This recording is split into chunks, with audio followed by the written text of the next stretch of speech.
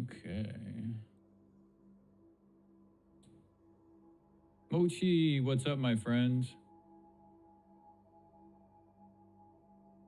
Welcome, welcome, welcome back.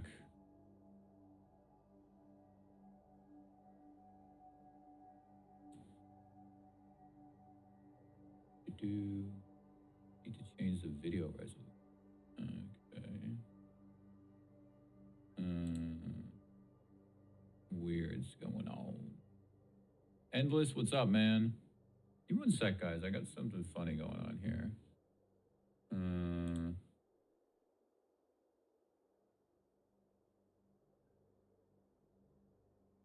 What's going on? Oh, I see. Okay. I'm going to try this.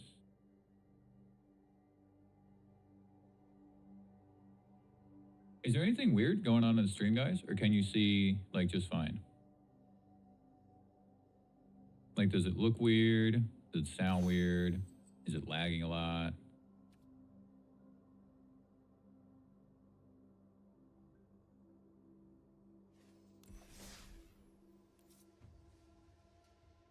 Anything weird going on here? Okay, I guess it's fine. So I'm not sure if I've fixed the delay yet. I hope that I have. That other... Oh, okay, so let's do a little test here with the delay. Let's just have you guys like type in like the number 1 or something. So when I'll like count down and then we'll see how long it takes for you guys for the message to pop up for me. So, okay, that was pretty quick. All right, so hold on, let's do a countdown. I think it's fine if you guys are typing it that quickly. All right, let's do a countdown. So 3, 2, 1, type.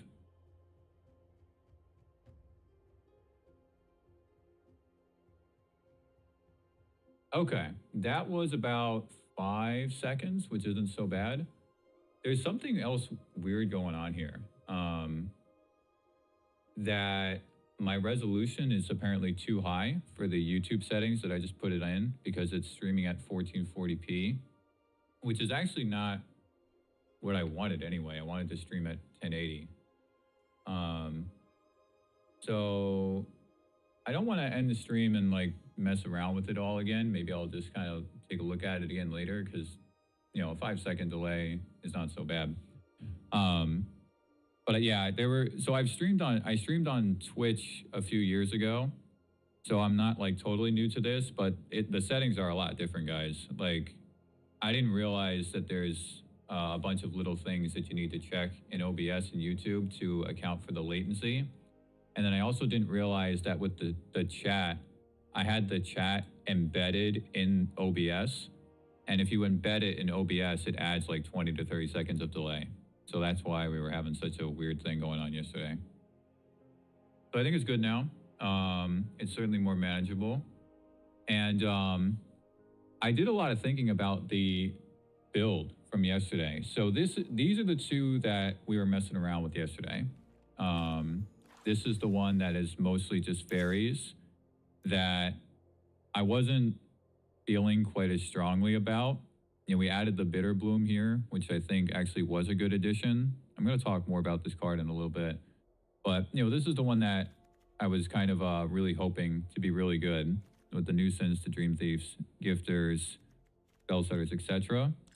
And then here's the other one that we were trying, which uses some of the other cards from Dimir Midrange. So Spyglass Siren, Drowner, 3 Curiosity. Oh, I think I added the 3rd Curiosity to the other one, right?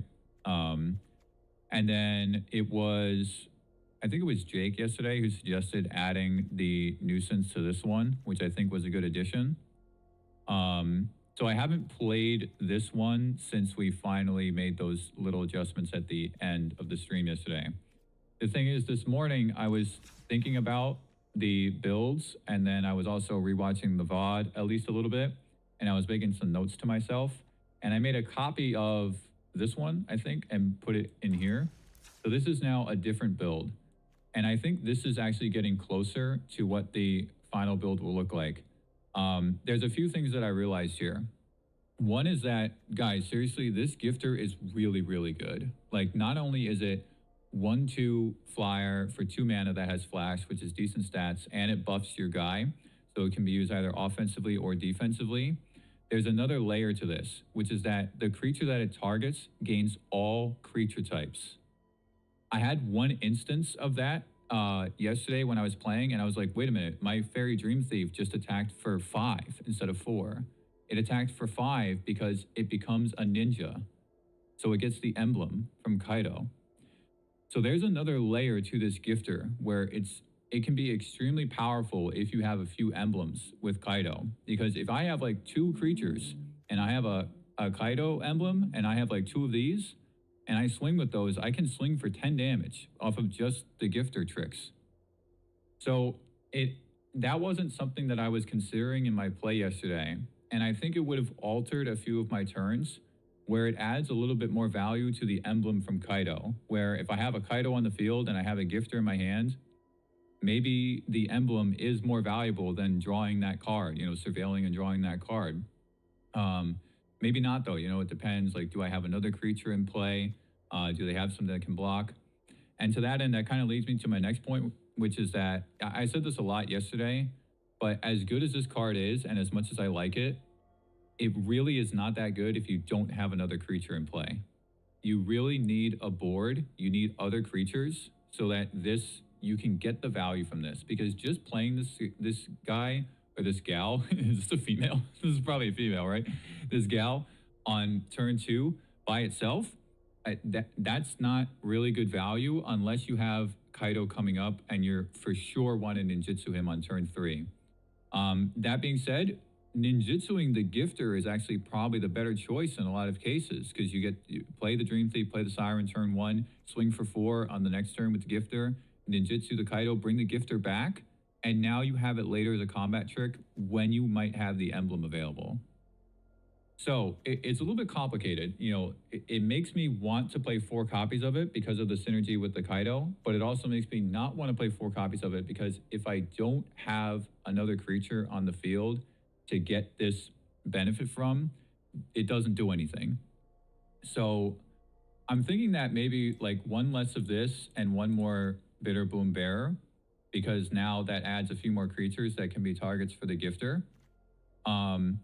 And then the other thing is that after the broadcast was done, Jake left a comment on the VOD. I'm not sure if Jake is here right now, but do you remember Mochi at the end when we were I was saying that it feels like there's something missing, and then we talked about Preacher of the Schism, and I was like, I just don't know because I feel like Preacher has gotten a little bit less valuable in the current standard landscape. So what Jake suggested, I think he might have been there at the end, or maybe he at least heard us kind of saying something about that, which he suggested Lock Mare. So this actually might be a missing piece because for one thing, it's only 2 mana instead of 3, right? And there's a lot of utility with this card where Preacher draws you cards only if you have more life than your opponent. This can just draw you cards. And not only that, if you tap it for, if you pay 3 mana, you get to tap an opponent's thing and put a stun counter on it, but then it's also a 3/4. So now it's a good blocker, right? A 3/4 is harder to remove. If you remove one more counter, then it's a 4/5. It might not be able to get in for damage, but there's a ton of utility from this card. And the fact that it's only 2 mana, you know, it's a good way to sink in some of this extra mana because I'm playing the 25th land.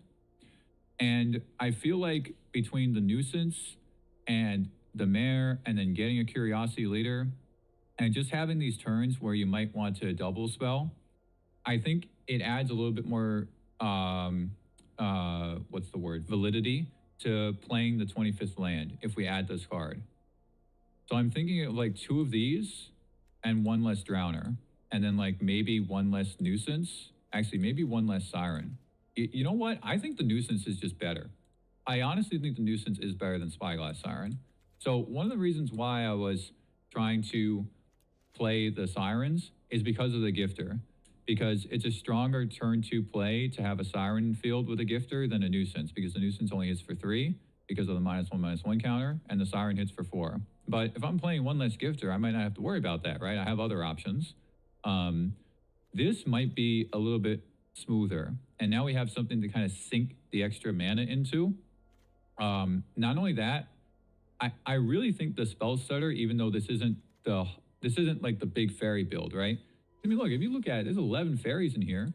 And if you just have 1 fairy, if you just have 1 Nuisance or 1 token from the Bitterboom Bear, then this is just Mana Leak.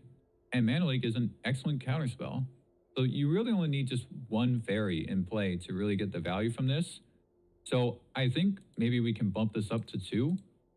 I don't know about dropping the Spell Snare though, because I really like the Spell Snare. I also think that maybe, you know, with the Bitterbloom, I think I was underselling this card a little bit yesterday because it really is good. It's just not quite, I feel like, as good as you want it to be. But I think as a utility creature with just 2 copies, it really does provide that little bit of value to have a fairy in play for the Spell Stutter, to have the Gifter, right, to do combat tricks and stuff. Dude, I agree, Mochi. Like, I think I'm really apprehensive to not play the Spell Snare. And I'm just wondering, like, where do we make the room for it? You know, maybe we can drop a Requiting Hex. It feels a little weird to only play 2 of them, but I feel like there were some instances yesterday where I had like more than 1 in my hand and I didn't need the extra copy, which sounds crazy because this hits so many targets. You know, maybe like we don't need 3 big removal spells. So it would be 2 Spell Stutters, 1 of these. So then we're playing 4, right? Because right now this is 5 big interactive spells and 4 small interactive spells. Yeah, you're right. Dude, I'm really nervous about the Formidable Speaker, man.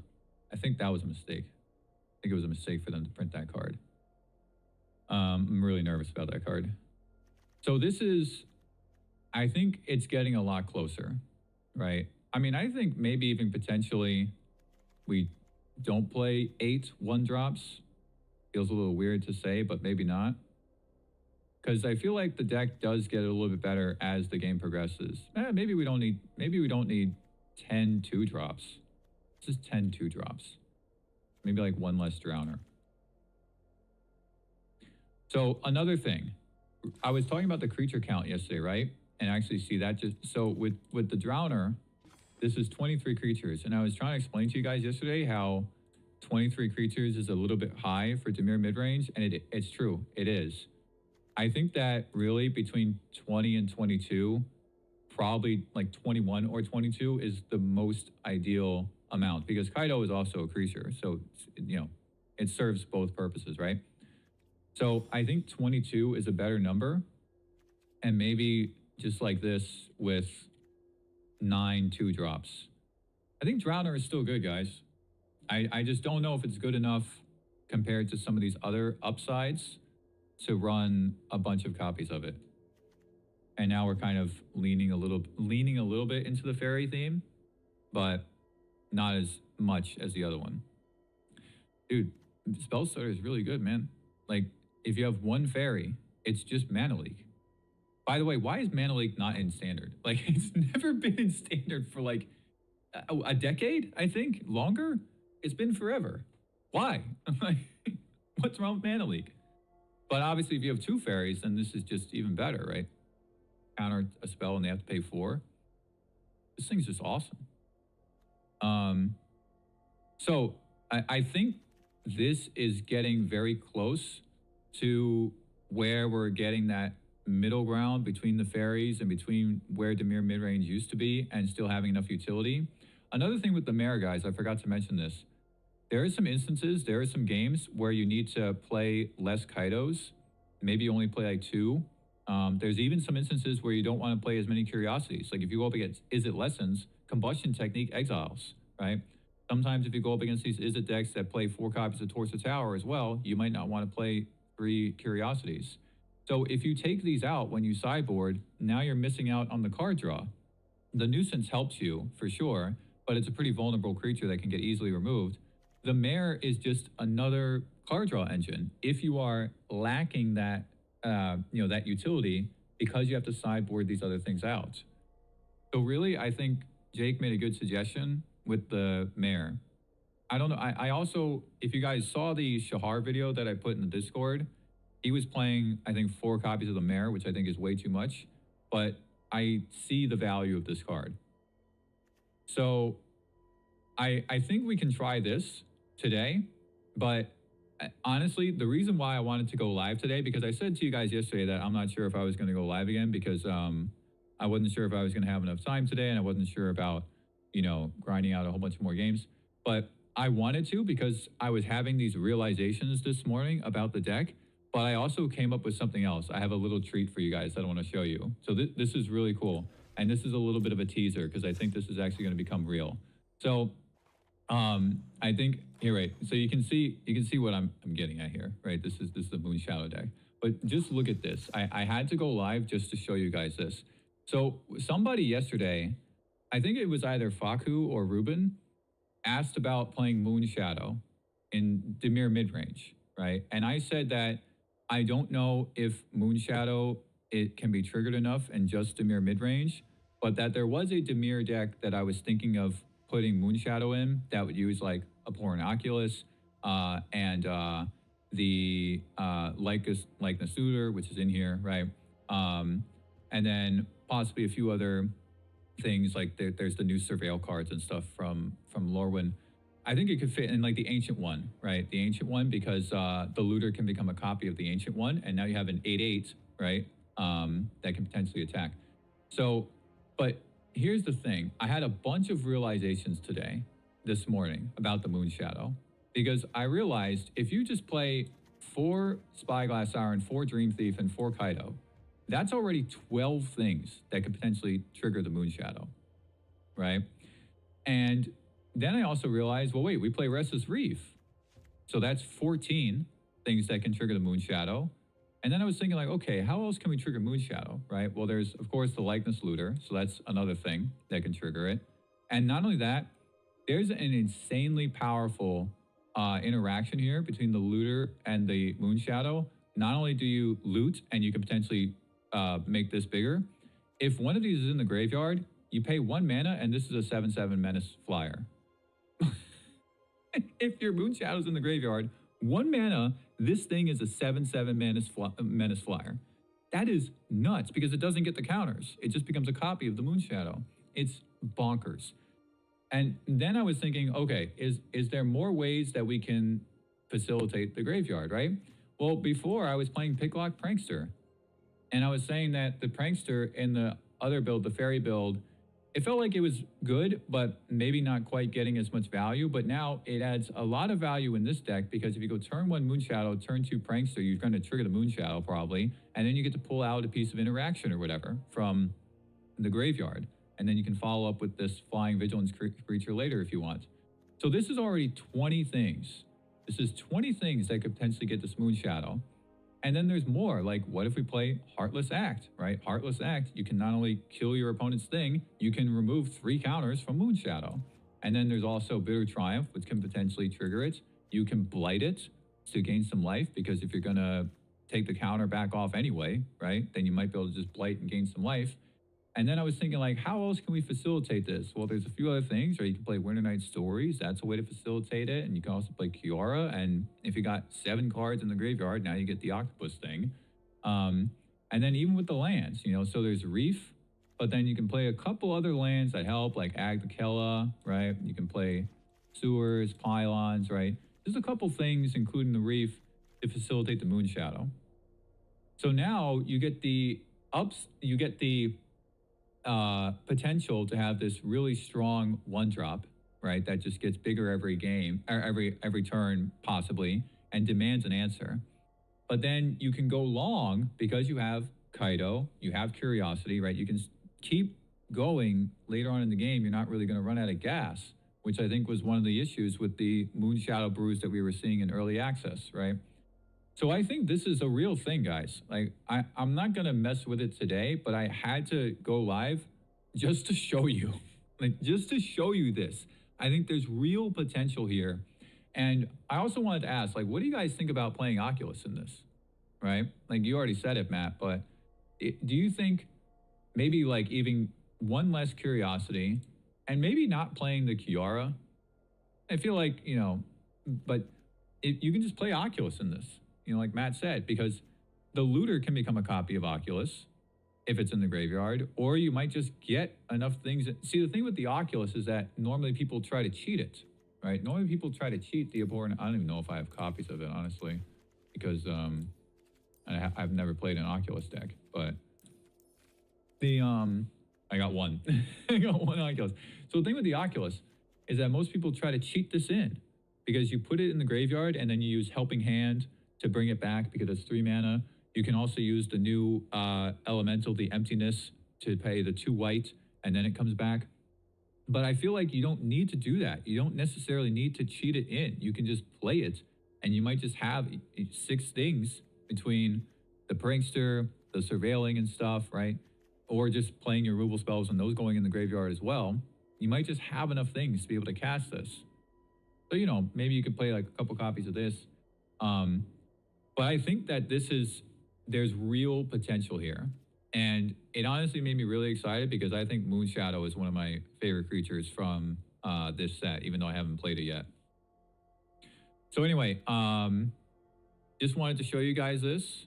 If you guys are making your own stuff and you're interested in Moonshadow, and maybe you can try something like this, because there aren't that many new cards that are needed here, right? Like, you guys might have a lot of this stuff already, and a lot of them are uncommons anyway. The Looters are rare, and then just a couple mythic, 4 mythics for the Moonshadow. So I'm not going to work on this today. I didn't touch this sideboard at all. I literally just made a copy of my Dimir deck and wanted to put this together. But I wanted to just show you guys that. So that's going to possibly come at some point. So there's just I feel like there's just going to be a lot of Dimir in this what do you call it, in this set, guys. Like, I mean, there's just going to be a lot of Dimir. So this is the new one. And I think this is looking pretty good. I think that this is reaching a comfortable state. And if we look at it, there's 8 early pieces of interaction. There's 9 later pieces of interaction. I think that's fine. You can potentially get the 10th piece of interaction from the sideboard. I did change the sideboard a little bit. So, look, you can cut a Kaido, put in a Spell Snare, whatever, put in a Null. But I added an Ego Drain because with 2 copies of Bitter Bloom Bear, now I think it is more likely that we'll have a Fairy in play to do this. And then just a couple other things in here, flexible removal, some graveyard hate. I took out the Glen Elendra's Answer. I didn't think, I was really optimistic about the Glen Elendra Answer. I don't think it fits well in Dimir midrange just because of the 4 mana. I think it's better suited for a control deck. Jeskai control, 4-color control, maybe Azorius control. Because again, the thing with the Glen Elendra Answer is that if you have multiple triggers, right, then all those triggers go away. So I really think that this is a good option in certain matchups. Oh, the other thing I wanted to add here, because I had this in, so there was I didn't show you guys my Dimir midrange after Avatar came out. My last Dimir midrange video was just before Avatar and just after the bans. That's because I didn't want to, I was so excited from the Avatar set and I just wanted to try out so many different brews. I didn't want to just keep doing Dimir midrange. So, but the thing that I added into the sideboard after Avatar came out was Unagi. Unagi is really good against control decks. It's really good in the mirror. So I think I was kind of overlooking this. And I think it might be good to make a little bit of room here. Maybe we can take out this Nowhere to Run. Maybe. I mean, maybe you can take out the Ego Drain. So the reason why I added this Ego Drain is not only to have like a duress kind of effect against control decks and stuff. Dude, like I was getting kind of run over by the combo decks, right? So this can potentially stop the combo, like if I can get an Appa or something out of their hand. Or just get rid of Kefaro, you know, if they have that in Sultai. I don't think I played a single game against Sultai, or did I yesterday? This is kind of crazy. So that's why this is in here. But I think it's worth trying to make room for Unagi. I don't think that, I've tried Wanshi Tong in other builds. I don't think Wanshi is actually that good because it's so easy to remove. Like you can literally just kill it before the counters are put on it because it's a 1/1. It dies to Seam Rip. It does die to Requiting Hex because it has mana value 2 or less after it enters. So it's really easy to remove. You can't spell snare it though, because the spell has more than a mana value higher than 2, unless you don't pay an X. So I think Wanshi is not in a good place, even though I really like that card. And I think want to try to make some room here for Unagi. And maybe Disdainful Stroke. Maybe. I still think that Disdainful Stroke has a lot of applications because of the evoke creatures. So you got Impending, Warp, Evoke, and then on top of like all the big sweepers and everything else people play, I feel like Disdainful Stroke is... And look, if they're playing Formidable Speaker and they go tutor up their 4-drop, they might not, but they might, then you can have Disdainful Stroke ready. So I don't know about getting rid of that. I do like the Glenelendra Guardian. Maybe it is just Nowhere to Run, right? I mean, is there ever an instance? The only instance when this is really relevant is Kona. I feel like not enough people are playing Kona. I mean, Sheltered by Ghosts, yeah. I think Nowhere to Run is the weakest link here in the sideboard. Even though I was putting it in a fair amount of matches, this is pretty good against Bant Airbending, because a lot of those creatures have 3 toughness, including both Angs. But I feel like it might be the weakest link. 3 pieces of Graveyard Hates.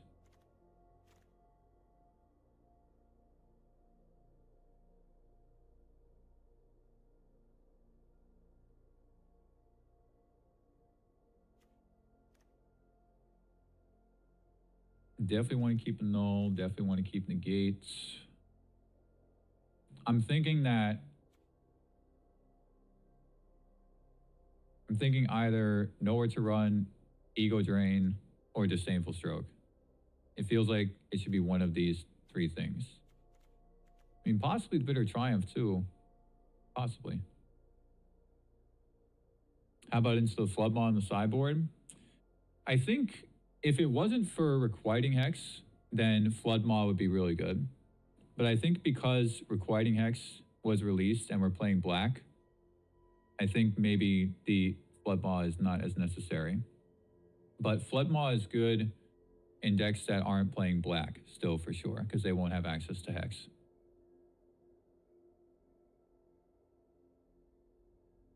I'm not gonna lie, guys, I'm still considering taking the Ego Drain out. Even with the fairies and stuff. I mean, maybe we can play 1 Duress. I don't like that though, because remember what I said yesterday? You can play Duress on turn 1, but you can't play Ego Drain on turn 1.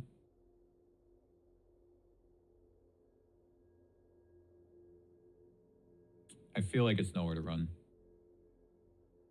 I'm gonna take out the Nowhere to Run. Let's give this a try.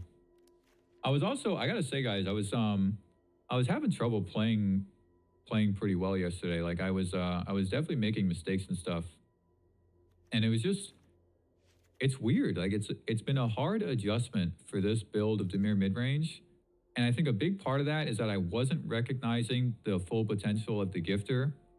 I was also kind of minimizing the value that Bearer can bring, and I also think that I was trying to be a little bit too reactive to my opponent's stuff in some instances and not building out my board. I also think that I was a little bit reckless with some of the plays. So we'll see if today, you know, it goes a little bit smoother. But there were definitely some instances when I was watching it, I was like, ugh, I didn't quite do that right. So what I was thinking is that here's the core of the deck. It would be these guys right here. This makes sense. And then you have utility creatures. And it's not much of a core, is it? But you have your good utility creatures here. These are utility creatures. I guess kind of like, you know, I didn't want to, I feel like you could easily run like 4 Spyglass Sirens still, but I didn't want to have all my 1-drops be blue.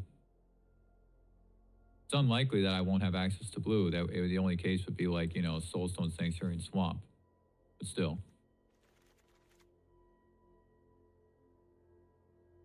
Let's give this a try. But I had to, seriously, like, I had to go live just so I can show you guys the Moonshadow deck, which will definitely be a real thing at some point. I'm definitely going to try it. So there's that. There's a separate Dimir build that I want to try that doesn't use Kaido. At least probably doesn't use Kaido, but uses more Abhorrent Oculus, right? And possibly Abigail to get rid of the downside of the Ancient One, if the Ancient One is actually in play. Dude. Okay, this works. Now I can actually cast the bear. How about that? I can actually cast the bear on right. This is tough though. What do I get rid of? I mean, it's got to be the gifter. But if my opponent doesn't have... See, I'm on the draw. Right? If I was on the play, I'd probably get rid of this hex. But being on the draw... But if my opponent doesn't have a thing that I want to remove, then... But I still think it's the gifter.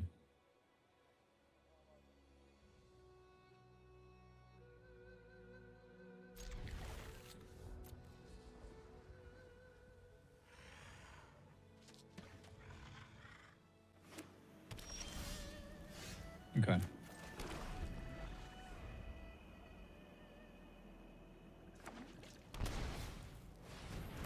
Interesting.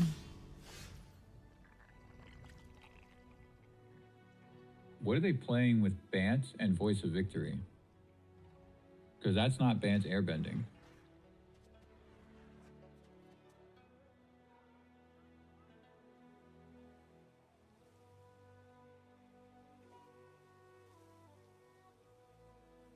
It's probably worth killing this Voice of Victory. Because just playing a bearer when they have a chance to respond, because I can't play it on their turn.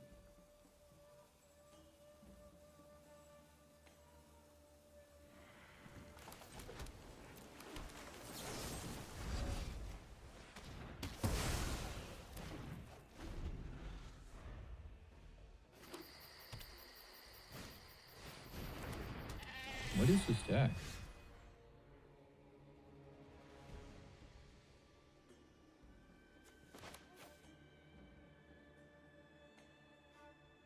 At least a token from Bitterbloom Bearer can actually block the Innocence if necessary. I really have no idea what they are playing. It's Bant.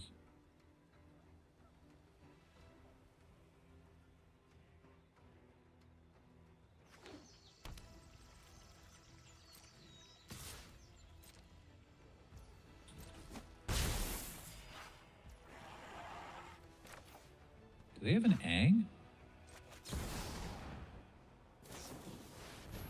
Aven Interrupter. Could be Bant Kithkin, you're right, Motion.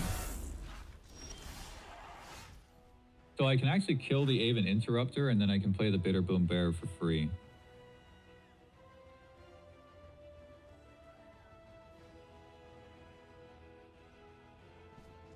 I forget, can I plot on my opponent's turn? Oh, it can only be cast as a sorcery. Damn, I didn't realize that. Right, because it's different from airbending, right? Okay, so I can only play it on my turn.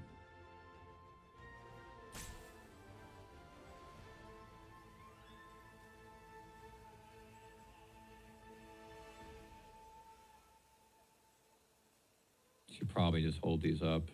No point in playing Kaido right now.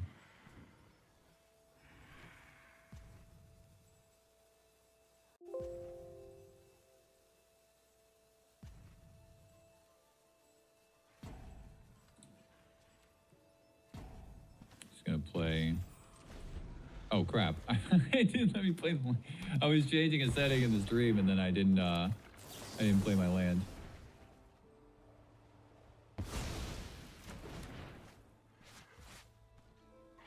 Whoops.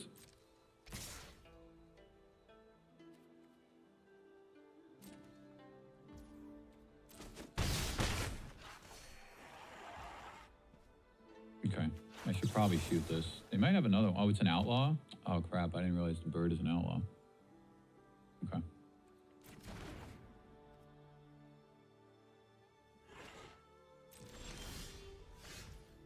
Okay, cat is actually not bad.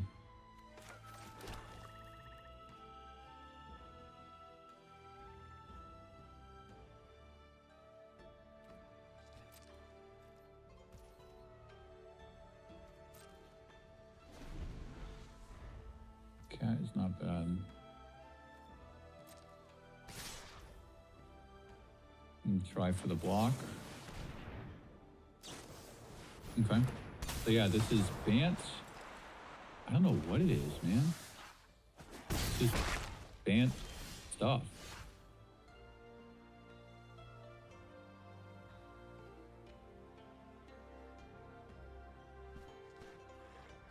But this is a matchup where the Nowhere to Run actually would be good because they would target the Interrupter as well as the Yang.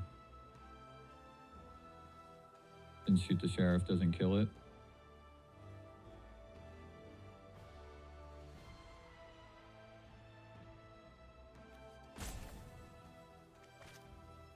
I think it is worth killing the Ang so then I can cast the Curiosity.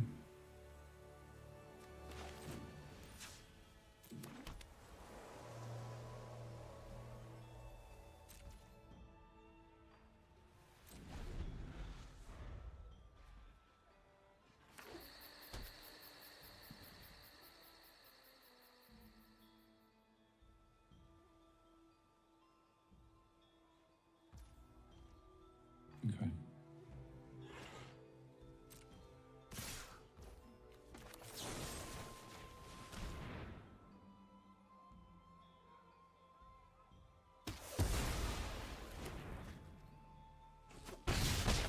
Oh, it still stays around?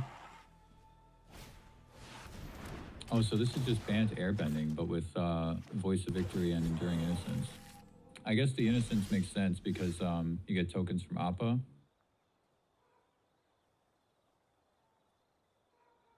So the airbend is actually a permanent thing. It's not just from the effect of the card being on the battlefield.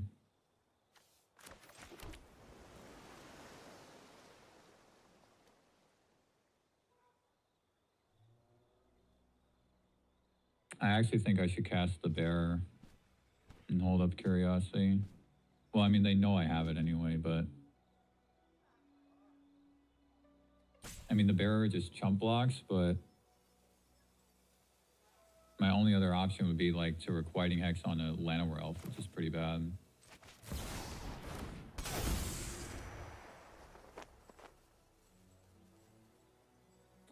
Actually could play Kaito just to tap something down and then force them to attack it.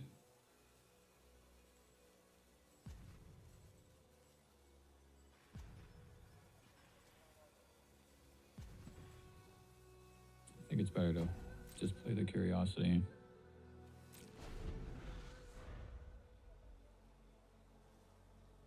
I had a tough time with the Bant's air. What is going on?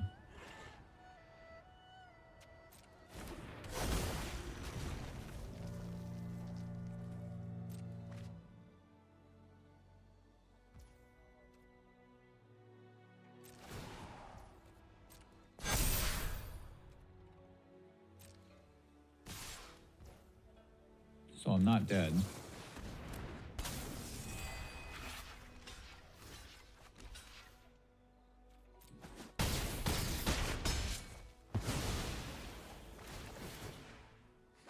Dude, it's just like Bant, good cards, I guess. Yeah, so I didn't realize that the penalty actually just stays because the airbending stays. I'm used to like the penalty going away, like when you remove the airbender, right? So when you move, when you move the interrupter, then you don't have to pay 2 mana anymore, but the airbending sticks around. This is a weird one.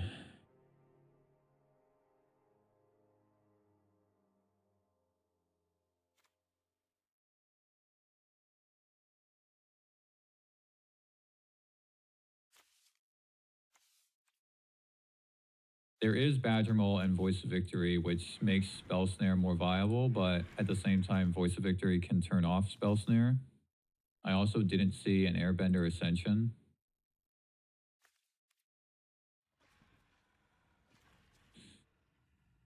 This is a weird one.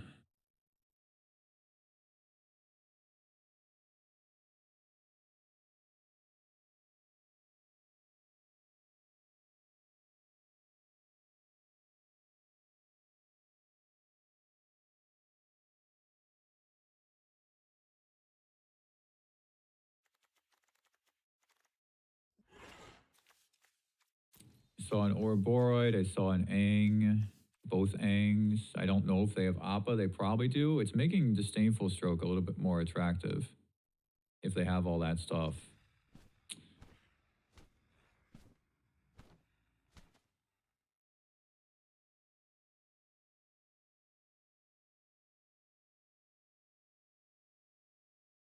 I'm going to try an Ego Drain.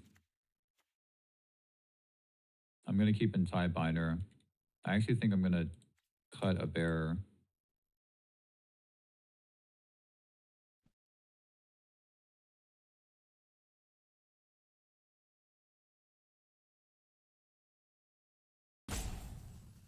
I'm thinking of cutting a Lockmare, even though we want to try it, to put in Disdainful Stroke.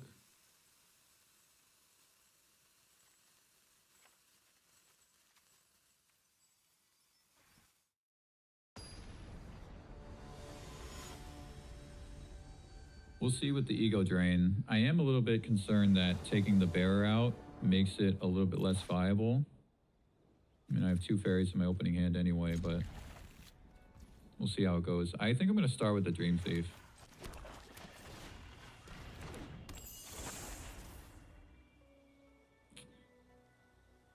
Land is really not bad, but I think I have to get rid of it. Find lands a little bit later.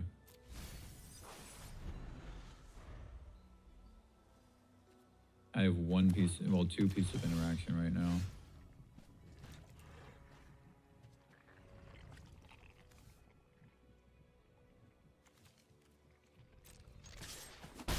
Voice of Victory can turn off Tidebinder, but if they play Voice of Victory, I'll just draw 2 cards.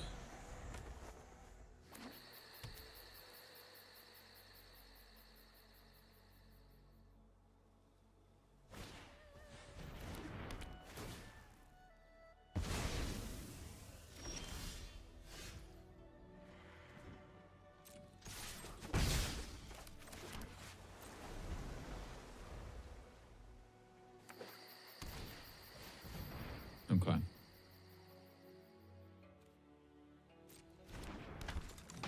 I think I have to shoot it because they might have 4 mana next turn and I might need Disdainful Stroke and another Seam Rip. You can't Tidebinder it. So yeah, see, now I don't have... Yeah. Damn, that's exactly what I thought was going to happen.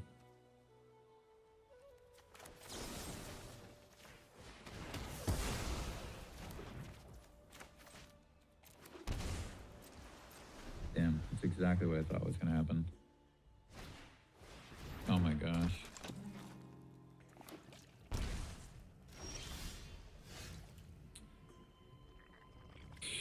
I mean, I can play Tidebinder just as a blocker.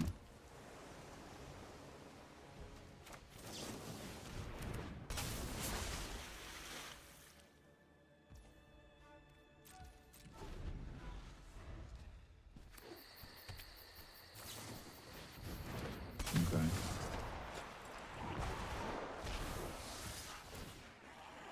I can replay it as a blocker. Damn, this is exactly what I was afraid of.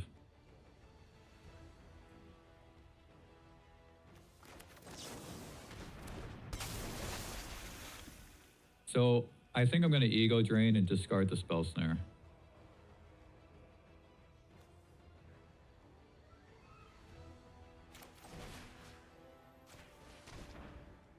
I think the spell snare has ran its course with a Voice of Victory in play. They have something. I can actually counter that, but then I have to exile the Disdainful Stroke. I mean, they cast this because they don't want me to take their thing, right?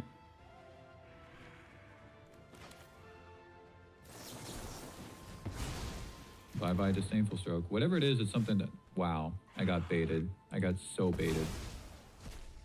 Dude, that sucks. I got so baited. Damn.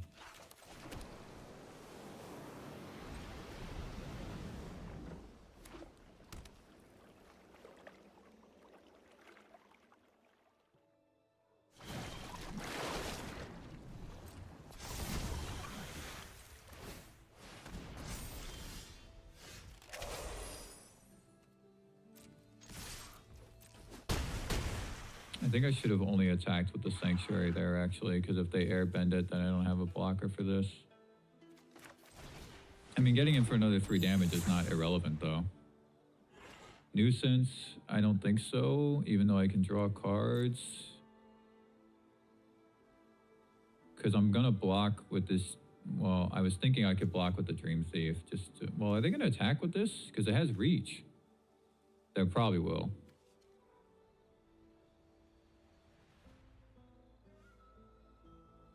They probably will attack, even though it has reach. They won't attack with the voice, probably, unless they have a way to get rid of this. So, they attack with this. Because, see, the thing is that if they don't attack, the nuisance is really bad. If they do attack, the nuisance is good. But if I put it in the bin, then they're going to attack me. Because they know that I can't draw cards, I'm just going to attack and it's not going to do anything. They might not attack, though. The crackback is pretty bad, right? The crackback is pretty bad because I swing for 7. They might not attack.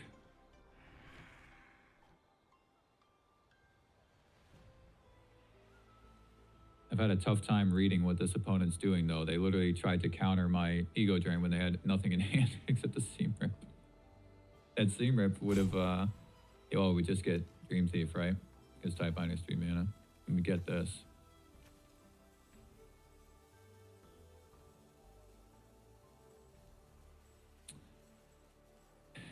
Damn, man. I don't think they're going to attack. And even if they do, maybe I just block with the Dream Thief just to draw a card.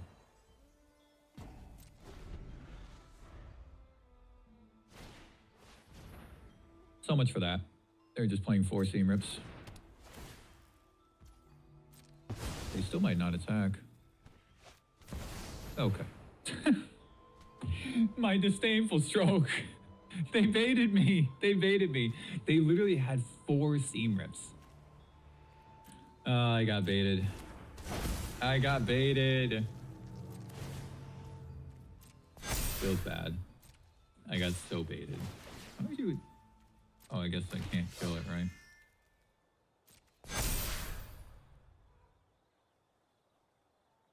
Oh, that's right. This thing puts counters on everything. Wow. So I just block a token.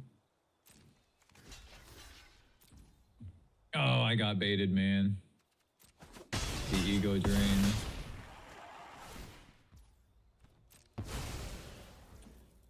Okay. All right. I'll just take myself out. Oh, I wanted to... It's not even going to let me shock it in. I was going to shock it in just to end the game. Damn. I played pretty poorly in the first game, but I also was... I got a little distracted. There was some stuff popping up on my other screen, but still. Damn. The ego drain, man. I got baited.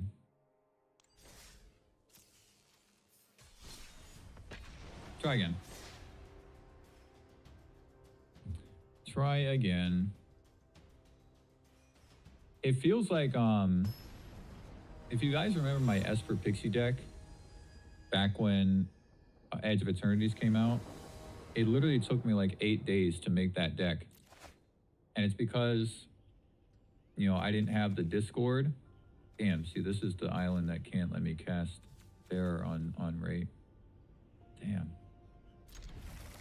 So I didn't have the Discord, and I obviously wasn't streaming or anything, so I was just kind of doing it myself.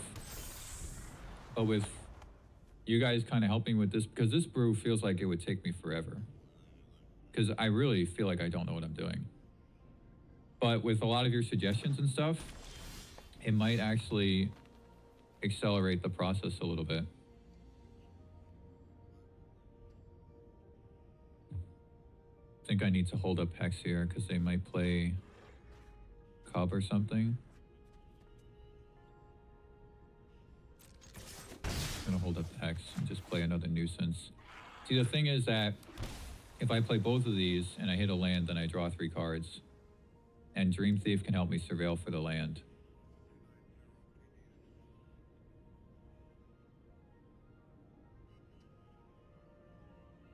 I guess I should just do it anyway. I'll just Hex on my turn if they play a Cub.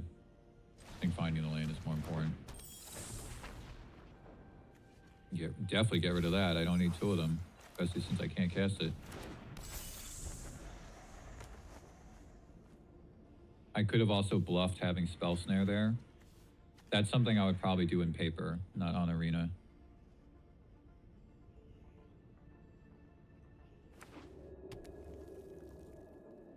Okay, maybe hit land here and draw 3 cards. Thank goodness. I have to make this black. Well, I guess I don't have to, but I should. Nuisance is really good, guys. Really, really good. It is better than Spyglass Siren, in my opinion. Wow, yo, I didn't get a single land in there. Thank God I had that. Okay, that can just get hexed, unless they have protection. If they have protection, I might just hex it again. And hold up Spell Snare. I still didn't draw a land. So, I think the Nuisance is better than Spyglass Siren, but not by that much. Not by as much as you might expect. So I think I'm just going to attack here. I'm not going to risk it and try to hit land with this because I have too many good things to hold.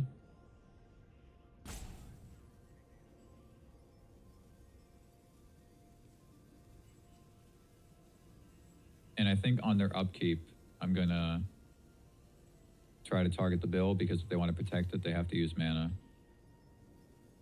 And then I'll probably just kill it anyway.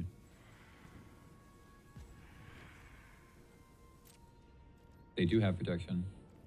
Oh wait, do they? Seems like, yeah, right? Wasn't that a priority pass right there, or was that just going to combat? It might have just been going to combat.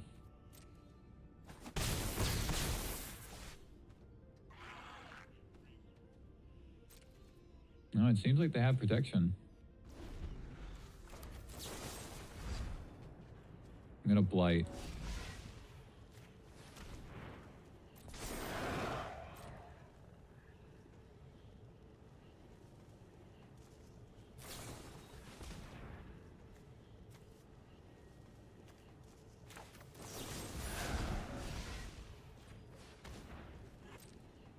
They have another protection spell? What the heck? If it was a 2-mana one, I could have, damn. See, now it's bad because it's big on their turn, but they have to use 2 mana to do that. Okay, well now that thing gets really big, they're gonna swing for 10. I can Bitter Triumph it. And just like discard the Spare. The Spare is kind of irrelevant right now. And still Spell Snare if they play a spell. They did not. Oh, I can tap it down with Drowner. That might be better.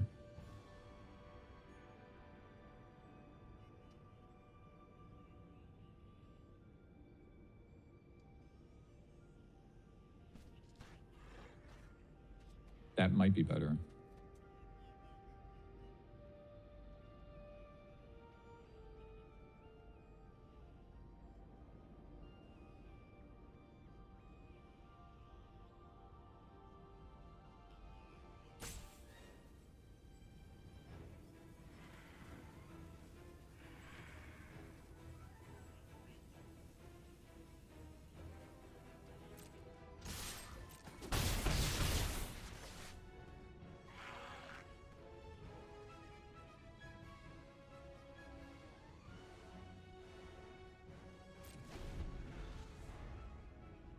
I can wait to tap it down.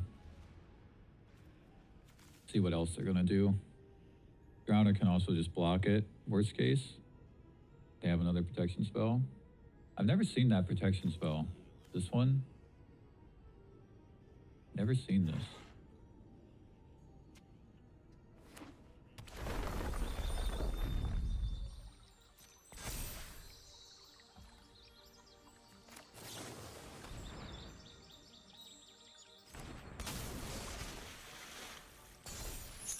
Okay.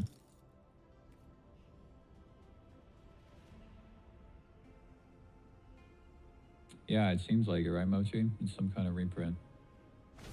Could be in Foundations. Okay, yeah, that's what I was afraid of, but I can just Bitter Triumph it. So it's not so bad.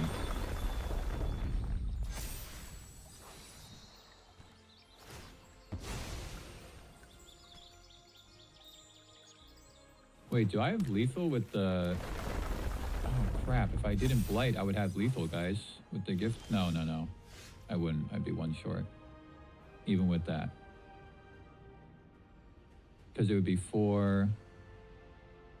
Yeah, no. I'd be short. Still didn't hit a land. 25 lands. So I actually think I'm going to Bitter Triumph and... No, I should discard the Bearer. I was thinking of discarding the Dream Thief, but really don't think the Bearer provides enough value at this point. Too late. If I had another land, then yes, but I don't.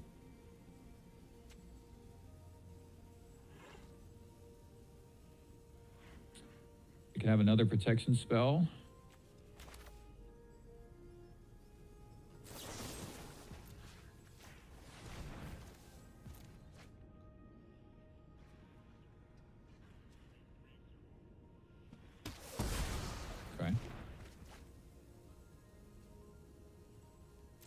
Definitely attack.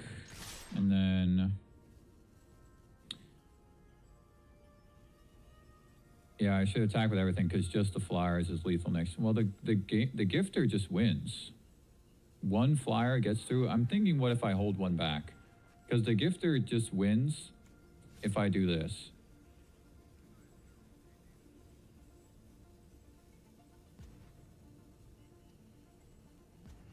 Because, like, they have a bossing say. That thing's going to have haste. I mean, the Drowner can block, but... With just the gifter, if 1 of these flyers gets through, it wins. Because they're... Well, they could have Esper Origins. They could have Esper Origins. Alright, I'm going to give them. Could have Esper Origins.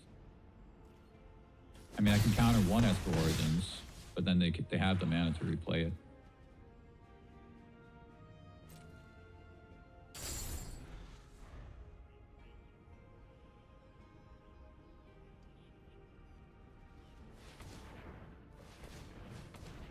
Gonna bossing say on the Fable? Nope. Okay, well. That's another haste creature. Big haste creature. Oh, it's not that big. It's gonna get bigger though. Okay, can still spell snare if they do an overprotect or something. I think I will just declare the block. I don't need this drowner.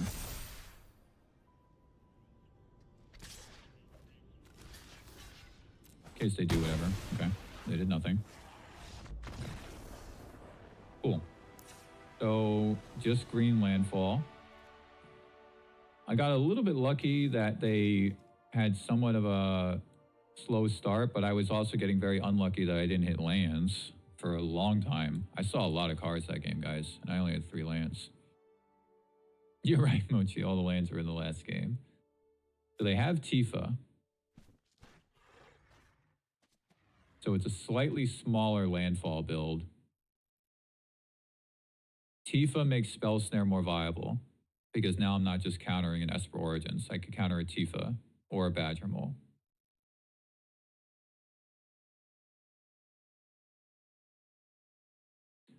I don't think it's worth putting in the Graveyard Hate just for the lands. Maybe the Skitter, actually, because it can take a land every time. Because, like, every time they play a land, they just mill it anyway. So if I have, like, if I only take the Graveyard one, you know, Rest in Peace is really the thing that you want against this. A Null is attractive because World Wagon and the Earthbend Ascension.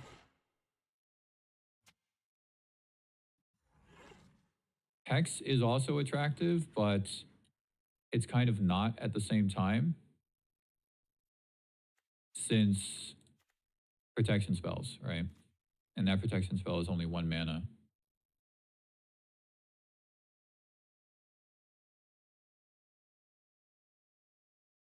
Glen Elendra is attractive as well. I don't like Kaido in this matchup because they can give things trample and stuff.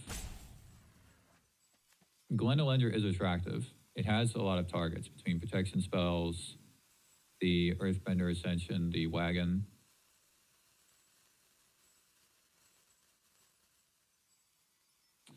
And I think I'll go down like 1 Gifter and play another Bitter Triumph. A little bit more removal, you know?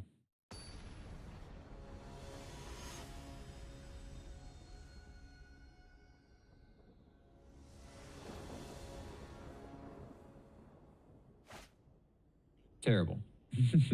Absolutely terrible. 25 lands. Just not showing up. They're being shy. They're being very shy.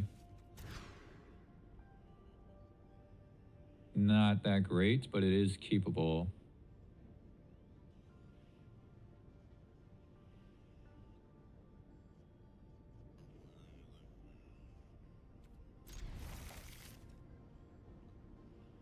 There's no way I ninjutsu this Kaido, but I still might want it. Just to play later on in the game.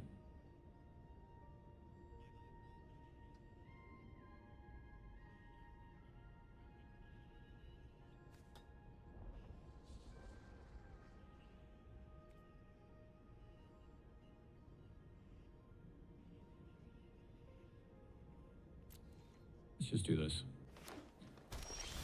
Okay. It's probably fine to start with the tapped land.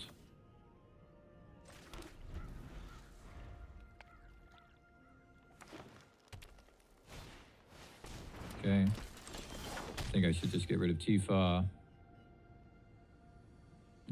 And I don't have to play the Dream Thief. Not yet. I can just Dream Thief and Drowner next turn.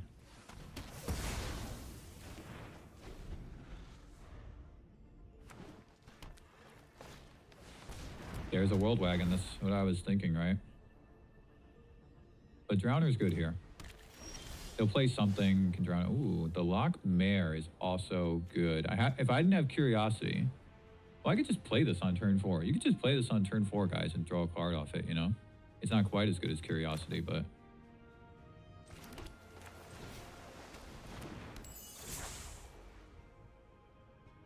think Spell Snare has ran its course.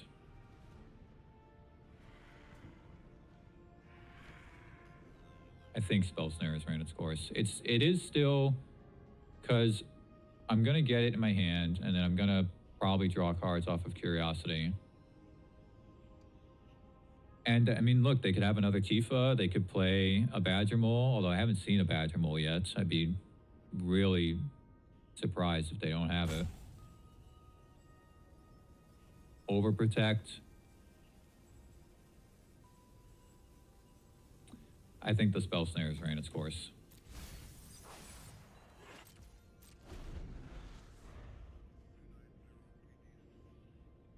So they are Selesnya. So they have like Get Lost, they have Sheltered by Ghosts. So actually, if maybe I should have kept that Spell Snare for Sheltered by Ghosts and Get Lost. Okay, feel that coming. Can tap down the land though.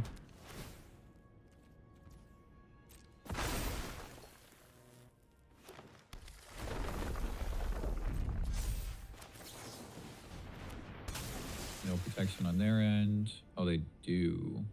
They do. Oh no, it was just, what was that? You shouldn't be able to get priority if you don't have enough to crew. Okay, this has gotta be Curiosity though.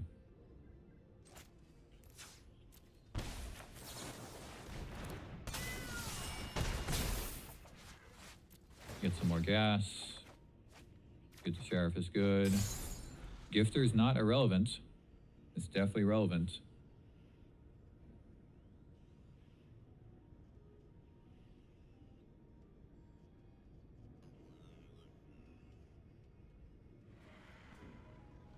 Play the Mare next turn.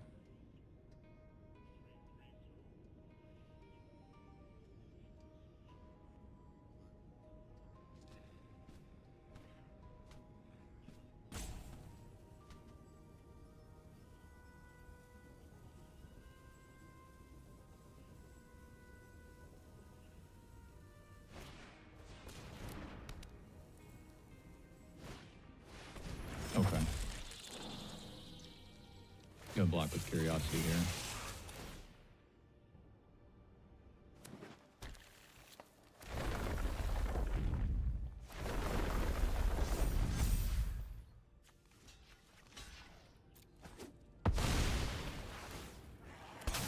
Any creature that taps the mana holds priority, no. Oh, maybe. I think you're right, Mochi. I think you're right. Damn, I didn't hit a land there.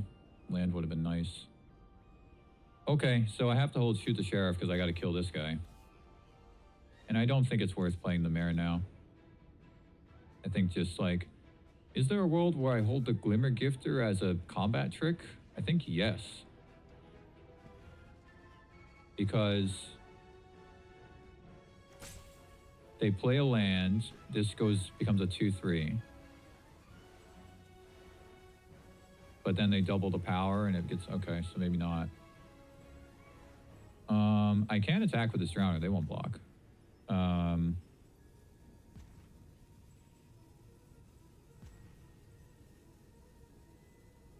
If they get a Fabled Passage, that's bad because this goes up to 4. Maybe I draw cards first before I think of what I'm doing here.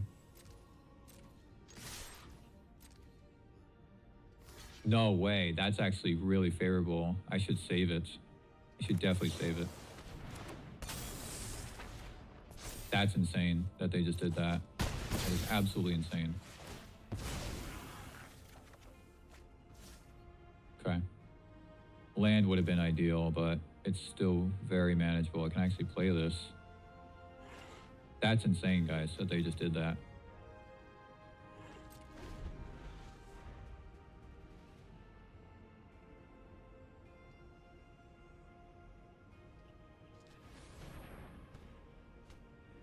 Sheltered by Ghosts? Team Rip? They're tapping the white.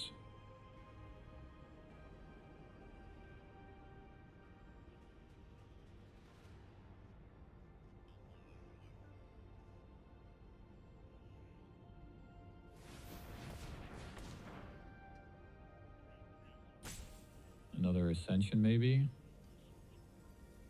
Aang's Iceberg? Something? Another harmonizer?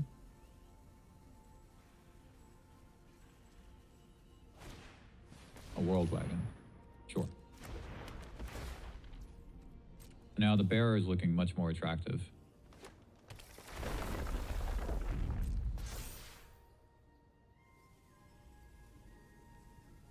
Just take the damage if they attack here. No attacks.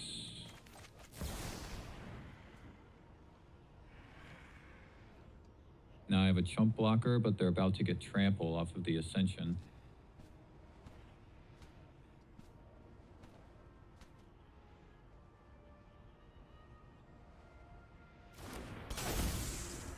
Probably not attacking with the Drowner.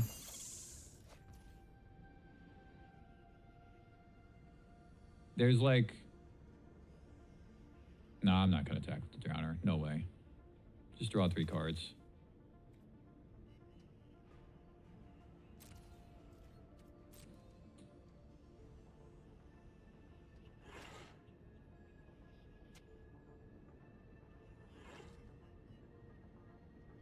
This is what Dimir midrange is supposed to be, guys. Just incremental damage in the air and drawing cards.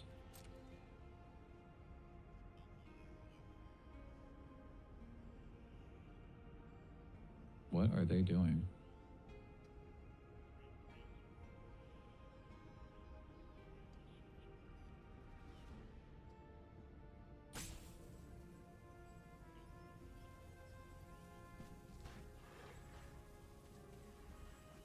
What are they doing?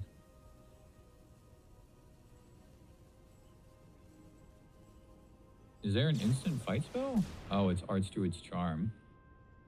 So I'm going to kill the land.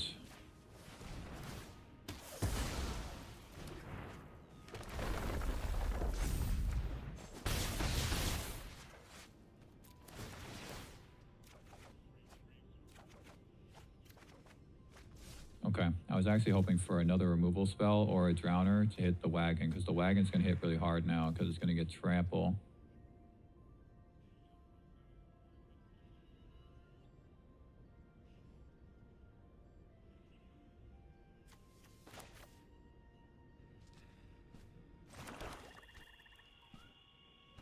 It might not matter.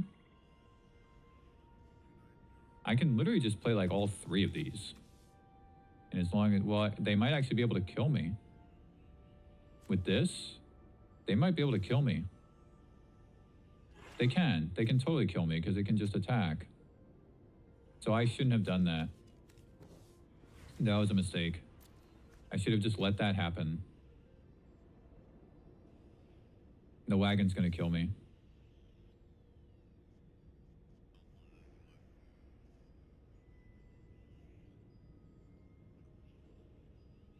All they have to do is like play it, crew it, land, attack, and then boom.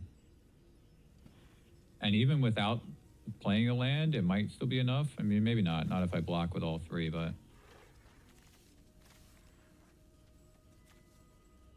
Yeah, I could have even just like played this and held it up as for stun counters.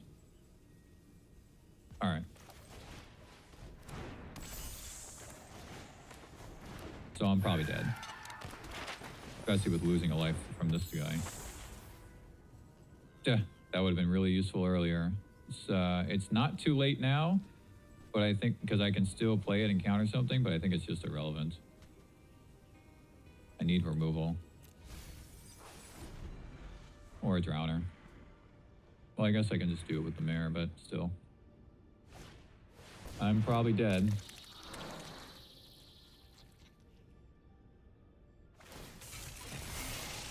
Yeah. Oh, no. Oh, no, yeah. So I screwed that up. Definitely the Guardian is looking good.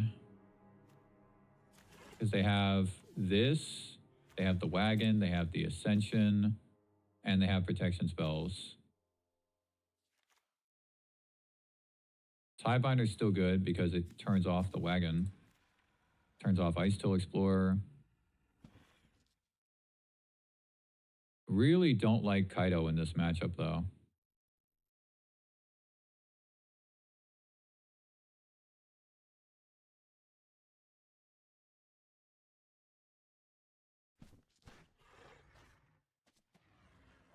Like, I almost want to play a duress.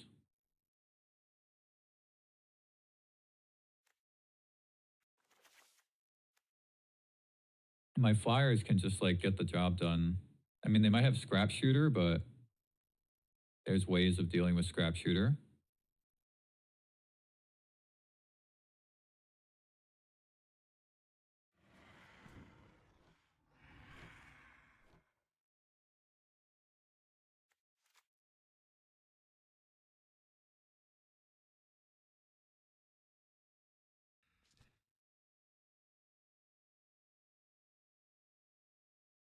Ego drain is good.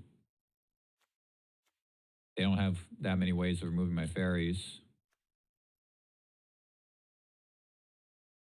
But negate is also good because they have like get lost. They probably have sheltered by ghosts. Tempting to play another Glen Elendra as well.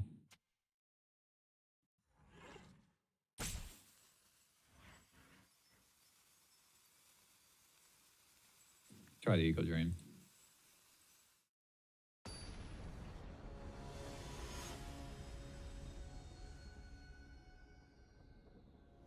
Maybe I don't get baited this time into discarding my relevant card. All right, well, this is keepable.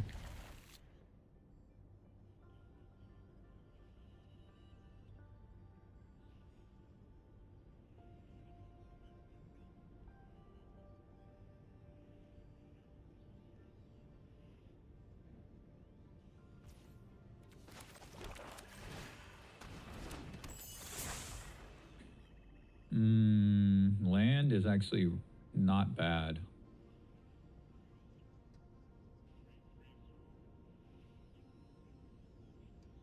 But I think I'll get rid of it for now.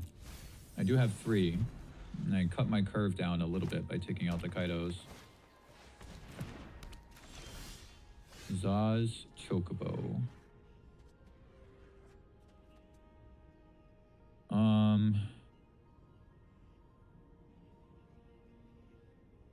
I can hex that and then tap down the next thing and play a Dream Thief.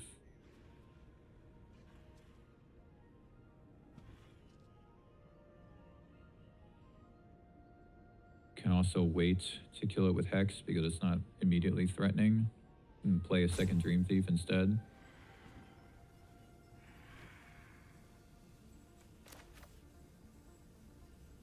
Yeah, I'll build out my board.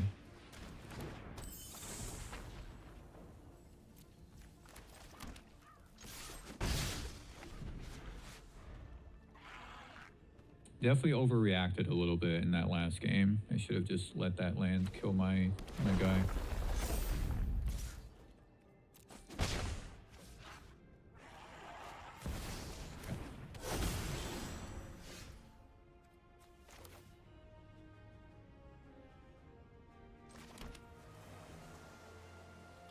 It's probably better to tap down the elf and kill the chocobo. They might have protection here. Doesn't seem like they do. Well, I guess I can do it at the start of their turn. Maybe they have like a 2-mana protection spell.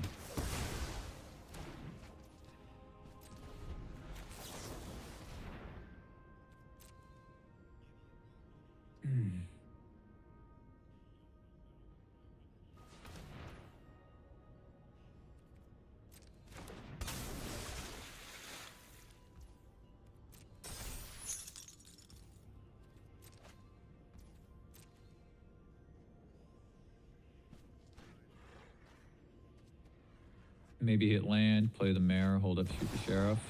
That is definitely something that should die. Just shoot the sheriff. Didn't hit lands. I don't know how threatening that bill actually is, though.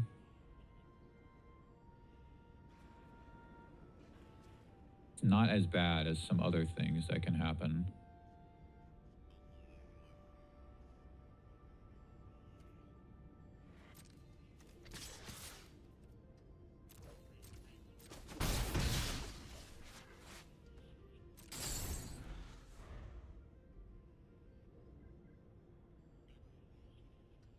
It also dies to another hex if I find that.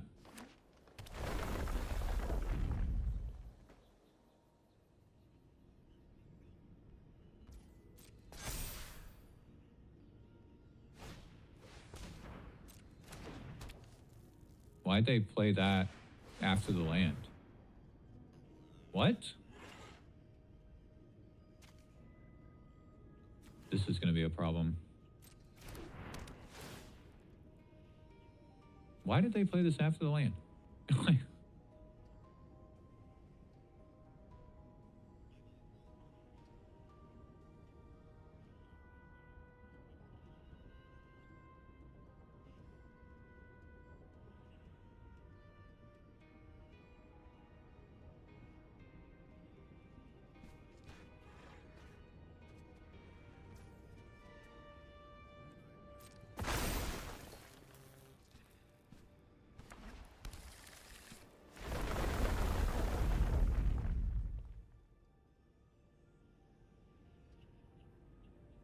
I do think it's worth chump blocking here.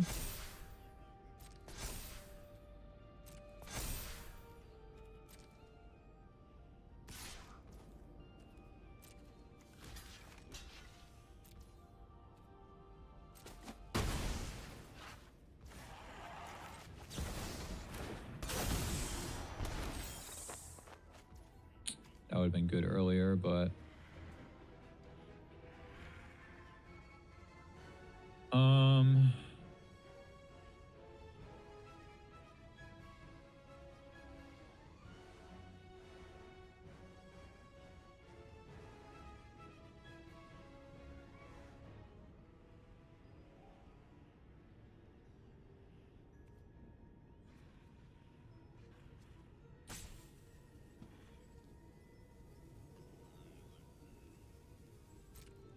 I think attack with just 2 of them.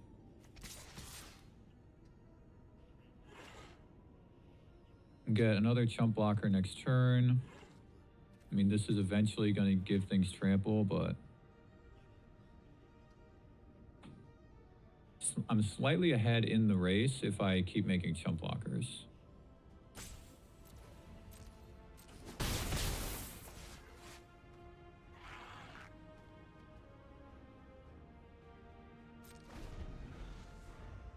I think a World Wagon is actually worse. I might need to type under that. Or a Harmonizer. Harmonizer is definitely worse.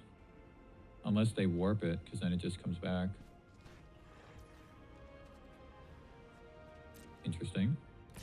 Nothing happening here.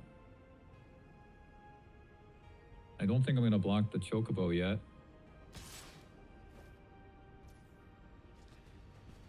I mean, I guess I could play Tidebinder to block the Chocobo. Do they have like a protection spell right now? It's also tempting to just like kill the bill. I think before blockers, I'm going to try to kill the bill. Because if they play a protection spell and it gets bigger, I'm going to want to block it, right?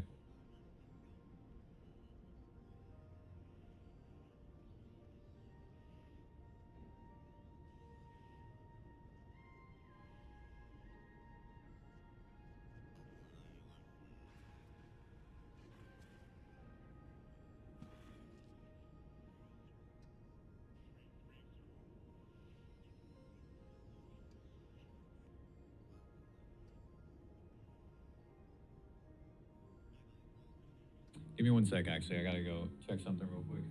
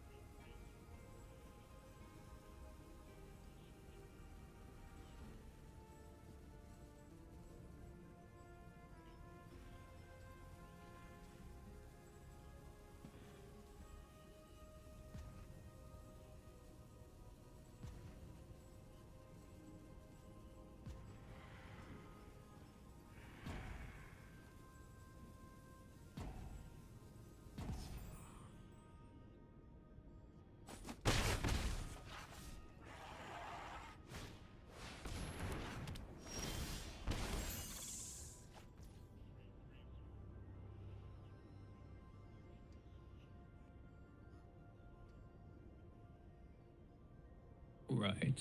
Sorry about that. Oh, crap. Did I come too late? I did, didn't I? Oh, no, they let that die. I had something on the stove that I needed to take care of. But they didn't do anything.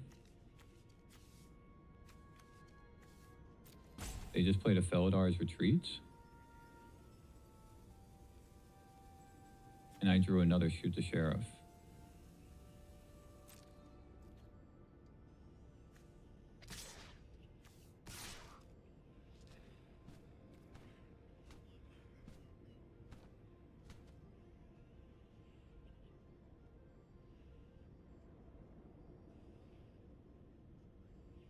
I think this is right.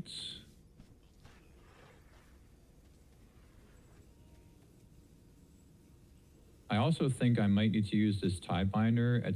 Well, they only have one counter on this.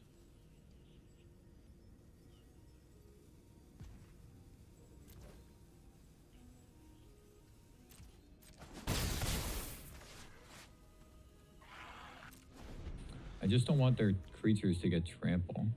I don't necessarily mind if they make tokens off of this. Oh, but that's right. They can put counters on it, right?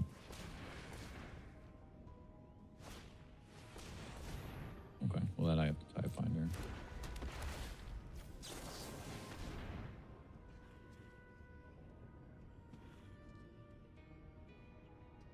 Turns out that me not being here was the right thing anyway, right? I mean, I would have just chump blocked like the Chocobo or something probably, but I have my lunch on the stove that was burning.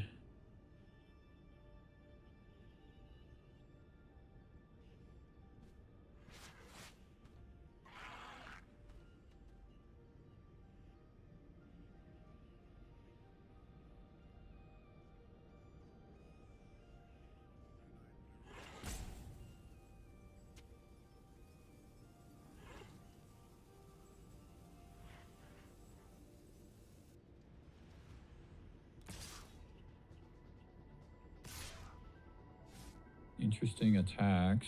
Yeah, I was going to say that's not... I mean, attacking with the forest is good because it will trigger these. Okay. I mean, I can triple block this. There's no way they're going to let this Chocobo die, right?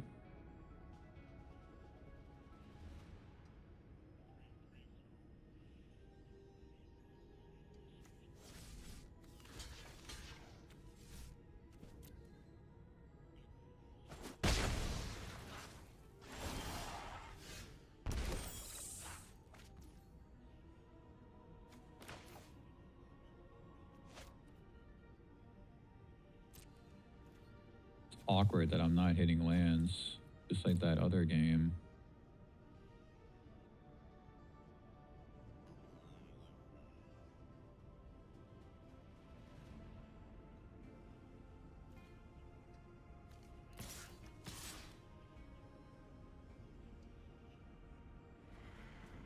Glamour Gifter would be phenomenal right now.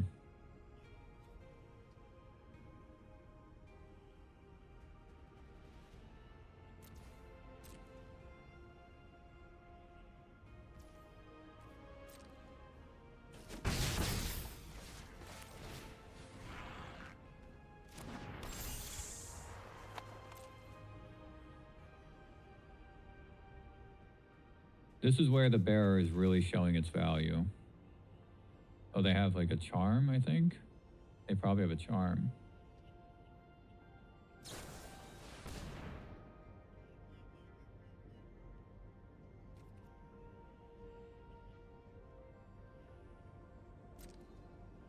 I'm gonna get a land here.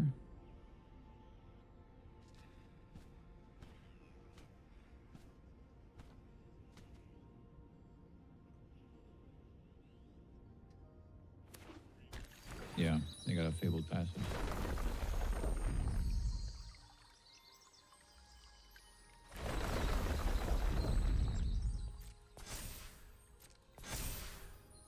It's tempting to kill the Chocobo right now, actually, because I don't think, like, they're tapped out. And I don't think a Might Form Harmonizer is, like, that bad. Like, even if they play a Harmonizer, with the Fabled Passage, I can just chump block. This is not at 4 counters yet. It could get to 4 counters if they draw a land.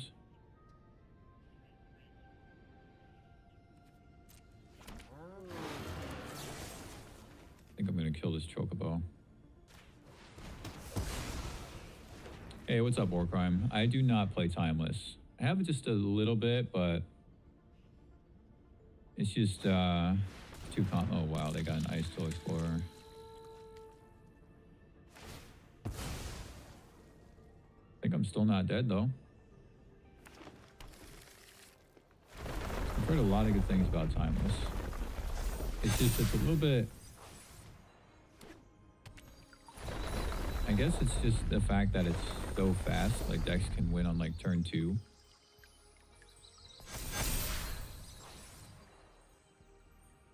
So this is still not too bad. I just have chump blockers. Oh, now it's getting really bad. I guess I should have saved that shoot the sheriff. Am I dead? I guess I'm just dead, right? Because they can just give everything trample.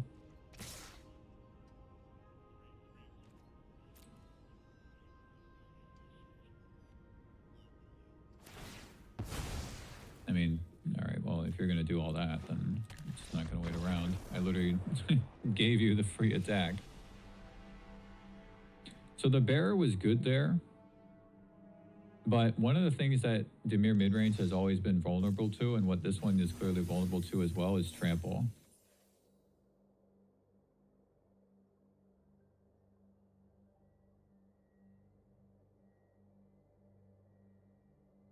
It still feels like something's missing.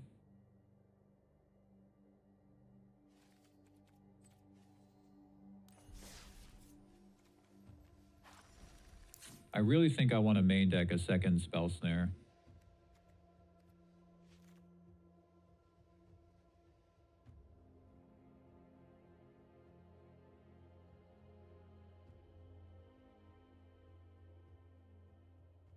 Maybe one less Gifter. I do really like this card, but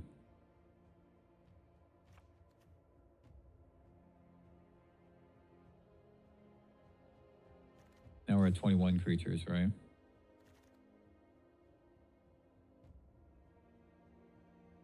Spell Snare would not have been that valuable in that matchup, though, because so many of the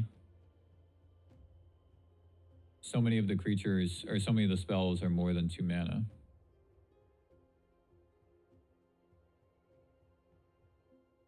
I should have saved that shoot the sheriff, though, because I could have potentially killed that Ice Soul Explorer.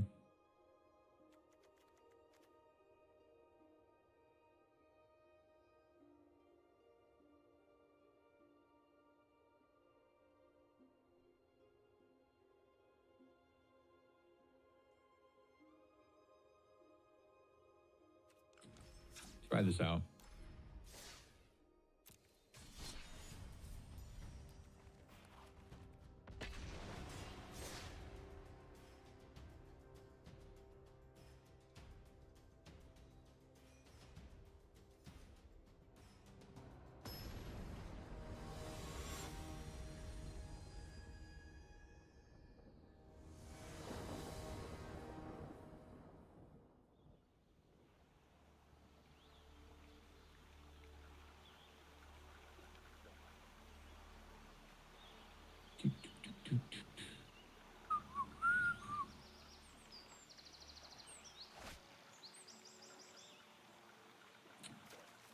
This is good.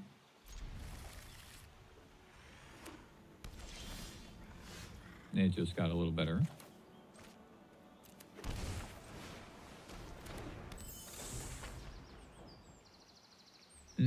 I can cast that because of the Gloom Lake.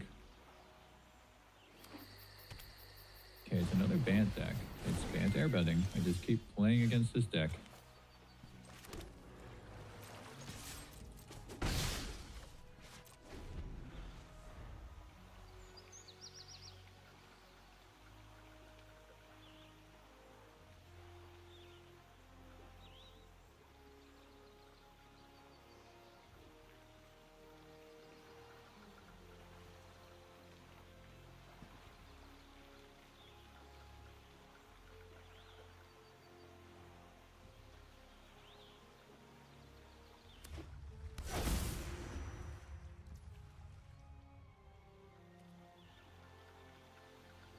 I don't think it's worth tapping this thing down.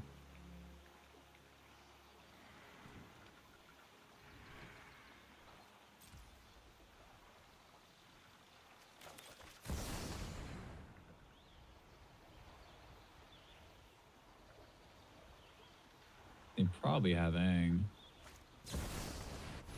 Oppo.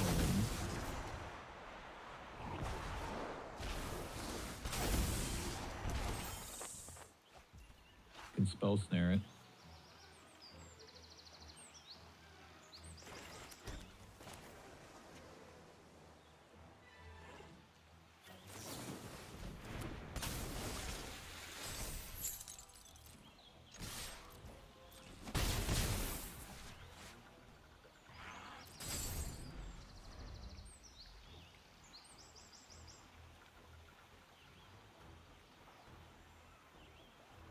Yeah, I think I have to spell snare the fetch quest instead of saving it for like a dock or a airbend ascension even.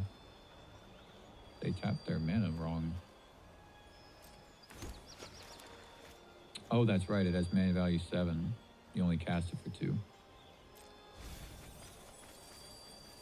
Okay, they got another Appa, but they'll probably just put the Badger Mole.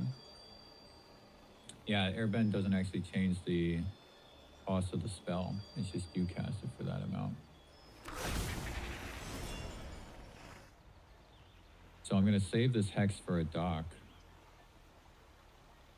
Or I guess I could even save it for that Bramble Familiar when they replay it. Because this Badger Mole's not doing anything.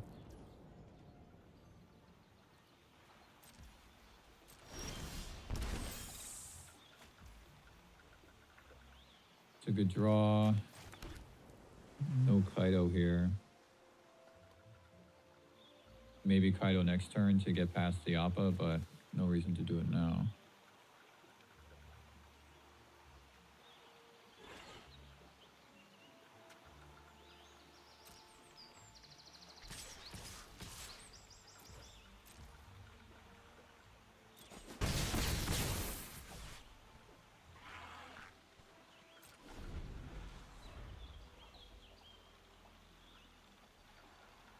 Having a tough time against this Bant airbending deck.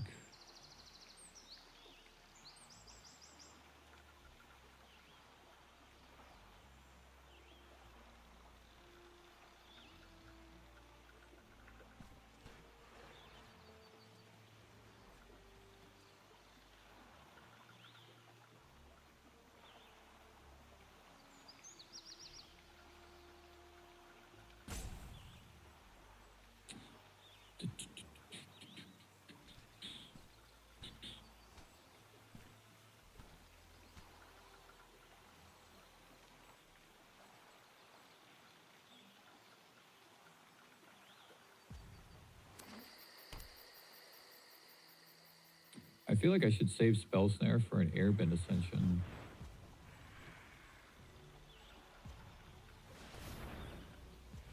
Like if they replay that, oh, that's not good. Could probably Tidebind to that. Because they'll just go get Aang or something. Or they'll go get Doc.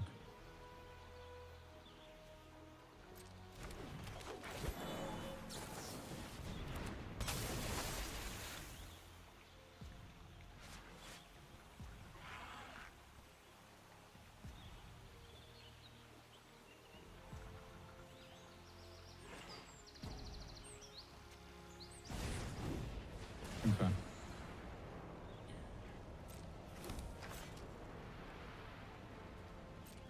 So I really want to save, I want to save this for an Airbend Ascension. And I want to save this for Doc.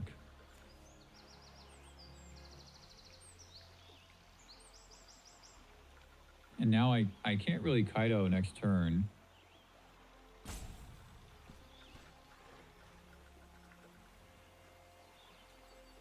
I mean, I could if I just attack with my 1/1 tokens. Because I don't care if those die. And I guess I could attack Dream Thief too, right? Appa blocks 1, but then I can tap down Appa with the Kaido. Draw a card.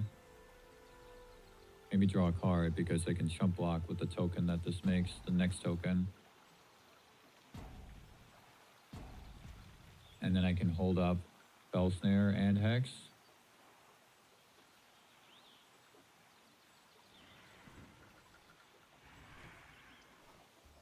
They don't have the mana to do anything on my turn.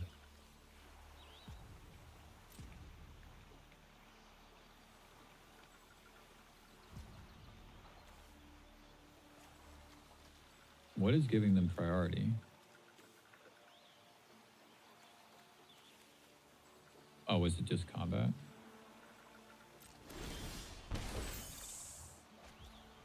Okay.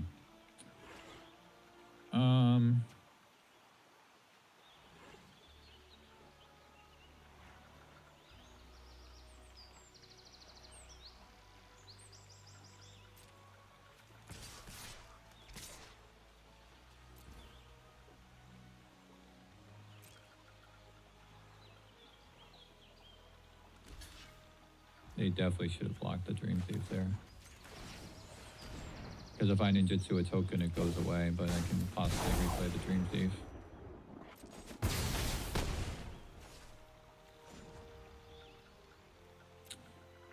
Should probably just draw a card instead of tapping down Appa or something else.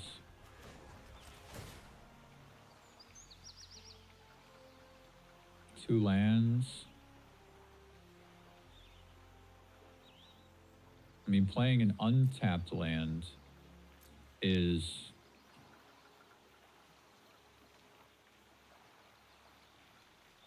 I mean, I do have 15 life.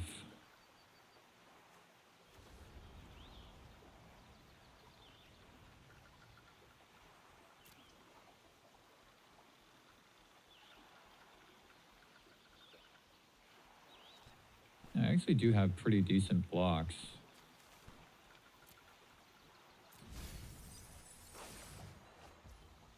That's actually not bad.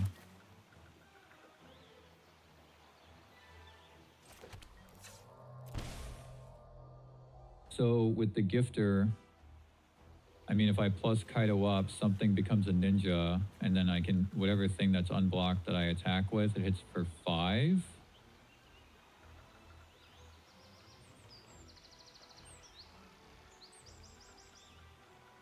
But that's not going to win me next turn. 1, 2, 3, 4. Plus another 4 from this, because it would be a 5/5 with the emblem. So that's 8. So that's not enough.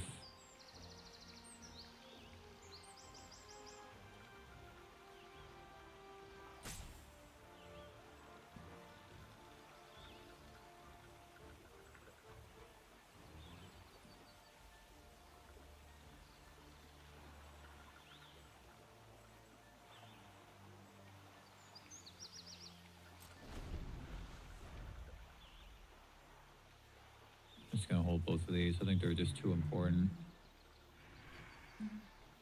Need to get rid of a dock, need to counter an Airbend Ascension. Possibly we'll need to get rid of this. I obviously got lucky that they kind of bricked on that last one. They hit all 4 Badger Moles.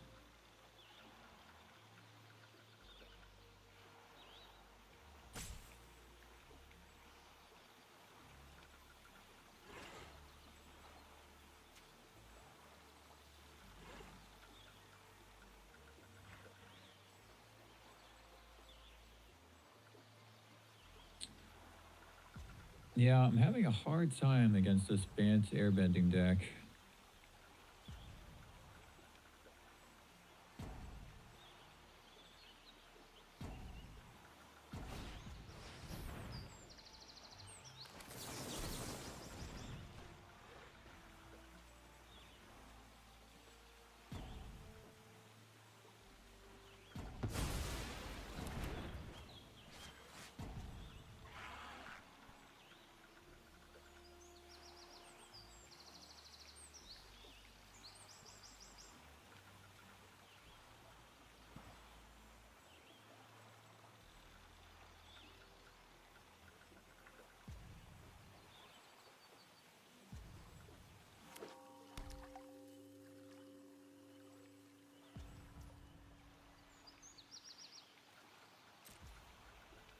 Okay. So, not going to use this.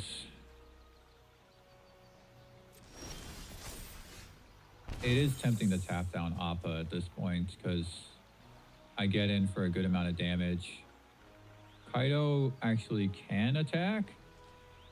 I mean, I guess there's also, I can also just attack, I block with Appa, and then I gifter and kill Appa, and then I can plus this up. Or draw a card. I think plus, well, if I attack with Kaido, they just chump block with one of these. They could also block both of these and this on Kaido to kill him. So plussing him up does make it a little bit more attractive because they would have to get rid of 3 things. But I am kind of out of gas is the problem. But I do have the Hex. I mean, isn't the Hex like the most important card right now? I think so.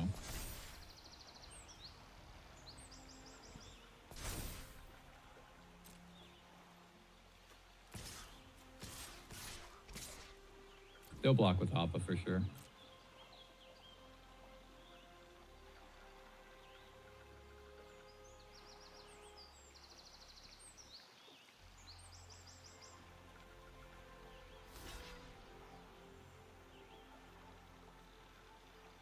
I guess if they play an Aang, they play an Aang.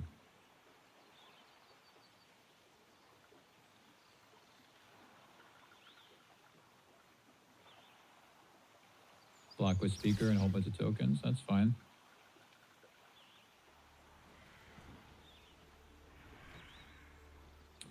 That is fine. The speaker's not doing anything anyway, so I probably won't bother killing it.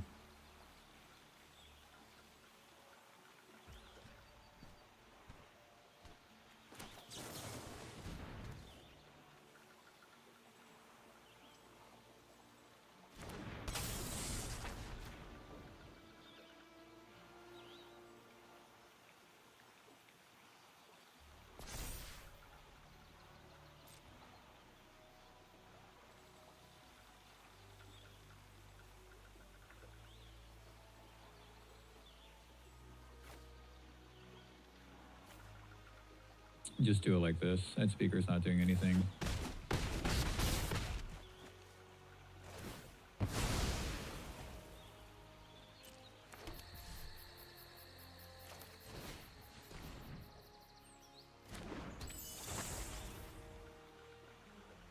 Definitely don't want that.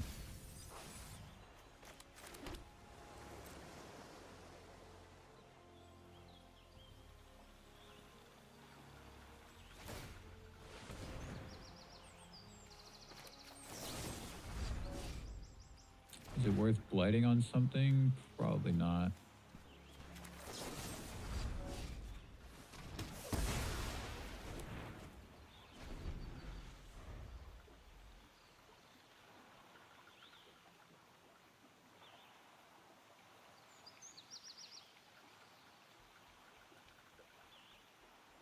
We'll see what they top decked. There's a lot of good top decks for them. That's one of them.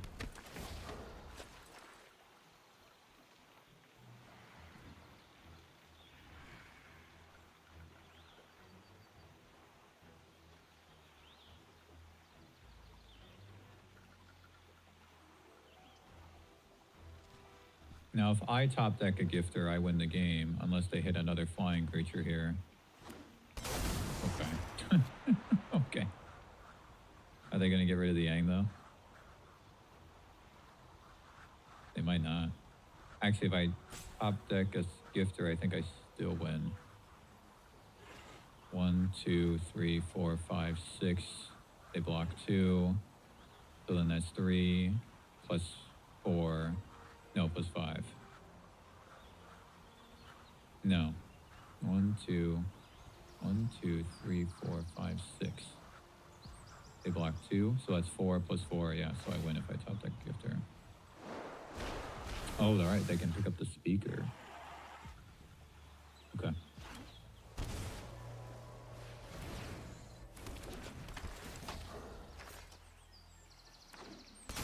Okay. That's unfortunate.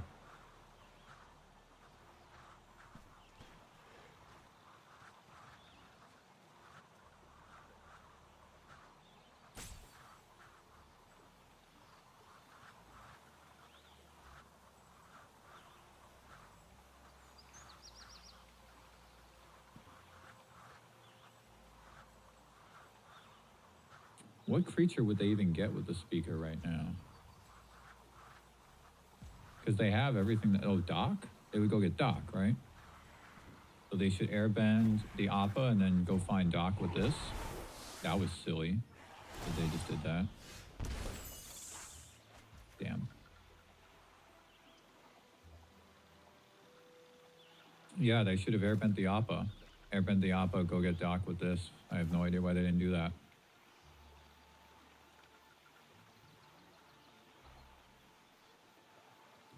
It is... I mean, it's tempting to just attack.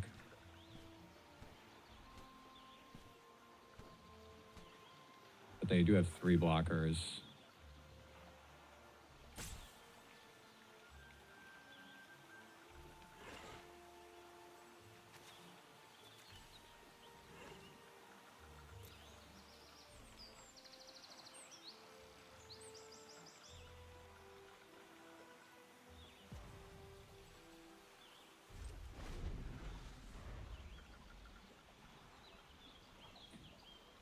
Might have been better to surveil with that Kaido when I had him.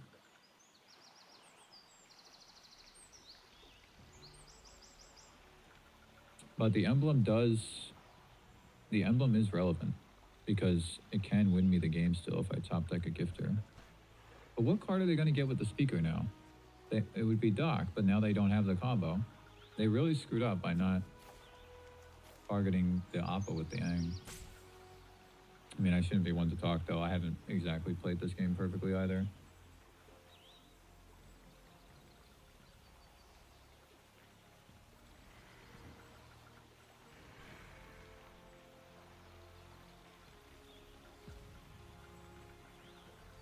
Formidable Speaker is such a card, man.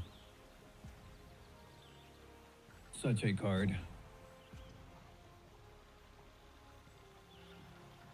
Green just keeps getting powerful cards. Ouroboros, Badger Mole, Formidable Speaker. They didn't do anything? I mean, I can't do anything either. But... I mean, it's close to the point where an attack would just win me the game.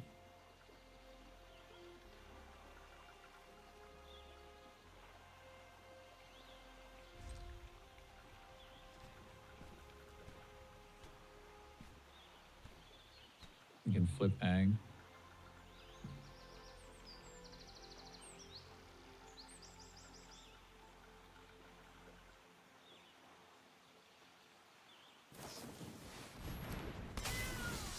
Okay, yeah.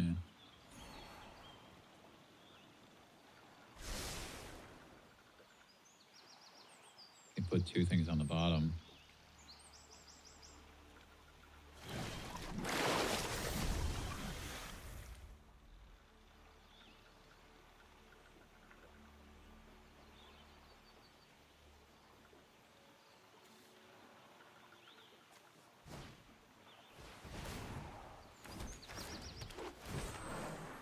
That's actually one less... Well, it has reach. I really like this art, the Aang and Law.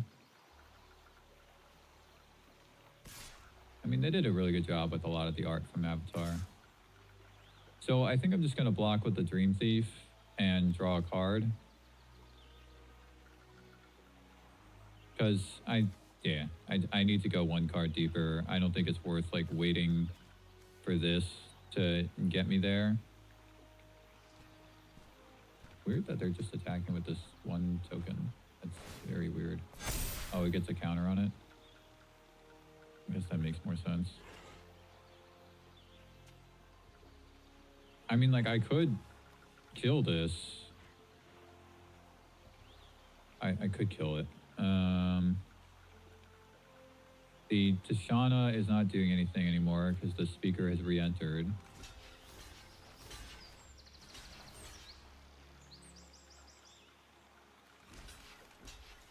Go like this and draw a card off the Dream Thief, I guess.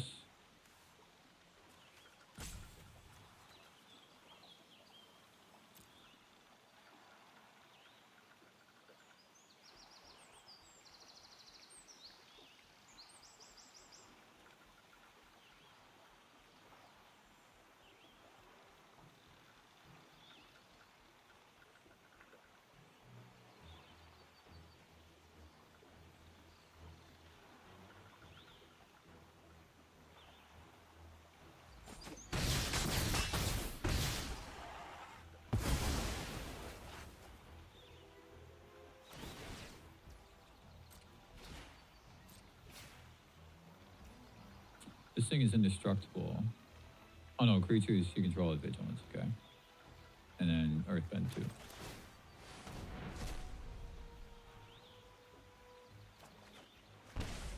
Well, I did draw removal. I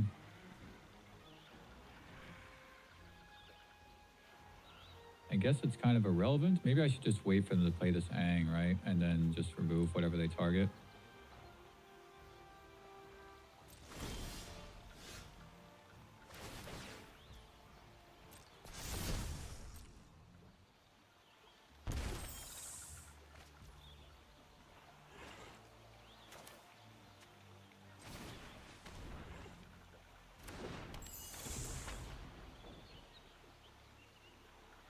Is Drowner good enough? I feel like no. But what else am I looking for? I already have a removal spell. Counter spell doesn't do anything. I mean, I guess it would work if I had a spell starter because I have so many fairies, but still. Kaido. I'm really, I guess, looking for a Glamour Gifter. I'm looking for Glamour Gifter. Because if they attack and I remove one, then the Gifter will win me the game with the emblem. Get rid of the Drowner. I mean, either way, this Drowner is not. I was thinking that, like, you know, I can kill one with the Shoot the Sheriff, tap down the other with the Drowner.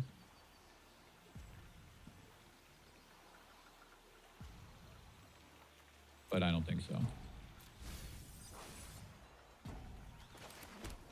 Your go. No attacks. See if they play Aang and target something. They did not. I mean, they don't have to. They don't have to do anything.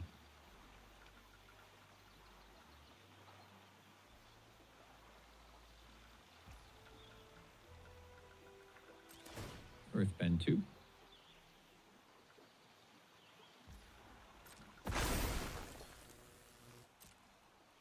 And I don't think I block. I mean, I can block with the Dream Thief, draw another card. I might have to. Oh, they're attacking with the Aang.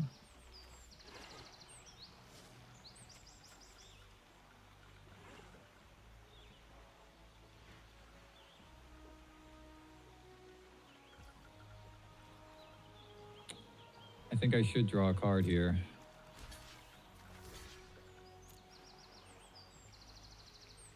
Doesn't feel great.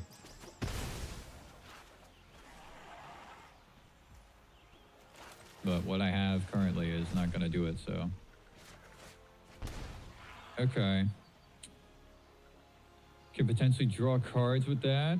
Still can't play Shoot the Sheriff, though, because I can just save whatever I try to kill with the Aang. Yeah, that's not what I wanted to see, man.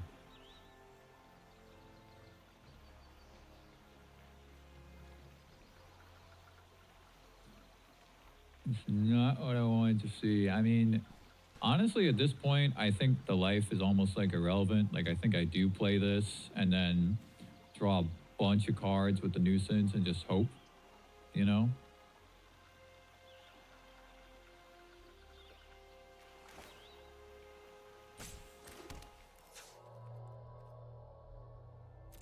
I think I just take that risk at this point.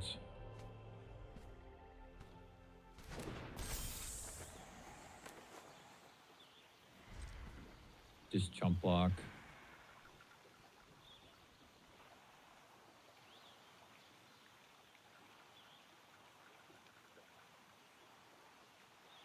I mean, both of these kill me in 2 turns, though, so maybe not. Yeah. I'm not quite at the point of, like, now or never. I mean, this alone will kill me in a few turns, but this just kills me really fast.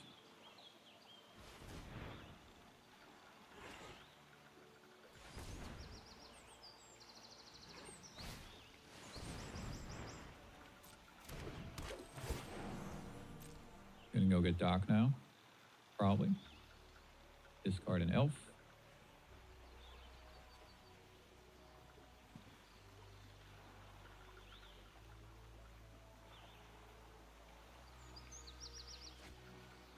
They got a second Ang. Oh, so they're just, yeah. They're just ready. I mean, I guess I can make them play one Ang. And then Ang is legendary. So...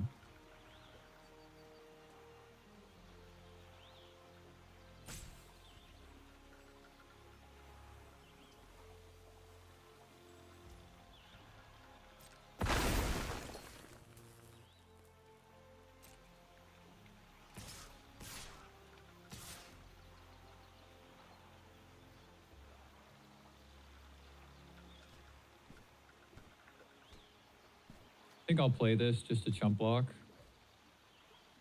It's not doing anything, so...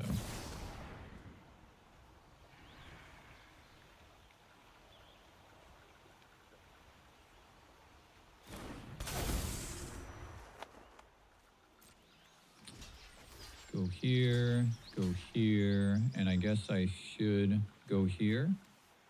Declare the block, because if I try to kill it, they will, well, I guess they'll ang it away so it won't do damage, right? Yeah, they'll ang it away so it won't do damage. I mean, I guess I could still declare the block. Just in case. I mean, what are they going to do? Double ang? Like, I don't know. Like, let's see how they react to this.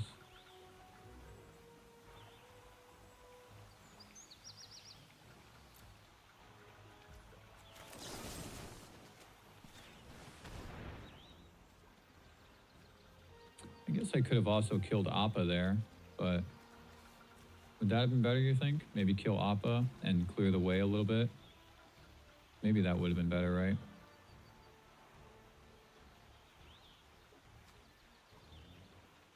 Because then they would just save it with Ang and bring Appa back, and but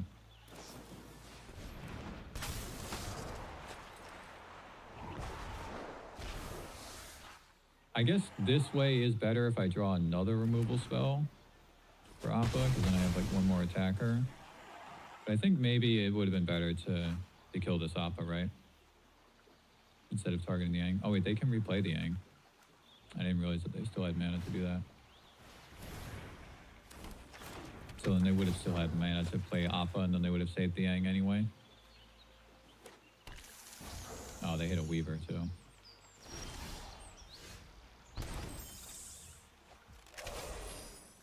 That is relevant because I can tap down something here.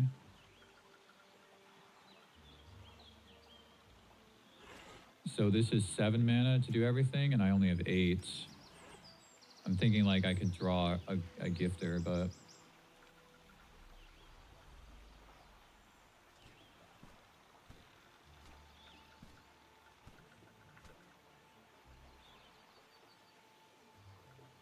This also allows me to draw a bunch of cards.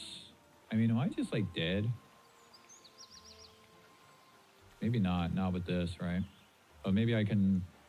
I have the mana to do this and the stun. So I can do this first, see what I get, then do this. Even though this is like I can stun one of the flyers. I don't think I want to use all my mana.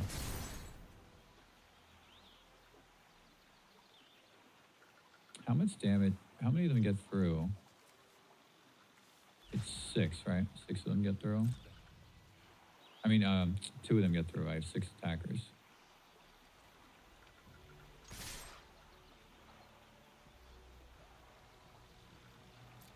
Could have also played this to just draw 1 card.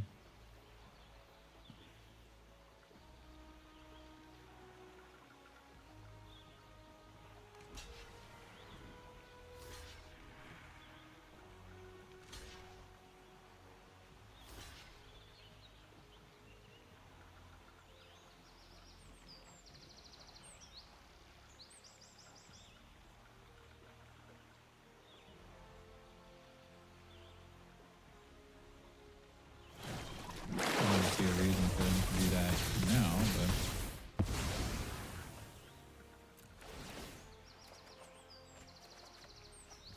okay. yeah, I don't think it would have mattered if I killed this Appa because they still had 2 mana left over. Okay, so I'll play Ego Drain in this matchup.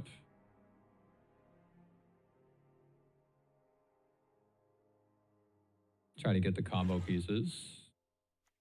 And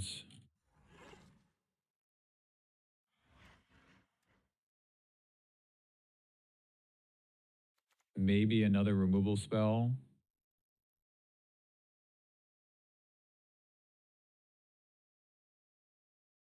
Disdainful Stroke does hit a number of things, including Fetch Quest. The only problem is that Appa and Aang, the other Aang, the Aang at the Crossroads, they're both allies. So once they get the Cavern, then it's going to be irrelevant. And 2 Kaidos here. It does counter the Fetch Quest, though.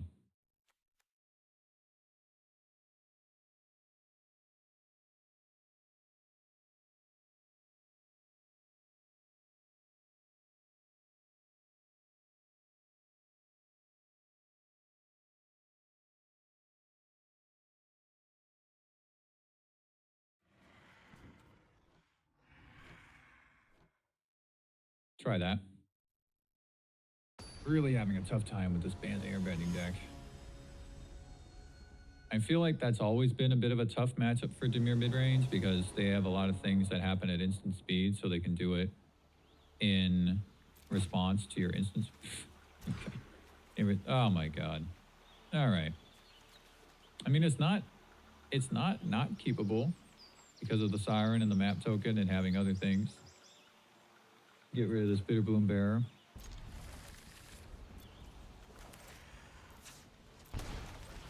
But the Bant airbending has always been a bit of a tough matchup for Dimir because they can play their stuff in response to your stuff, and it's a bit of a go-wide deck, and Dimir has always had trouble with go-wide decks. Like, even Day of Black Sun in this matchup is not good because too many of their spells, oh, look at that, have, too many of their spells are high mana cost. Oh, nice. Very nice. So if I play this, it's really obvious that I'm holding Spell Snare, right? So maybe I should play this. Plus, I guess now I have the option, one or the other. Yeah, I'll just counter it because I have other ways of responding to Doc. Get that thing out of here.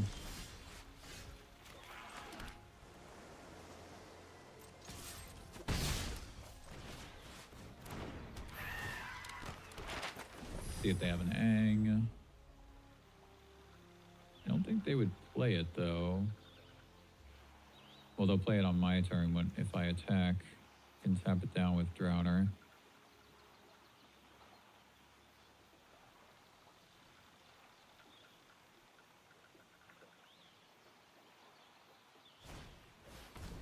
A Doc. Very weird.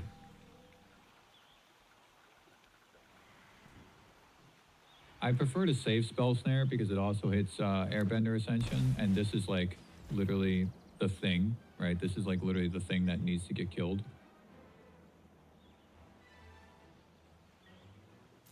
Let this happen. Have them take one of my Sirens. What? Why? Because I have less cards in hand, maybe? I don't know, man.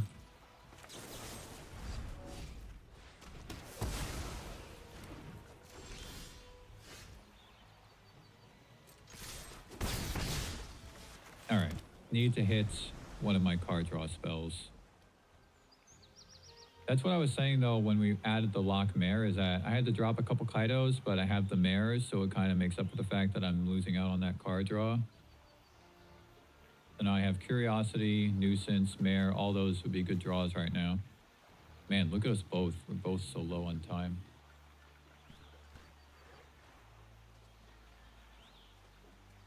Still can't believe they got rid of the map token.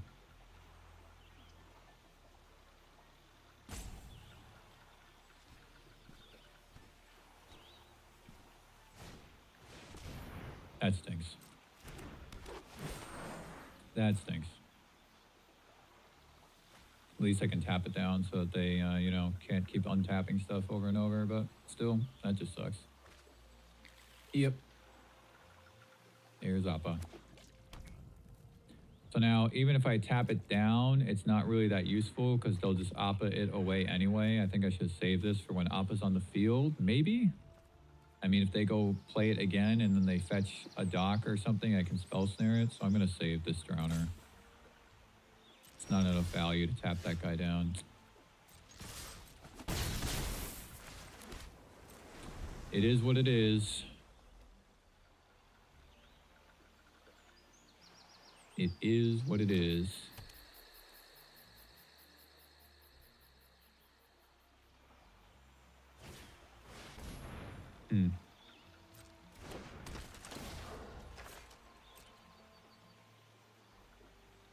That's also not a good target to tap down because, again, they can...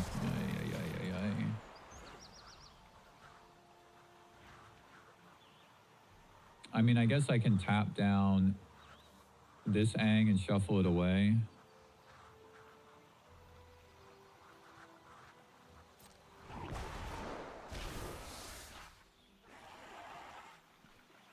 Really not ideal, is it?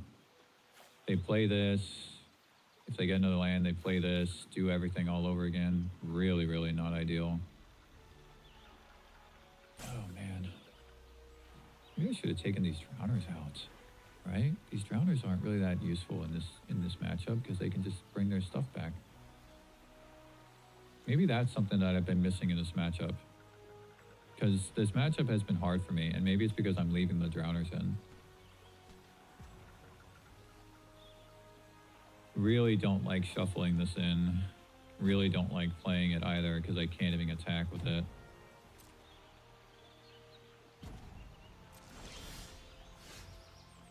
Yeah. Maybe I should have played it because now I could have attacked and drawn. Maybe. I've drawn 2 cards. Yeah.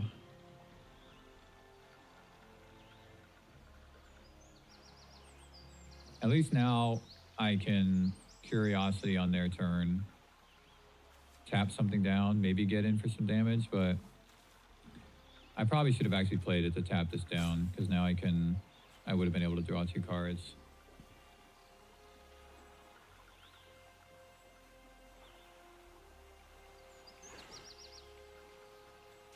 I don't think drawing 1 card is worth it here.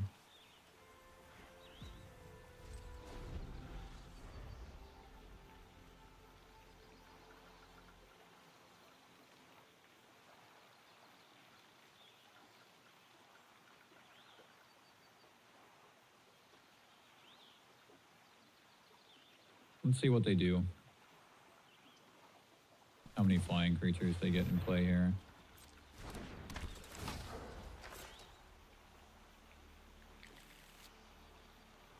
Okay, they whiffed.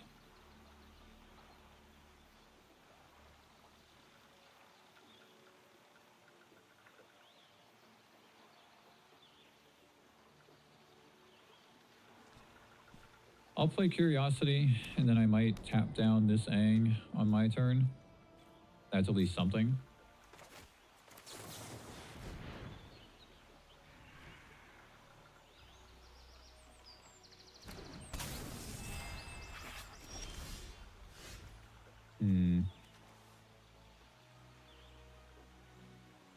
Yeah, they don't have them. Oh, but they can untap. They can untap it.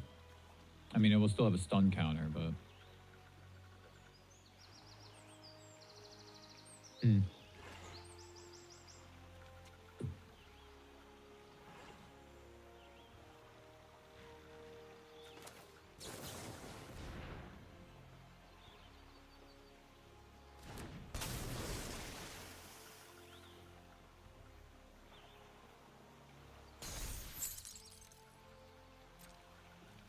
This isn't a bad attack, actually.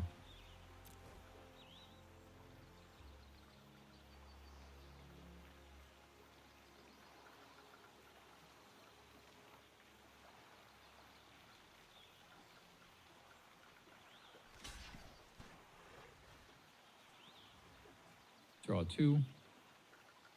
Not bad. They are down to 7.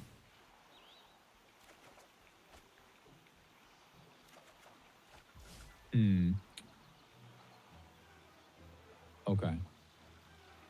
Kaido's good. Kaido's actually really good right now. And actually, I should have held full control at the end of combat. This is one thing, guys. I mean, I'm going to take some time to say this. At the end of combat, the Siren was unblocked. I drew this Kaido. Before combat ended, I could have ninjutsu'd, bring the Siren back, and have a Kaido on the field for only 3 mana, and then maybe replay the Siren. Or just hold Spell Snare. You can ninjutsu after combat. I mean, after damage, but before combat ends. So I want to start getting into the habit of holding full control when I have a Curiosity or another card draw thing going on. All right, so all that being said, I do think I need to play this Kaito. And I think I actually want to surveil and draw a card instead of tapping down the Aang, because they can't kill it. The Drowner can block the Speaker. And if they have another Aang, then this one's dead. They can't flip it. I really think I want to surveil here.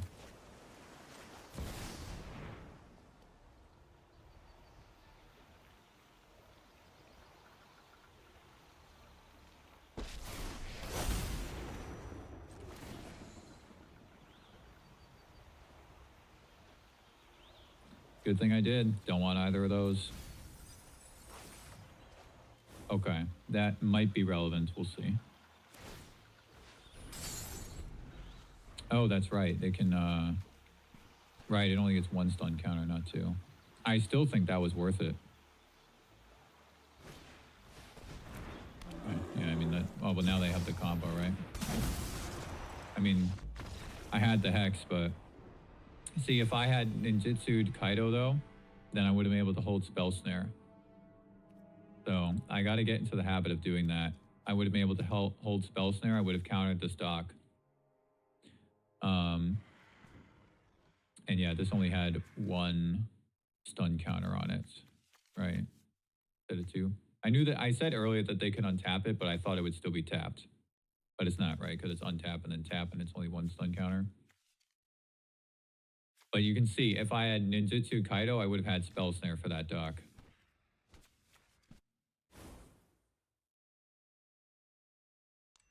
Keep losing to Bant airbending, unfortunately. And it really feels like I shouldn't. It also feels like, I think these 1-drops, I think I'm not going in a good direction playing this many 1-drops. It's how I've normally done it, but it really doesn't feel right. Feels like there needs to be something else here in addition to the Lockmare.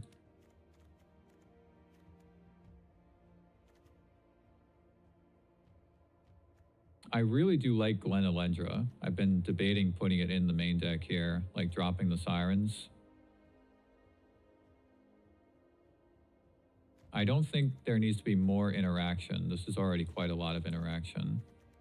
You can see it's 9, or is it 10? It's 10 interactive spells. That's already a lot. 21 creatures.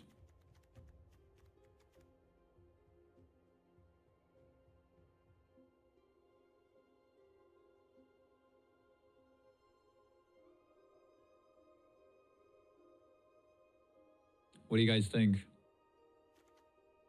I feel like I've normally played Dimir midrange with lots of 1-drops, and it feels like it should be that way with Kaido and with the Gifter, but I don't think it's performing. I think there needs to be something else here, and it might just be Glen Elendra. I don't know about Preacher of the Schism. I mean, taking Glen Elendra out of here makes room for some other stuff in the sideboard. And I do think that this is strong enough, relevant enough.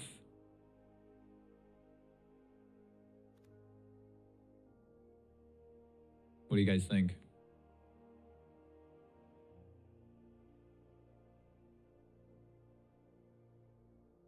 really hasn't been a good run with Dimir midrange for me yesterday and today.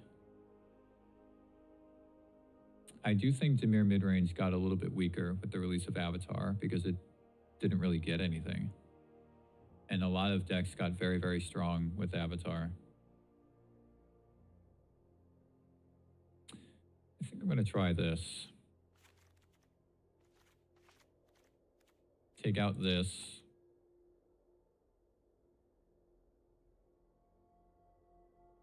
I like the ego drain now. We can also put the nowhere to run back in.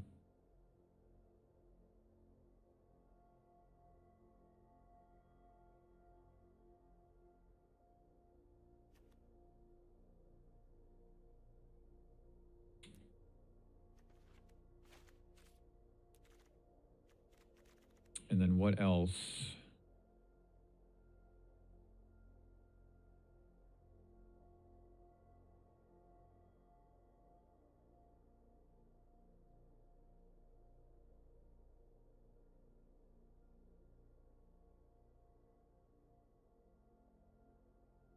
I've been debating for a while if Day of Black Sun is just too necessary to put in. Because even like a Day of Black Sun for 0 sometimes is pretty relevant. It does kill all the tokens from Bitterbloom Bearer though. I really don't think so.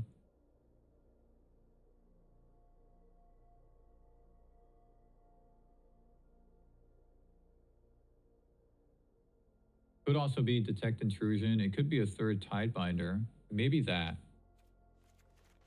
There are definitely some matchups where a third Tidebinder is welcome. One of them being Bant Airbending.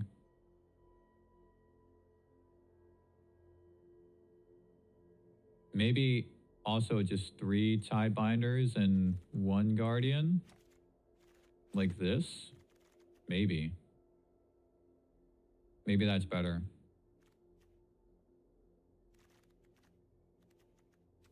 Let's try that.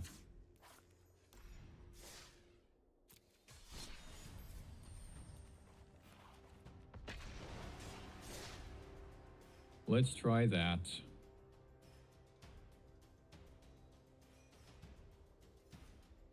Normally,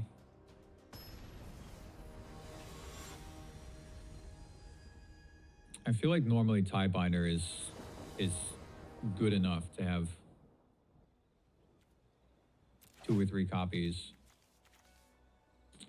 This hand is bad because of the bearer.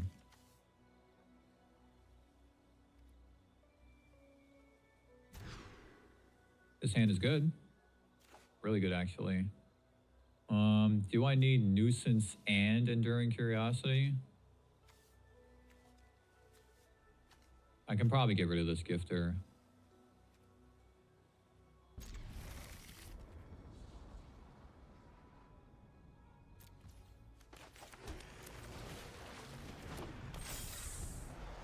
I have Mana Leak available.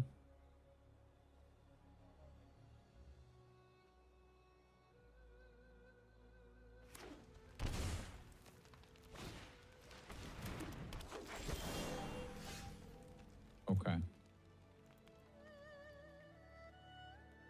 With Stomping Ground and Elves, it makes me think that it's Temur Battlecrier, because that deck actually did get a lot of stuff in this set.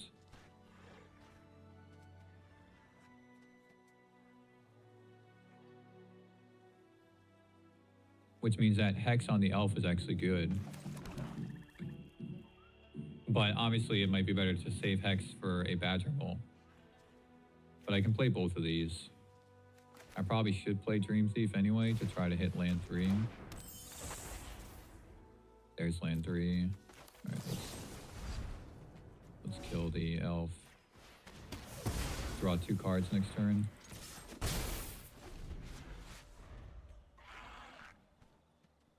I have 2 fairies for Spell Stutter.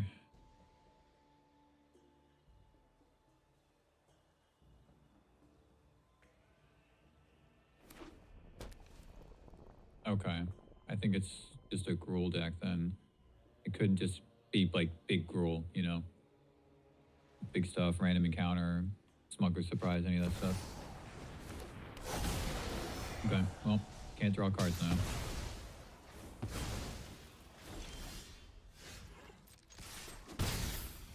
Still have Mana Leak available. Hopefully get land 4.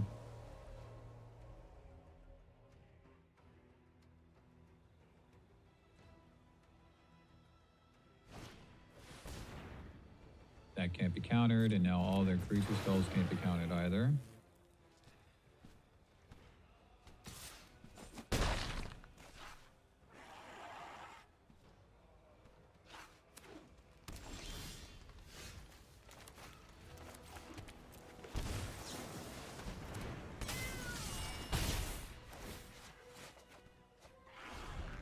Another nuisance is actually not bad.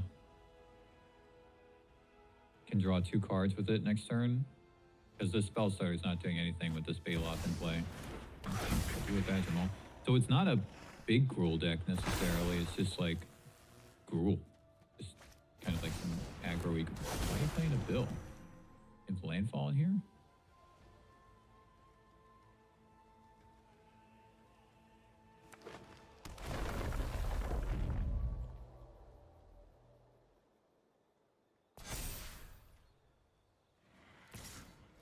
That's a crazy attack.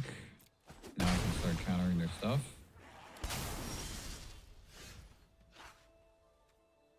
Probably won't draw cards with this. Better to hold up Spell Stutter now.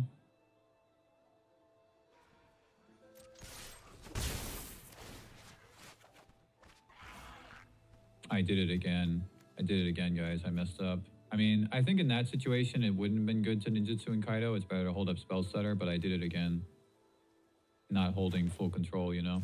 I could have ninjutsu'd after combat. But I don't think it was worth it in that case.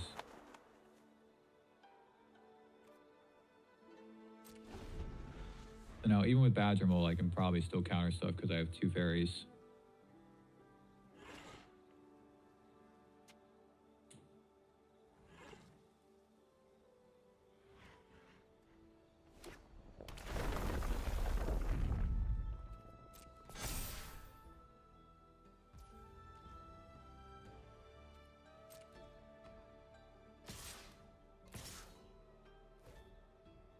Taking 6. Oh, that's right. They can do that. I forgot. Yeah, I did forget about that. Now I might have to have this Reef be available. That is not a good draw.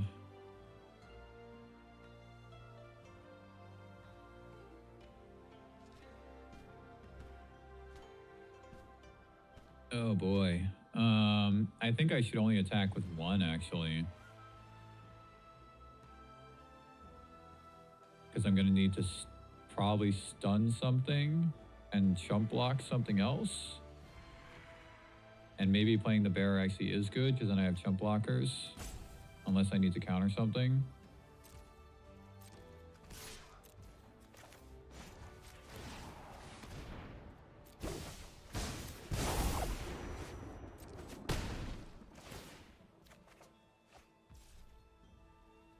Okay, so now I just killed a Bill, right?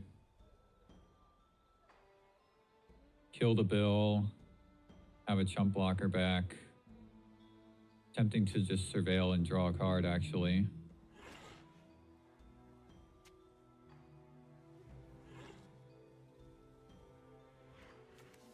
Because I didn't play a land this turn. So I can play a land and still have Spell Stutter available and Hex.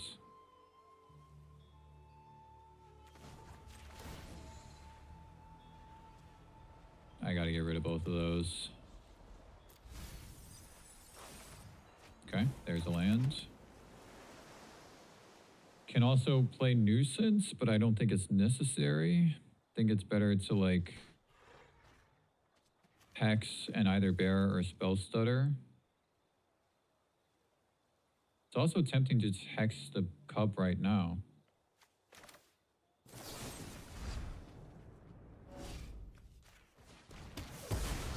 I guess I should have hexed the Bill, right? I just didn't want them to have the mana. Maybe it was better to hex the Bill, but I feel like if they sink mana into this, that's actually favorable for me because then I can just chump block it. I feel like having the mana from the Cub is potentially worse.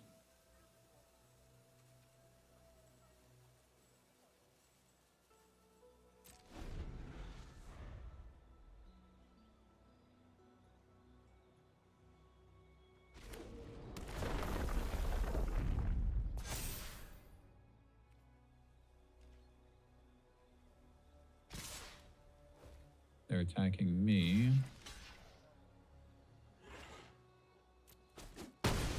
Okay. Oh, that's right. I couldn't play the bear, right? Because I didn't have another black untapped.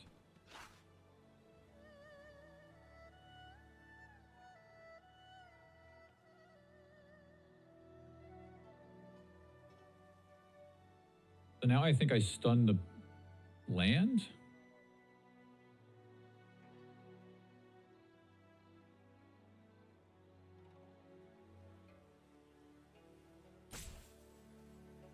Stun the land, maybe play this second Curiosity, draw 2 cards, maybe hit another land, have Spell Stutter and Nuisance.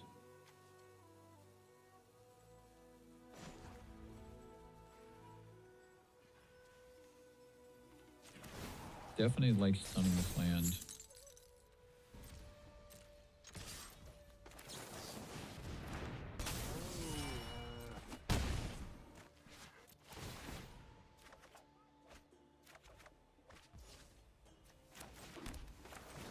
That was ideal. So I should be good.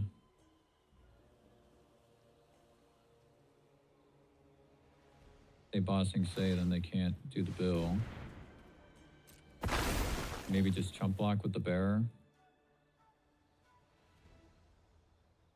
Maybe. Because they can't really play anything right now. They have 1 mana available.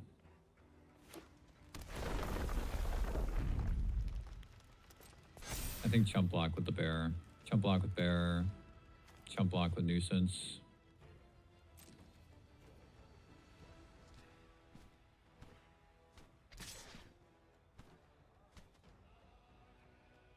I mean... Okay. Okay.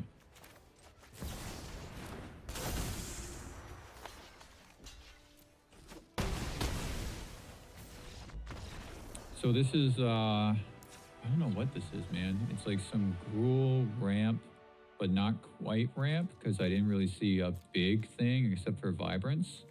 They probably have Formidable Speaker in here.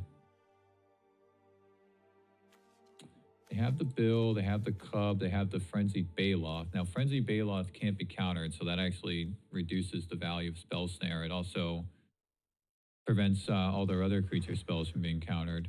Maybe this should be like a 4th Hex instead of a 3rd Spell Snare. Maybe.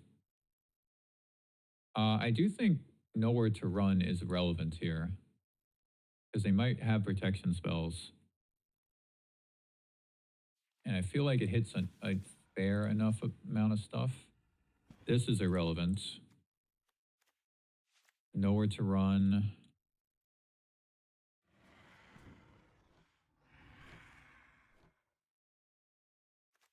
I'm thinking just putting in the other Bitter Triumph.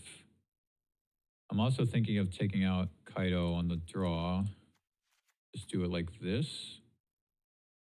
It feels like my deck is actually fairly well suited against their deck. Just like 1-for-1 exchanges, but I have flyers. Let's try that.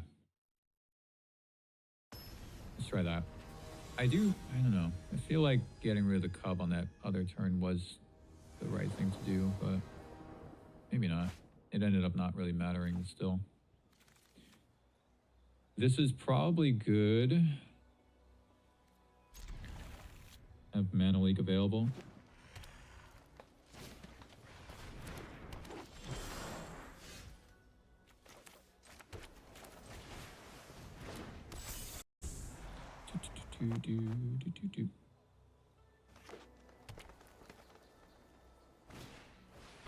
Ah, Battler. Interesting. Good thing I put in Nowhere to Run. Although I might not be able to kill that thing before, you know. before it gets too big. So hold up Spell Stutter here.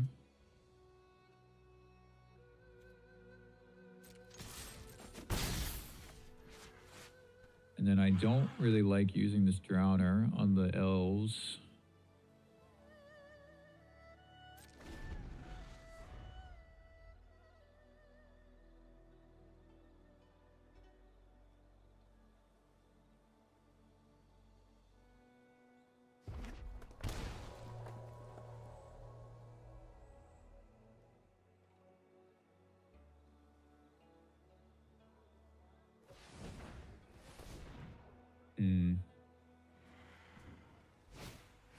Yo, what? Oh, I gotta counter that for sure. What's up, Ruben? How are you, buddy?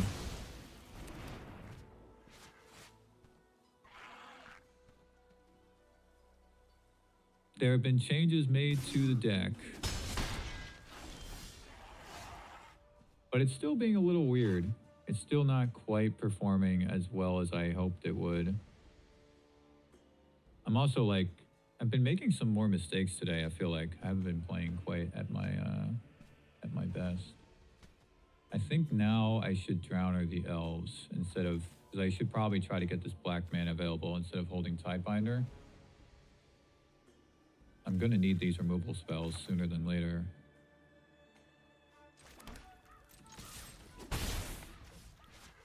I mean, I guess,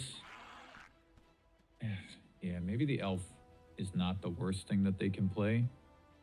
I mean, maybe the elf is not the best target for the tap in case they play something else.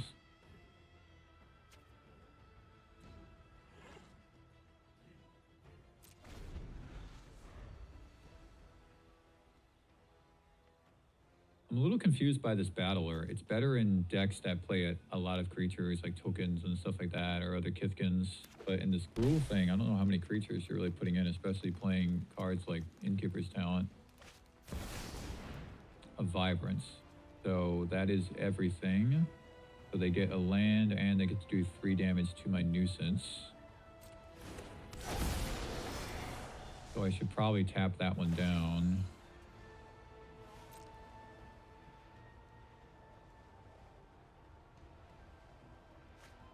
Yeah, I think so too.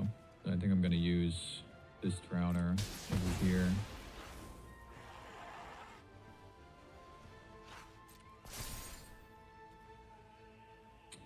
Maybe I ambush this. I'll ambush this Battler. They didn't fall for it. I still think I do it, but I can attack into the Battler. Okay, I think Curiosity's good. Because they probably won't block here. Has Vigilance.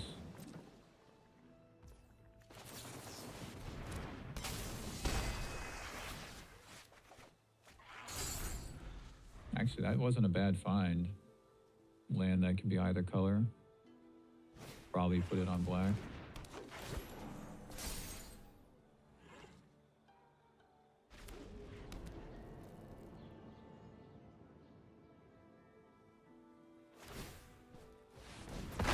Yeah, I also I think I fixed the delay that was happening yesterday, Ruben. There was a really long delay between what all of you were saying and when I was seeing it. It was about like 30 seconds to a minute. So it should be a lot faster now. It seems to be about 5 seconds. So I think here I Tishana the Battler can certainly attack with this Curiosity. I mean, if they like double block, that's not a bad exchange. Tishana the Battler probably kill the Vibrance.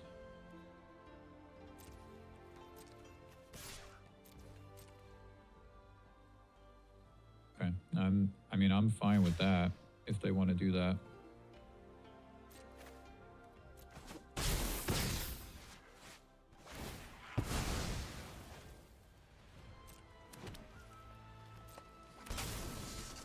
Tishana the Battler, shoot the Vibrance.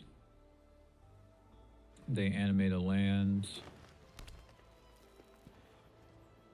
Let's see what big thing they have here. It's another Vibrance. That's kind of what I was also worried about.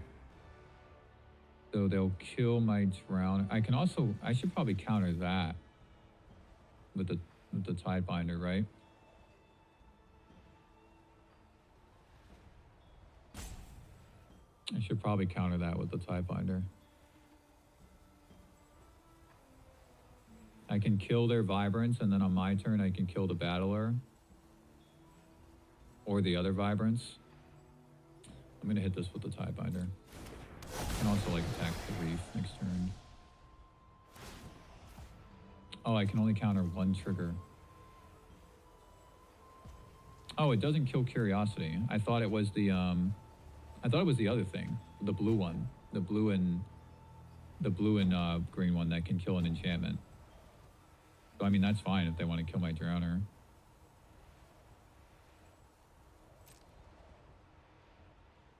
Yeah, I thought it was the other one. The Simic one.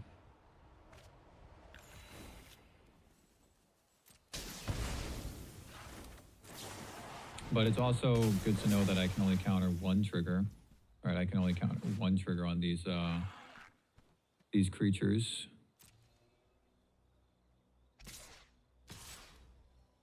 Are you serious?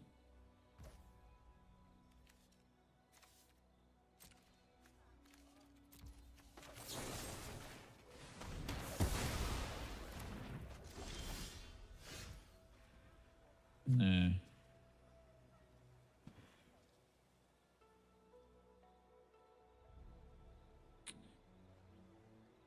Really want to kill that Vibrance and attack. If they block, it's not a bad block, and then I have another Curiosity on deck. I mean, I guess if they block, it's kind of favorable for me. Hey, Sanity, what's up, brother?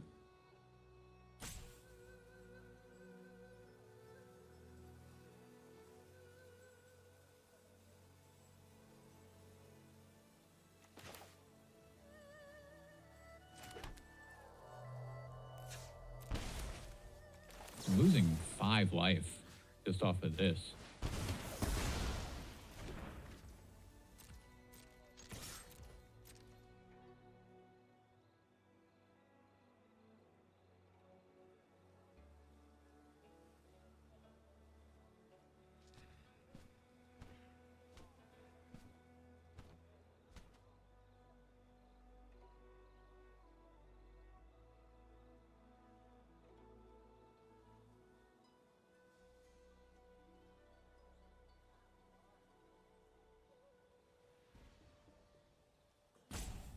They could just block with the elf. I mean, that's what I would do if I was in their position. They don't really need that elf.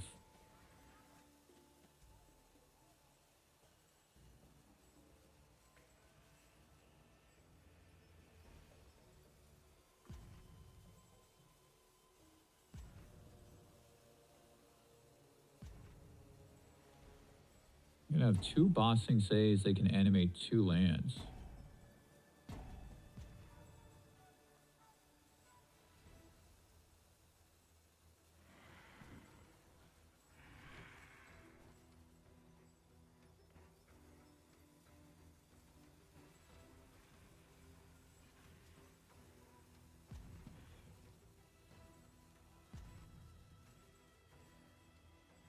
They might have DC'd right here. Yeah, I mean, if I was my opponent, I would definitely just block with the elf. I think they're just AFK. I think they DC'd. I'll show you the list after this match, Ruben. I'll show it to you too, Sanity, because you guys weren't here when I went over it earlier. Made some changes.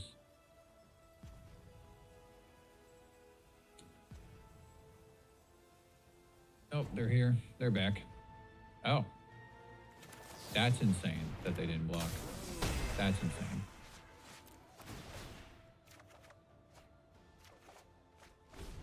Kaido's not bad. That's insane.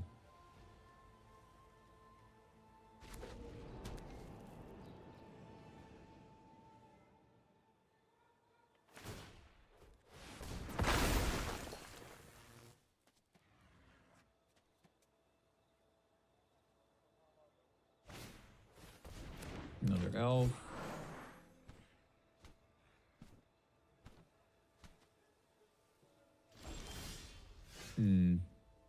Land is not ideal. It's tempting to activate the reef and then swing. It's not a bad attack. But I don't have the mana to play Kaido after that. Unless I ninjutsu him off of Tiebinder. But I do like the idea of activating the reef to get in for more damage and draw some more cards. I'll have 3 mana left over. No, I only have 2 mana left over. Is 2 mana enough? I feel like yes, because I do want removal in case they play another big thing.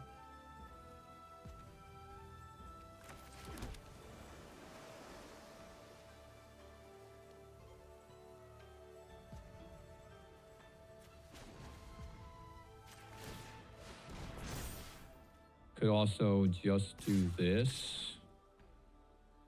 I think I kind of like that better. But the Bossing Say is going to make this a 4 mana thing, or a 4 power thing.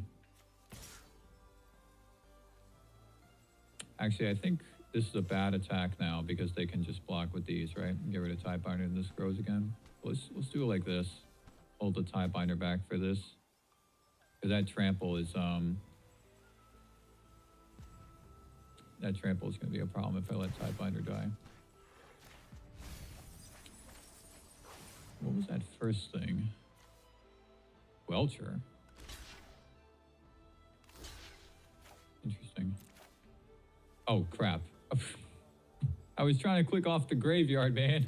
What am I doing damage? Oh, I guess I'm killing both of those. Okay. Whatever.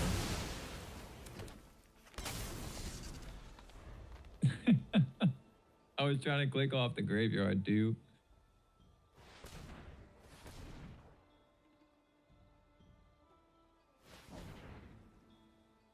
So now the Tiebinder is not tied to anything. They animate a land. Stunning it with Kaido is an option.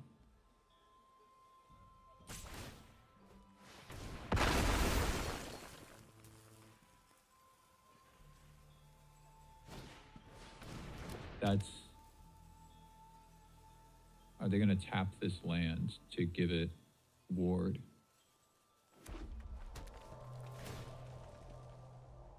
No, but they can do that next. So this is a tough combination here.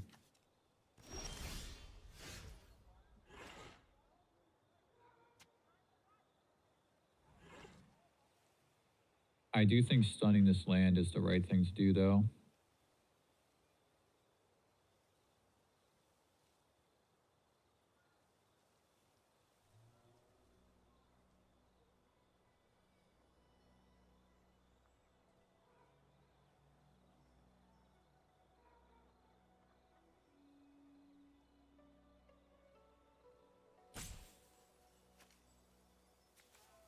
I don't think I should leave a Soul Stone available either.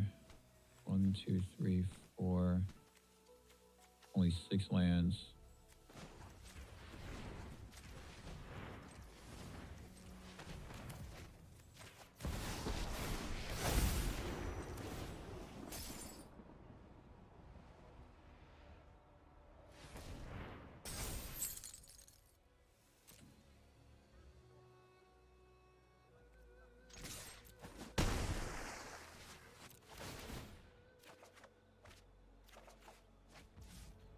That's excellent. Let's play a tapped land. And then when they animate, I can kill it, and this ward won't matter.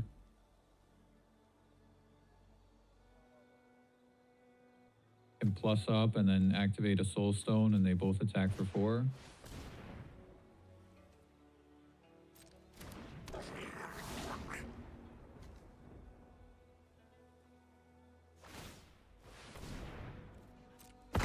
They animated a tapped land. What? I mean, all right. All right.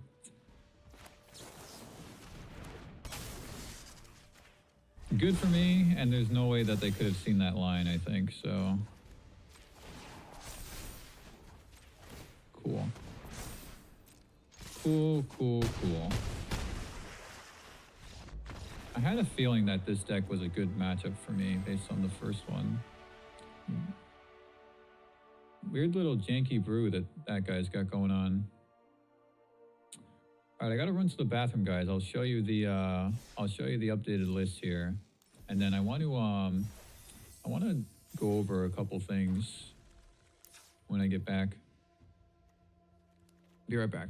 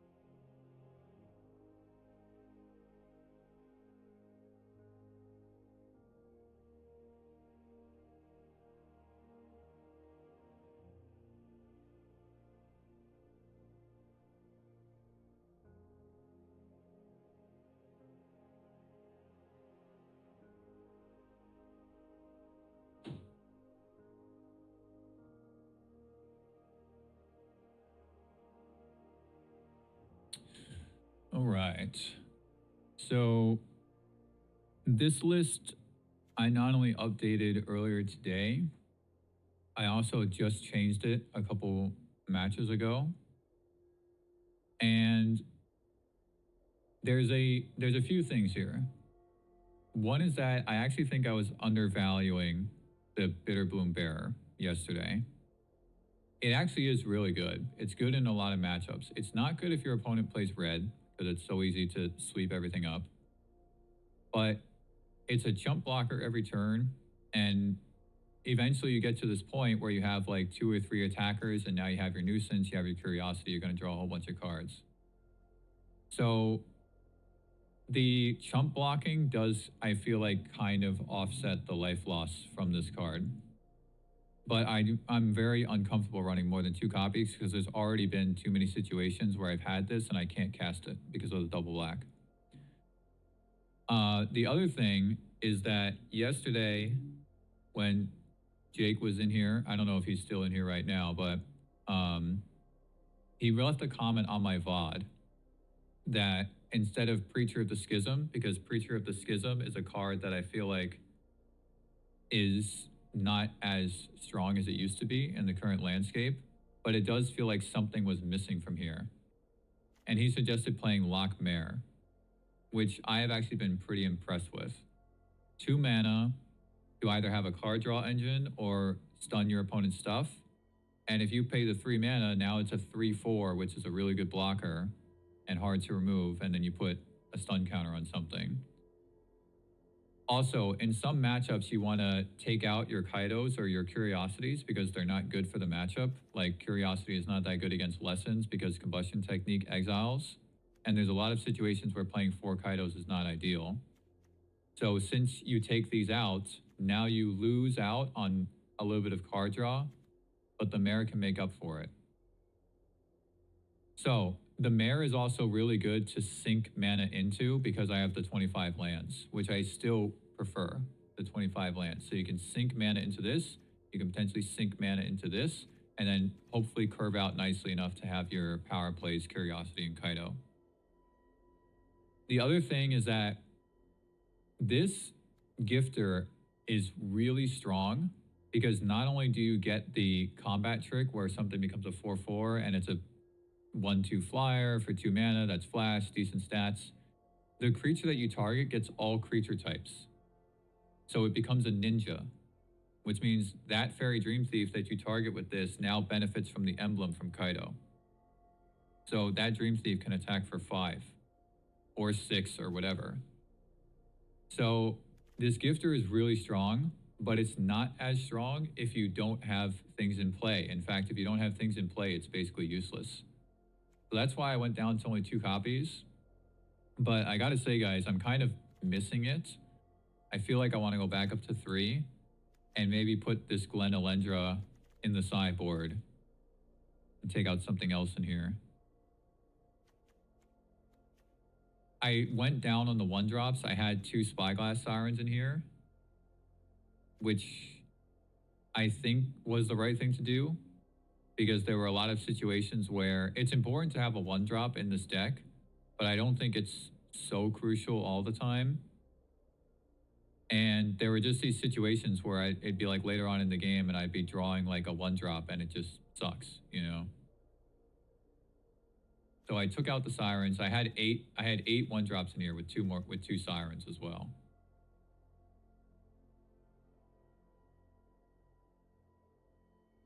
So I think I want to try this because this gifter really is a power play.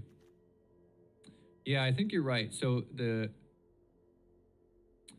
that's what I was wondering. That's what I was wondering, Jay, is that, so you might not have seen the version that I played yesterday. Here, let me pull it up. So this is kind of the other classic build that I was working with that was a little bit more true to form with the old version of Dimir Midrange. It's kind of deviated away from that now because I added the nuisances, but they weren't in here before. And I think I had a 3rd Tidebinder. But I had 2 copies of Cecil in here.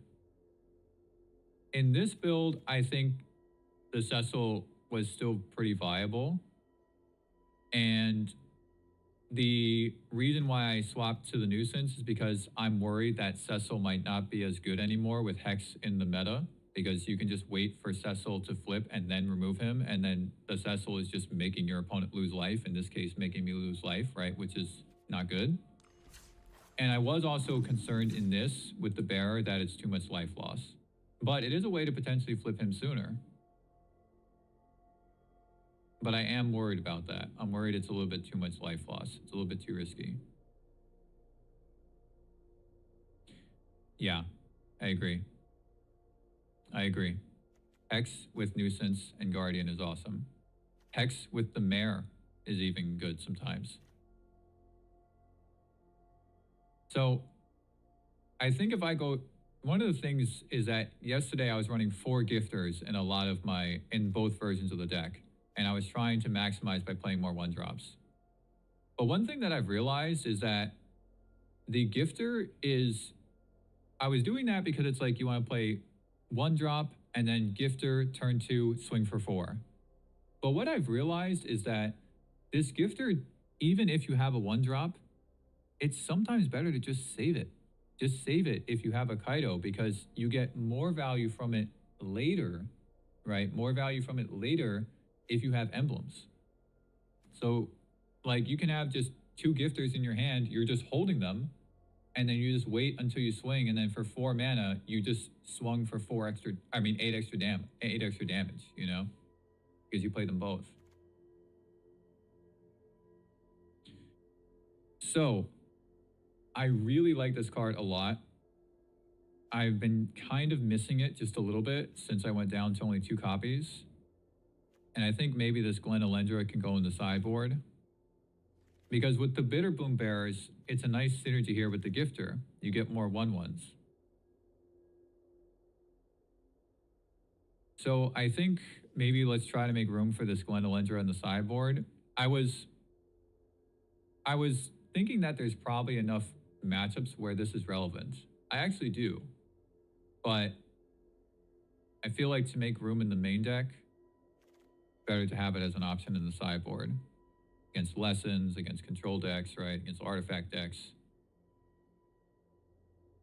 So in the sideboard, there's a couple cards that I've been disappointed in. One of them is Ego Drain.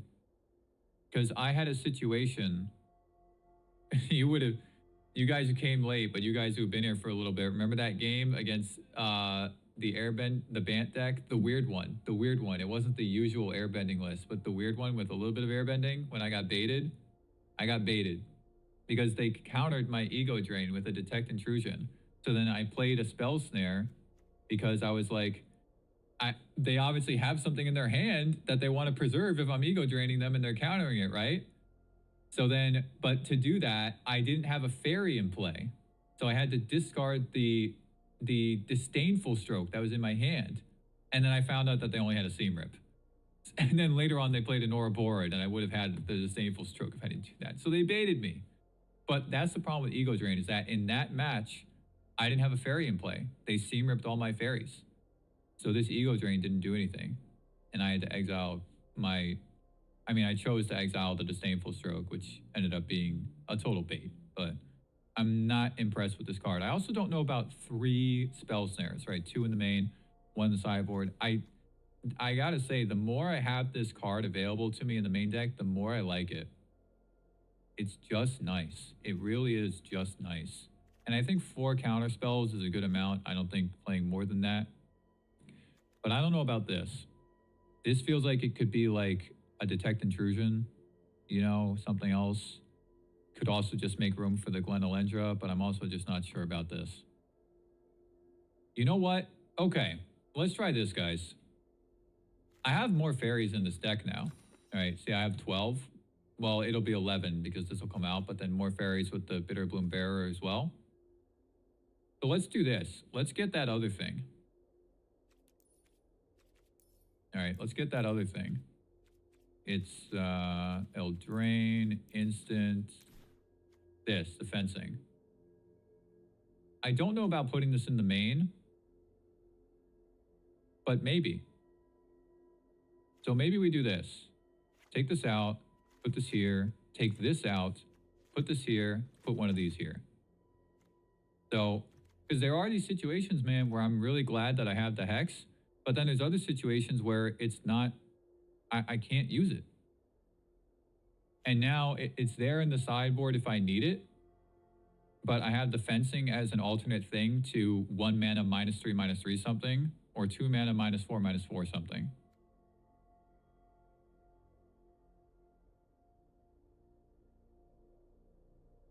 This feels like it might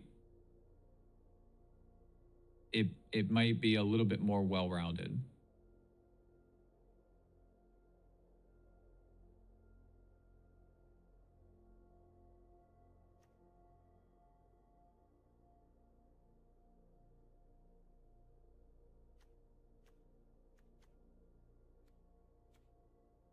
The Nuisance is awesome.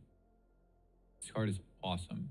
It is better than the Spyglass Siren, but not by much. It's not that much better than Spyglass Siren, but it's awesome.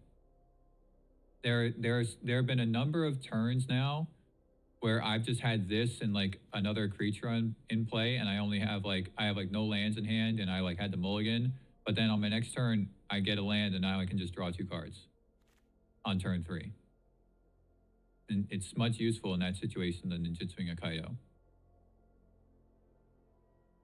What do we think about this? This feels like it's a little bit more well-rounded. Still doesn't have very good answers to decks that go wide, except for Aetherize, which, by the way, I don't think I've sideboarded in once yet.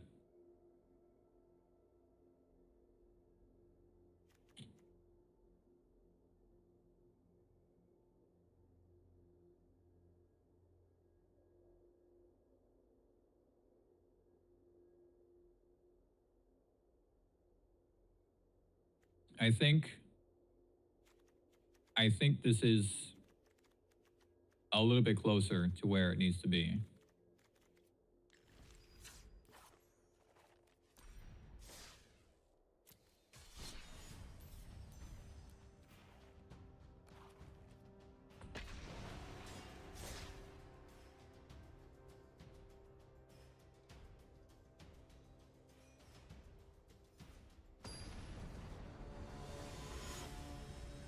Here we go. It's a little tough for me to assess the actual deck building as well, because I haven't been playing as well as I normally do the past couple days. This is not great, but it is a functional hand.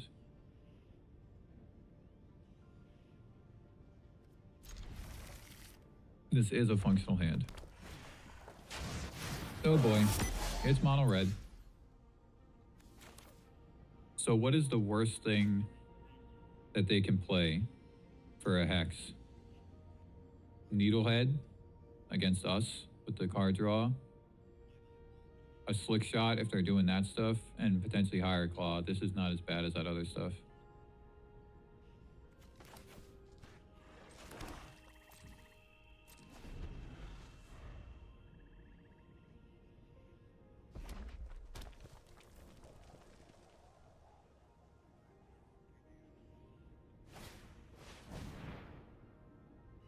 Interesting. Main decking Mage Bane Lizard.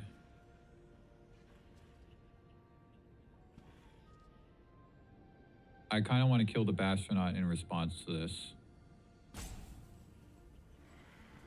Hold up Tiebinder for whatever else they do.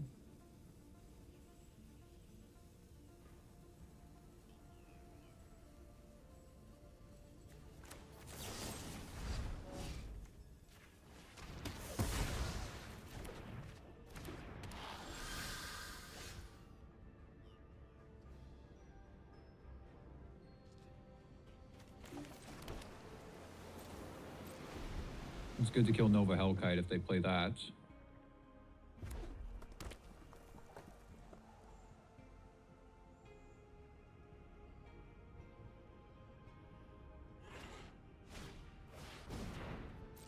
See, it's almost like I read their mind.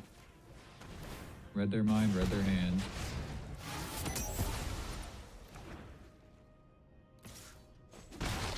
Shocklands are going to be painful though. Yeah, see, this is a terrible matchup for the Bitterbloom Bearer for a number of reasons.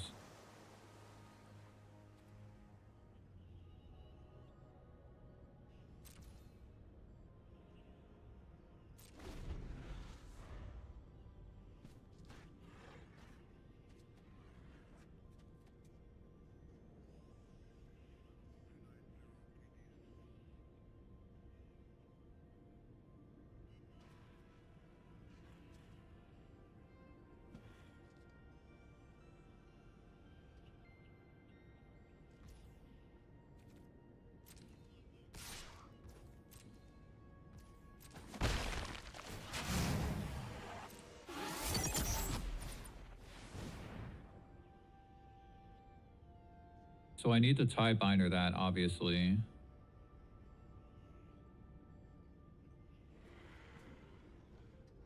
But I think it's worth playing Bearer. I do think it is worth playing Bearer. Even though it will drain me. And then at my upkeep, I'll play Tishana to stop this.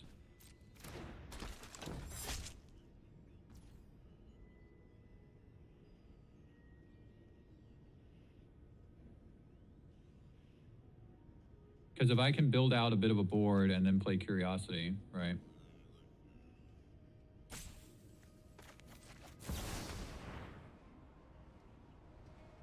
Okay, they have like a burn spell or something.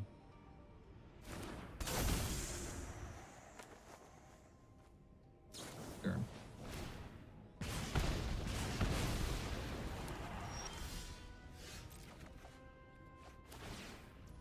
It's an outlaw, so I can't kill it. It's an assassin.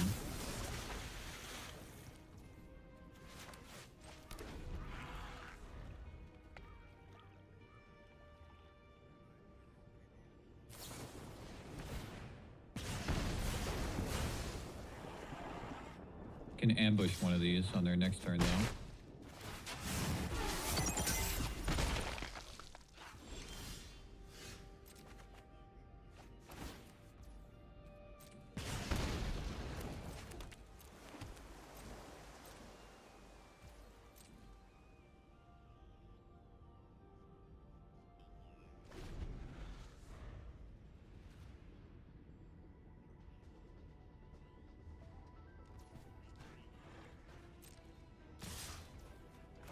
They might have lightning strike. Seems like they have something.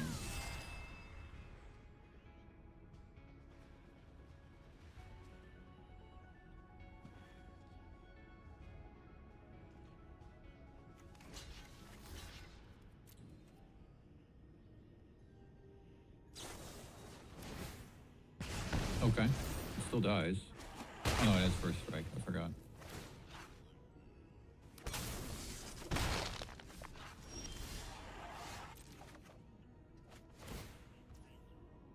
Yeah, now I just need to hold up these guys as blockers. Well, I guess I could attack with the Sanctuary, right? And still have Shoot the Sheriff available.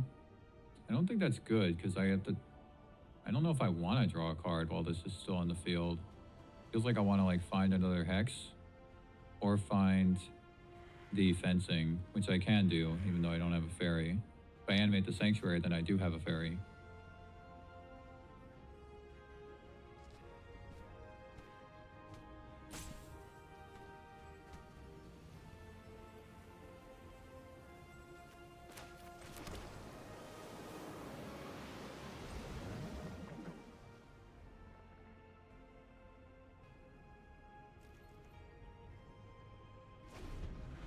I think they have Lightning Strike.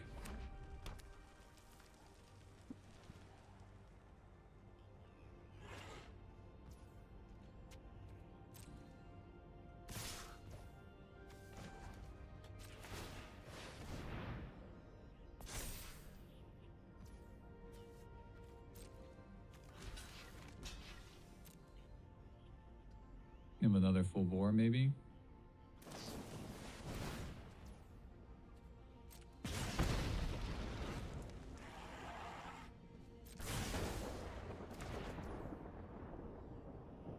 Really tempting to kill the Magebane Lizard. Because I don't think they have a better creature. They would have just played it instead of playing all this stuff. That might just even be like a land in their hand or something.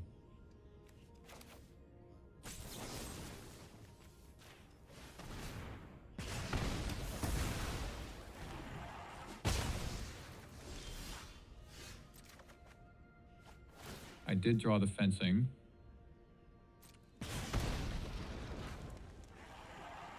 So now if I animate the Sanctuary, I have to shock this in to kill that, which isn't great.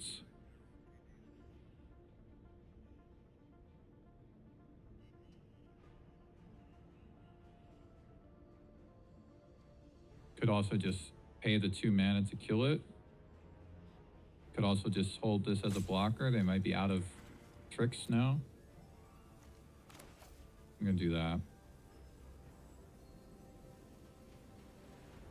It is very tempting to shock this in.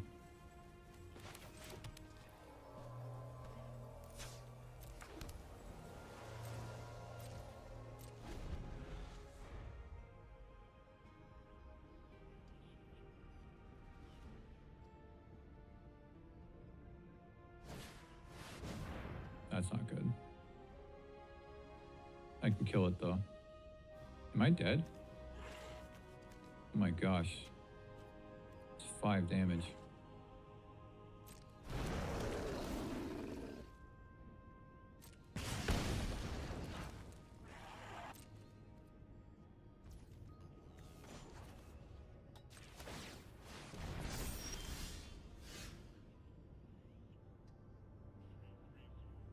I have to kill the needlehead, don't I?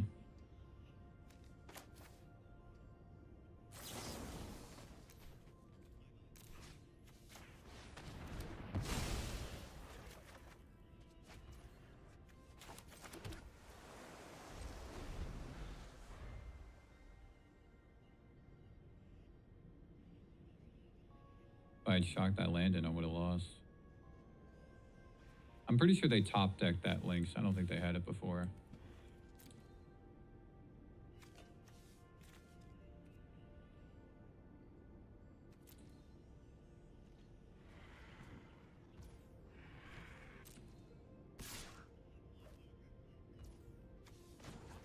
Well, they have a way to deal with this.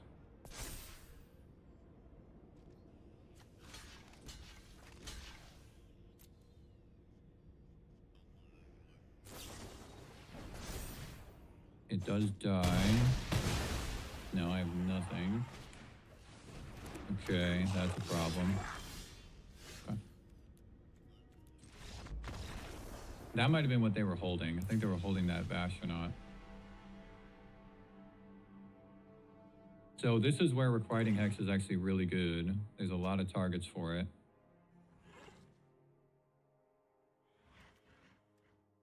Bitter Boom Bear is awful.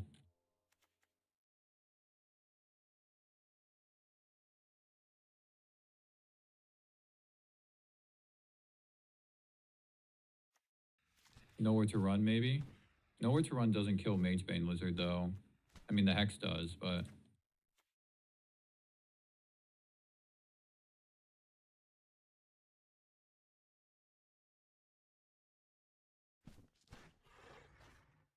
I have to be careful running so many non-creature spells with them main decking Magebane Lizard.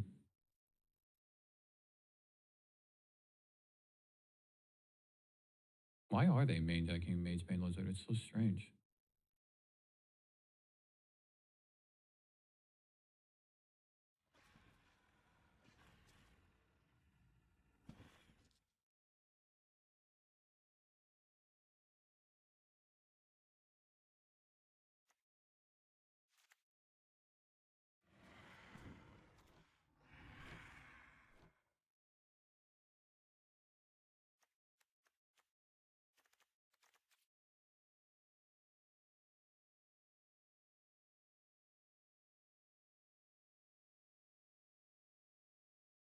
Try it like that. Oh, I should have taken out a Kaido. You could even put in like a negate or something. Definitely should have taken out a Kaido. Because he can just die to, oof, this is rough.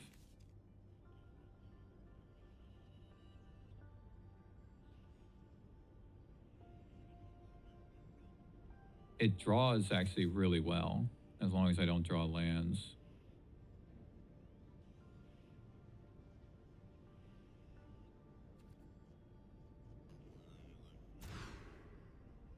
Okay, this is better.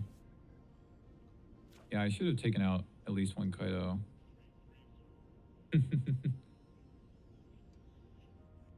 Hey, what's up, Chris? Oh, you're right. Wanshi is really good against landfall. True. Because whenever they shuffle their library, you draw a card, right? And it puts a counter on it.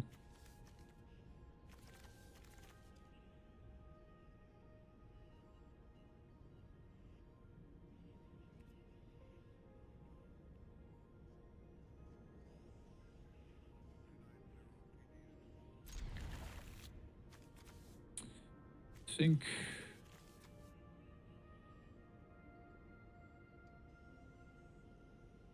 Yeah, get rid of Bitter Triumph, right? I don't know, Flip It Surrounder is not that good. It just dies to Nova Hellkite.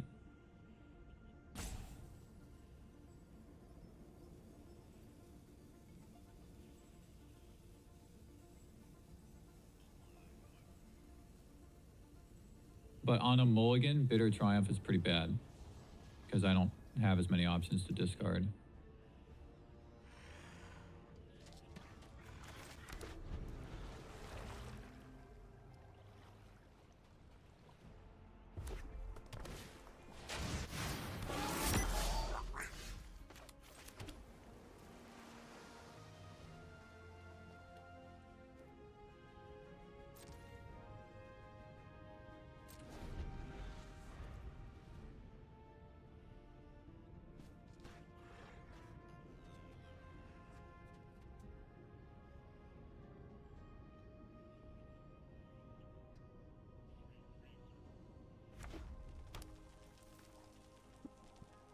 have to counter a Magebane Lizard if they play it, I think.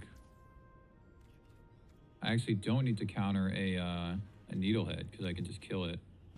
And with them not playing anything, I think I can tap down that Bastronaut.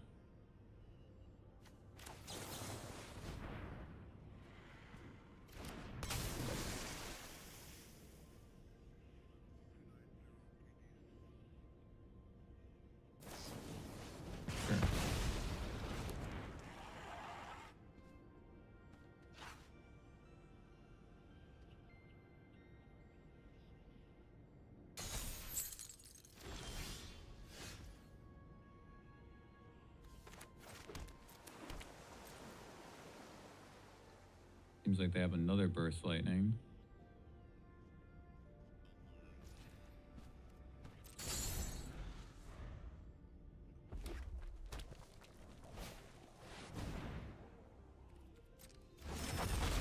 Nova, Hellkite.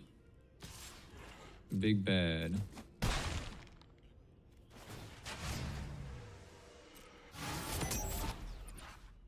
I don't think I should X that Astronaut. There's definitely worse things. Needlehead. I think Magebane. Well, this is bad if it gets up to speed.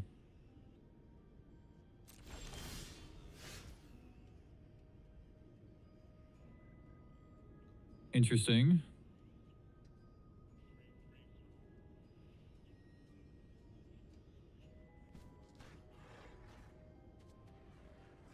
Definitely interesting. So, I don't think I should play Kaido though, because even if I plus him up, I mean, if I do the minus, a Burst Lightning kills him, and they have a Burst Lightning, because they got priority earlier and they've only played one of them. So, if I plus him up though, then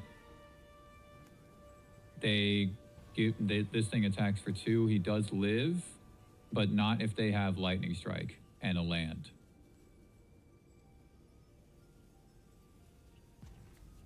Although plussing up will save my Soul Stone from Lightning Strike as well. I think this Kaido is actually not a bad play with the plus up.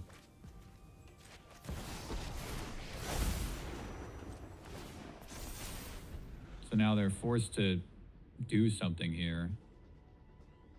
If they have another Nova Hellkite, so be it. They don't go up in speed because they have to do damage to me, right?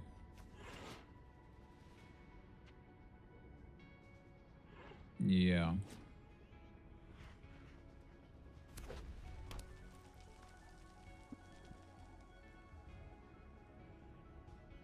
So now they still can't kill him, even with just Burst Lightning. They need Lightning Strike.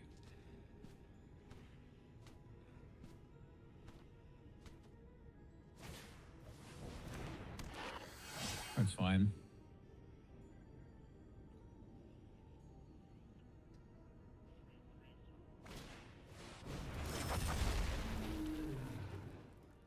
Maybe.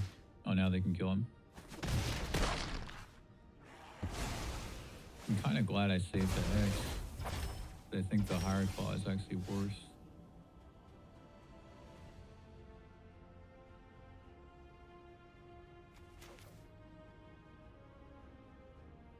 Actually, the Bastronaut might be worse now that... The Bastronaut might be worse. Because now this Soul Stone is a 4/4.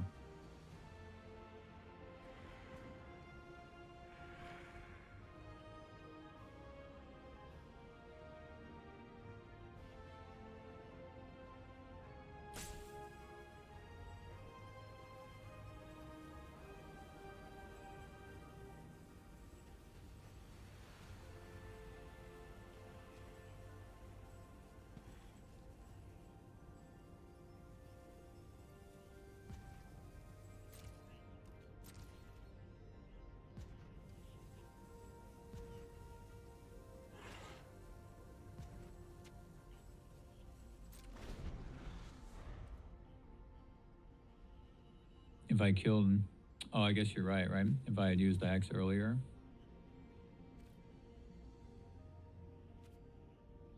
Still think the Hex on the Bastronaut is the right call. So they will kill this soulstone though, is the thing, because they have a burst lightning. So they plus up higher claw and then they burst lightning my soulstone.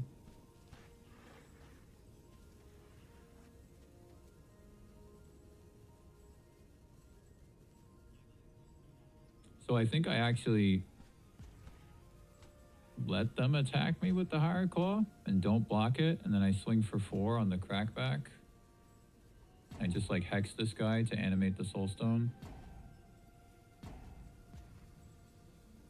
They might pump mana into these things.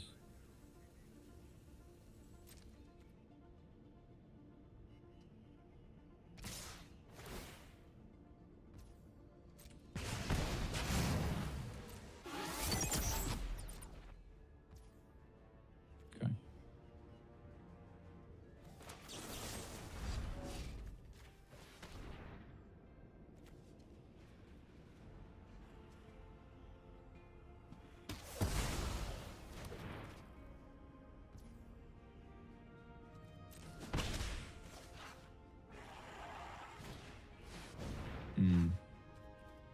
Damn.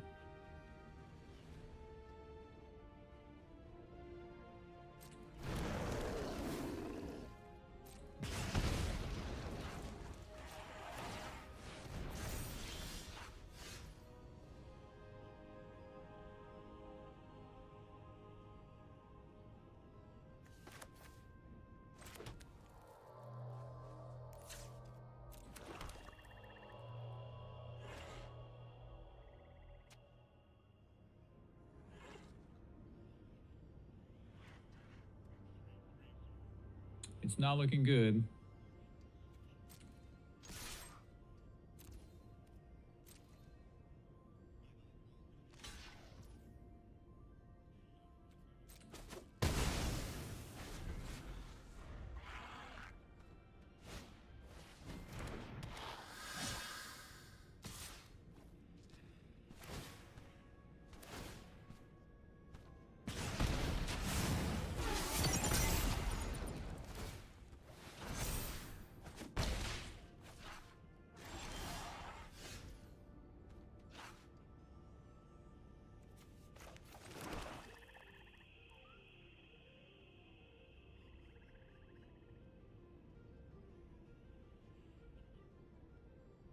This does buy me a turn, but that's all it does.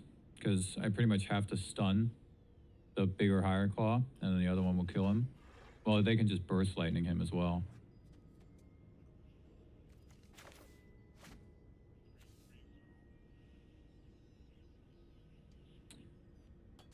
I mean, I'm tempted to actually just surveil even though I don't draw a card, because then they have to send one of them at him and burst lightning and then attack me with the other. If I plus him up, then they have to send both at him and burst lightning. But that does like nothing.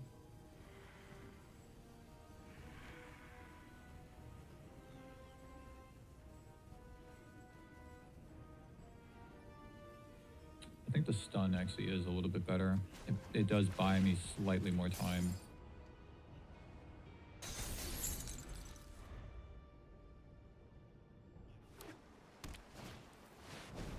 So much for that. So now if they... Oh no, I'm not. Oh no, yeah, I am dead, right? Oh no, I go to... No, yeah, I'm dead. Yeah. Probably should have hexed... I think you're right, Ruben. Probably should have just hexed that Bastionot on turn 2 when I had the chance. Or if it was turn 1 or whatever it is.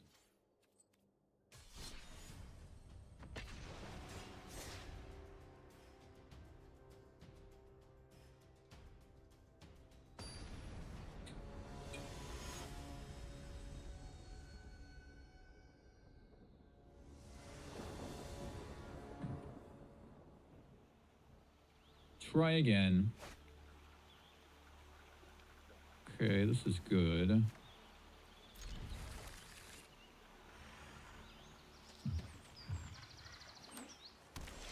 Okay, it's a mirror match.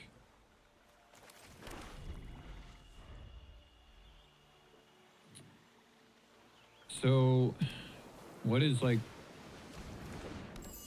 I mean, that is irrelevant. What is the worst thing that they can play that I would want to hex? If they have a Lockmare, that's bad. If they have a Nuisance, that's bad. And if they have a Bitterbloom Bearer...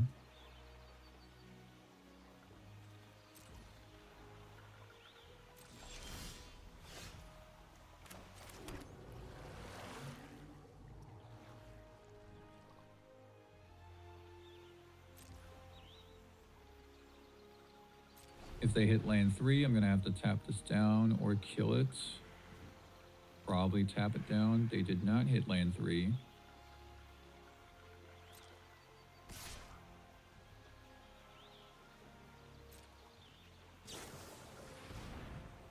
Look at that. Look at that, guys. So, do I counter this gifter?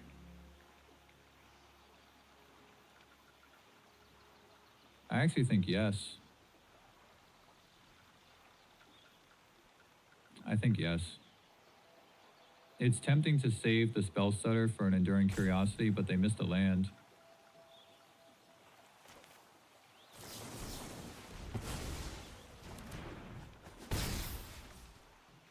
Haven't seen the gifter being played. Oh wow, they baited me. They had a land the whole time.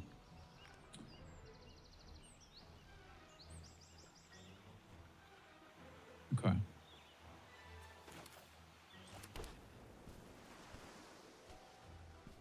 I do have answers to their stuff though. So I'll be able to maybe attack next turn. I could Curiosity down first. Well, they can still play theirs, but...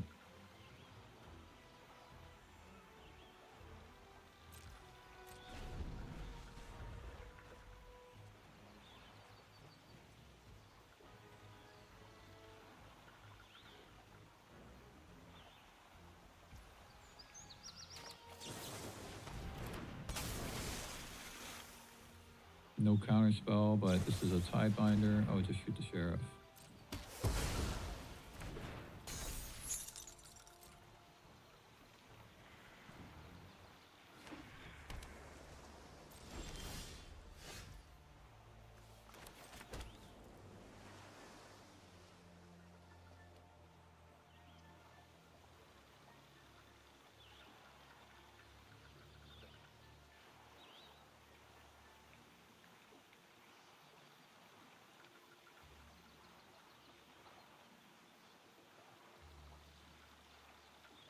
In theory, the Lockmare is better.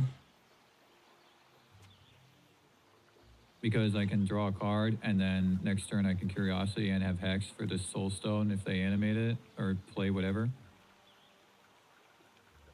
If they have Tidebinder though, then this Mare is bad.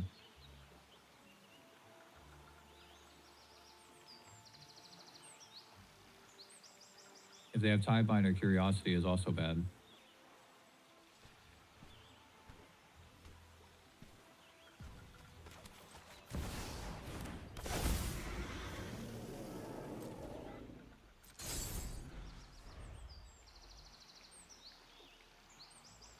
I think I'd rather have them turn off the Mare than turn off the Curiosity. They have Tidebinder.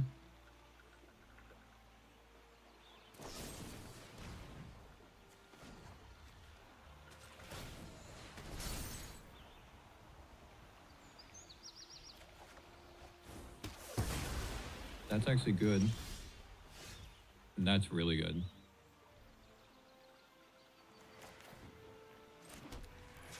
Just hold up everything.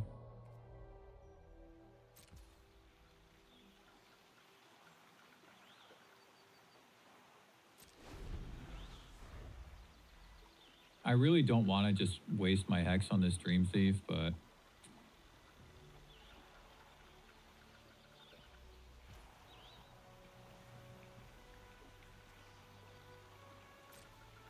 I will. I'm gonna wait though, see if they play like a Curiosity or something.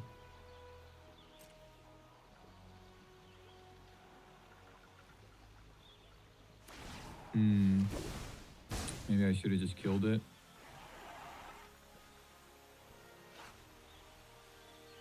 Wait, is this before blockers? This is before blockers, right? I mean, I'm not too worried about this anyway because I can just kill him on the crackback.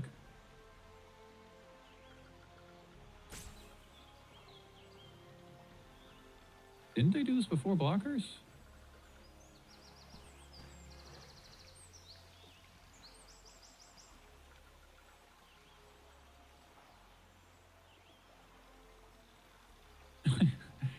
Did they do this before blockers? I mean, maybe I should just, because I'm going to lose my curiosity if I do that anyway, right? So this keeps it around if I just kill him.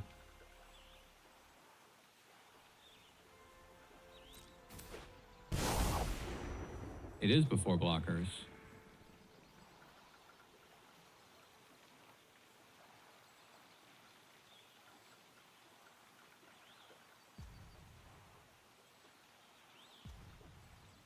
Yeah, I'll just kill him with curiosity.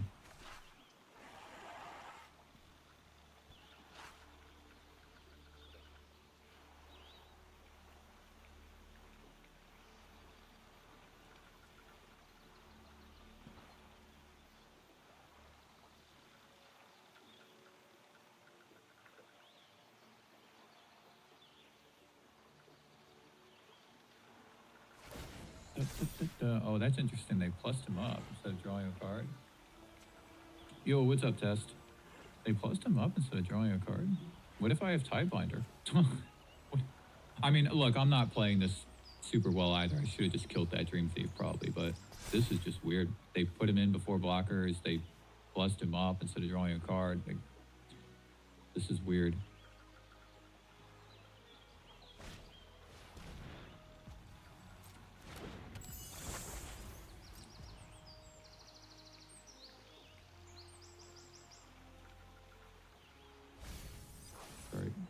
What? What are you doing?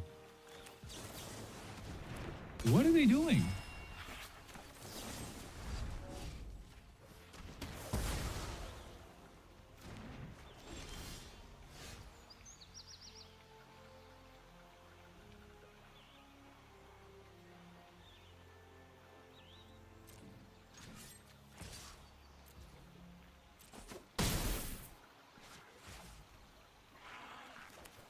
Now, whatever they play, I'll just counter with Spell Stutter and then kill him with Bearer.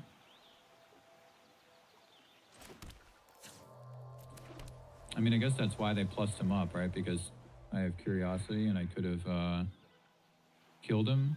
But still, why bin that land? I don't understand.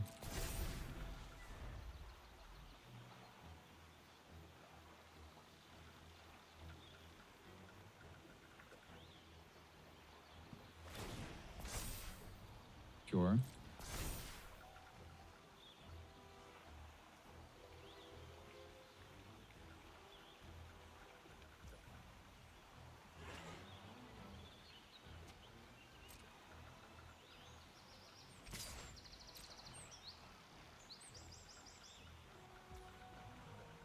They plussed him up again.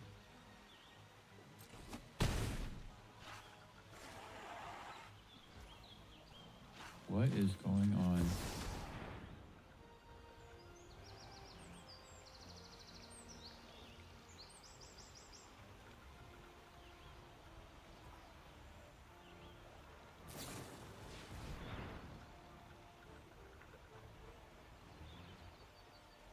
Okay, so I can't counter that. So they're going to tap down my Curiosity.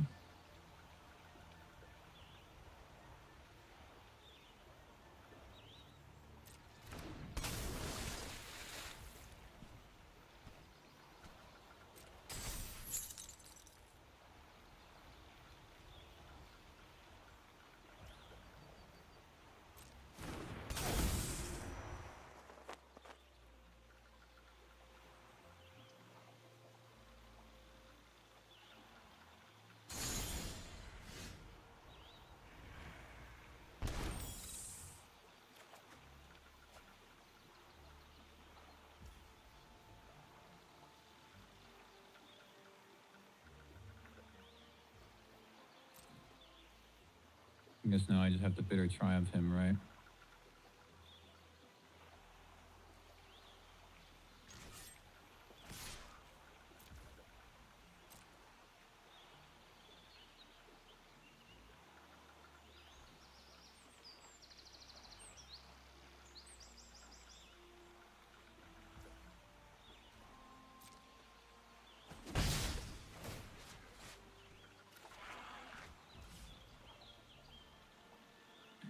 I'll probably discard this land to the bitter triumph.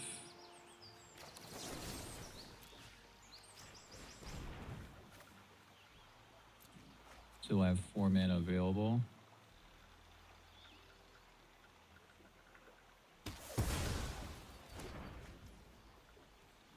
I mean, I'm very confused by what they're doing, but the bigger mistake was me not killing that Dream Thief.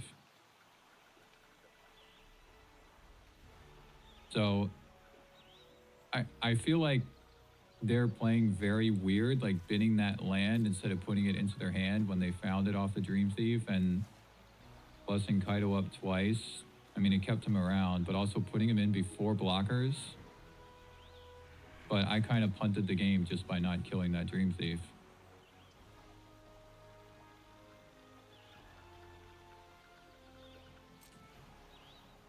They might have another Drowner here. That is fine.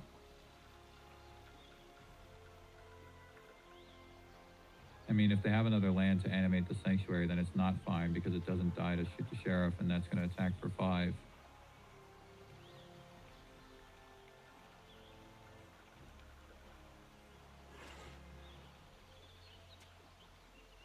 But I think oh, and then I die. I would have to kill my own Bitterbloom Bear. But if they have a Curiosity, that's worse. Is it worse?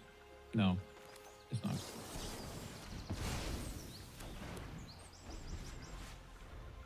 Definitely not.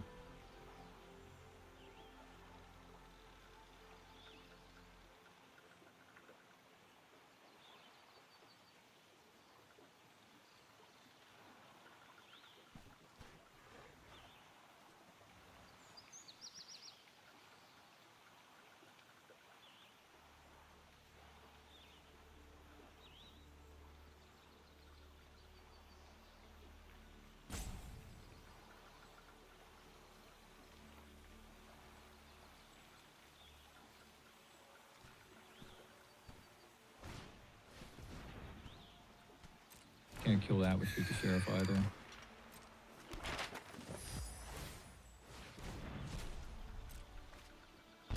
Not activating the map token there is crazy. Why? Guys, what is going on?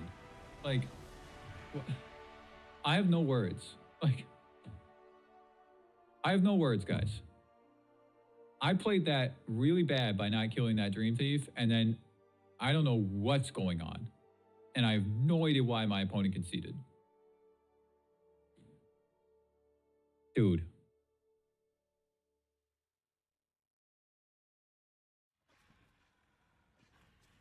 My goodness, man.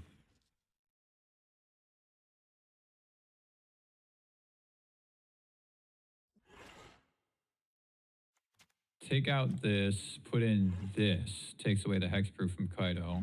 Put in another one of these in case they get a Kaido. Cut one of my own Kaidos because I'm on the draw now.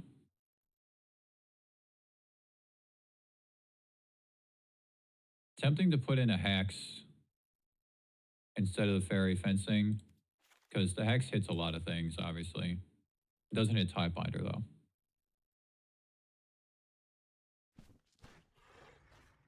And then typically in mirror matches, I like putting in Duress. I do like the Bitterbloom Bearer, but if they have Spyglass Siren, then the Bitterbloom Bearer is actually not quite as good because it might not hit, you know, might not be able to punch through a thing that gets buffed with the token, but it does block Drowner, and it blocks Siren, it blocks Dream Thief. all that stuff. But you know what? I feel like on the draw, the bearer is just not as good. I'm going to play the duress. I really like playing duress in the mirror match because it might nab a Kaido before they can put it in.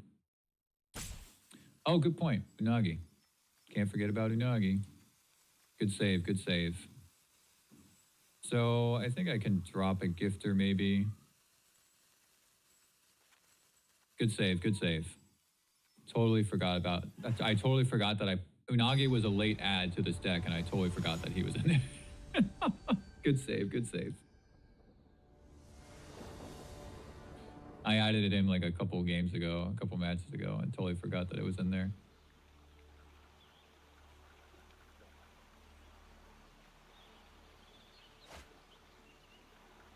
Okay, this looks really good. We got mana leak.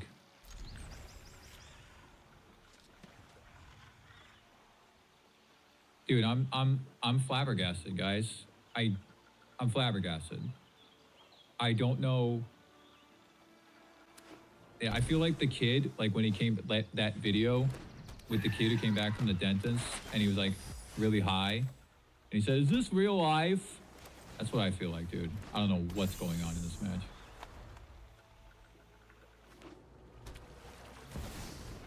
Ah, they also have Lockmare. Okay, Lockmare and Gifter getting some attention here, man.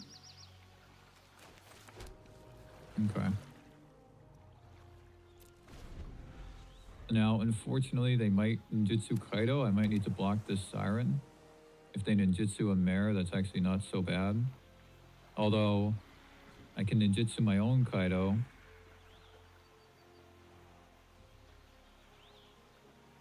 I'm just gonna map here. Okay. I think they've got Kaido if they're doing this, because otherwise they might have just used the map.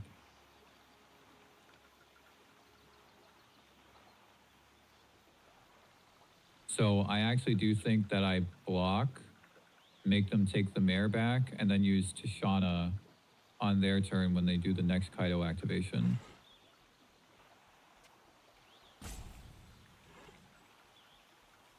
Because I don't think ninjutsuing in my Kaido does anything. I would have to plus mine up, they plus theirs up, and then mine goes to 1.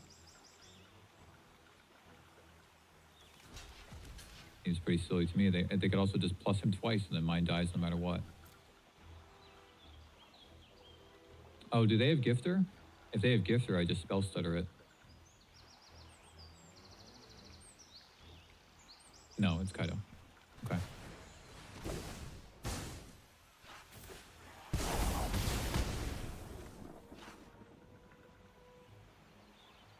Okay. Let's see if they do the plus up again. It actually probably wouldn't be bad for them to do the plus up in this case. I don't think so.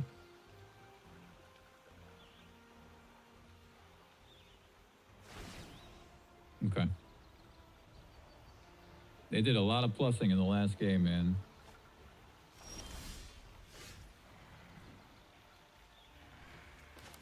Now Tidebinder their Kaido when they do the activations, or when they do. I mean, they should probably not plus him up. They should probably wait. Because if they think I'm holding Tishana, they have Curiosity maybe? Is it better to counter the Curiosity instead of Tishana? Never mind.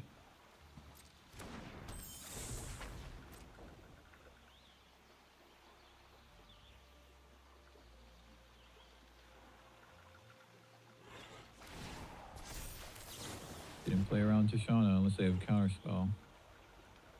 Or they could have their own Tishana.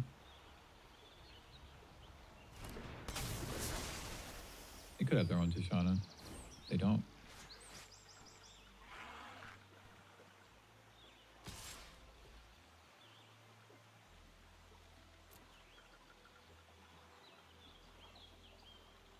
Oh!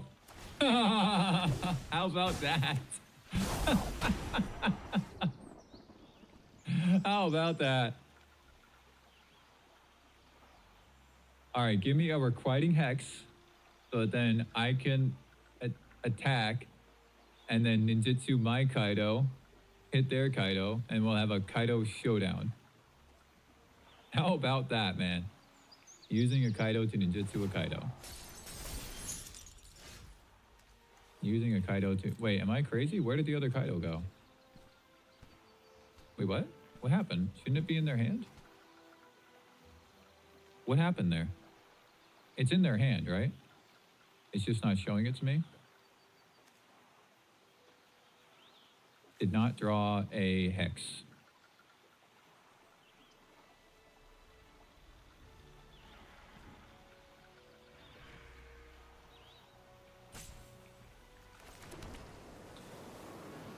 So, playing my Kaido is actually not bad. It's really not bad. Because I can plus him up and then they can't kill it. Oh no, they can because they have the Dream Thief, right? Okay, so they can. It's... yeah, no, it's bad. So I guess I just hold Curiosity. I don't really know what value Curiosity is bringing though. Maybe it's better to hold Spell Stutter, play the Nuisance, hold Spell Stutter. If they don't have a land, then I can counter this Mare if they play that. But otherwise...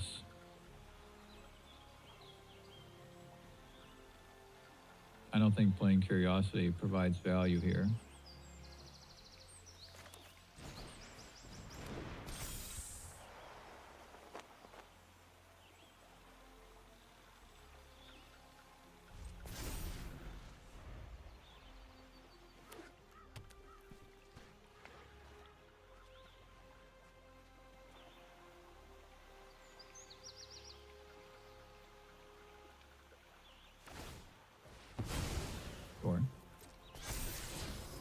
And they have 3. Wait, they kept it? What? Don't they have one in their hand? What is going on?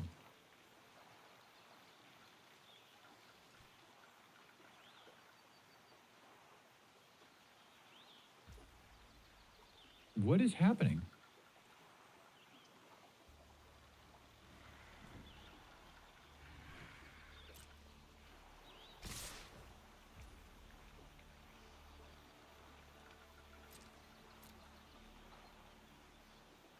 What is...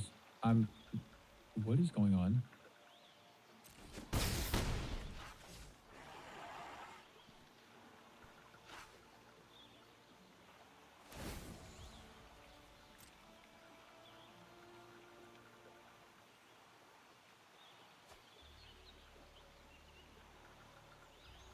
What?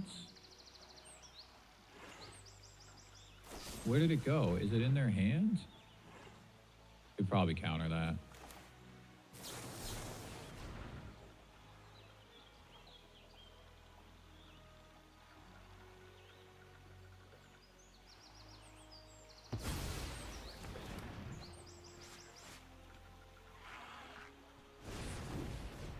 Ah, Prankster.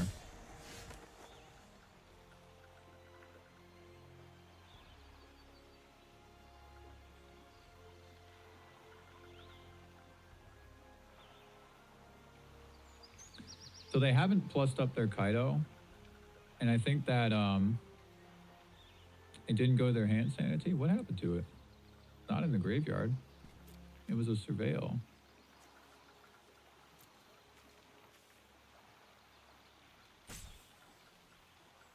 Maybe they moved it 1 card down. They moved it 1 card down and drew the other thing.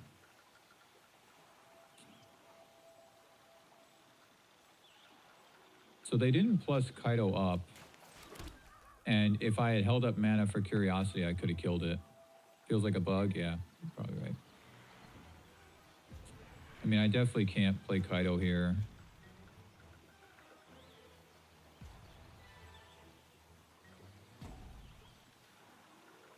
Actually, I will. It sounds weird, but I will. Because I'm going to stun their thing and put their Kaido to 1. It sounds weird, but... like, if they attack and attack, I can play Curiosity. Oh, wait, am I just dead? I am, aren't I?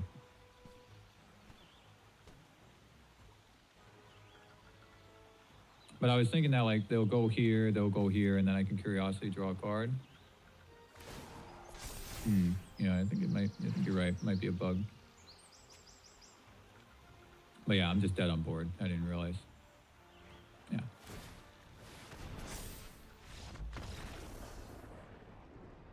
Game 3. Game 3.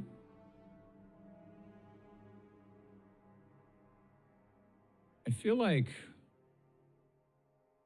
Spell Stutter is actually not that fantastic here because so many of their spells are cheap. You know, like I'm thinking like if I'm going up, if somebody's playing Spell Stutter against me, it might not be a problem, right?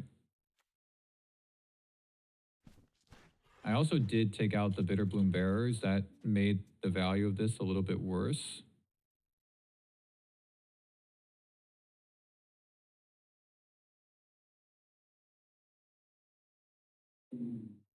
But now that I'm on the draw, I think I can put the Bearers back in, take out this Duress. Because Bearer on turn 2 really is good in the mirror match here. Like that would be a tough thing for me if I didn't have an answer for it. That would be really hard. Maybe I will put the Gifter back in though.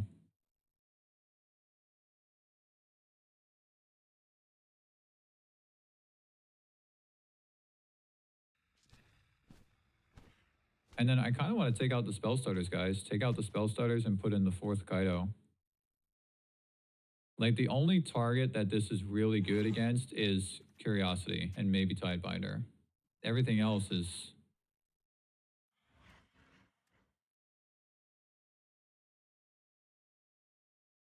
I could actually see Glen Elendra being good here.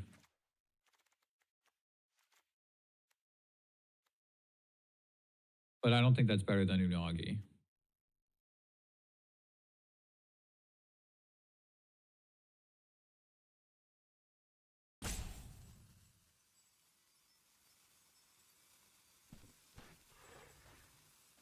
Give this a try.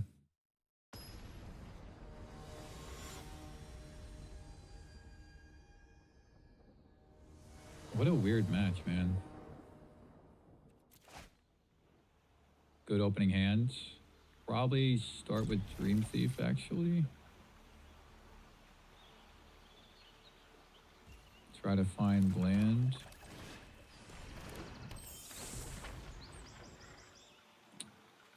Tapped land, but it does work.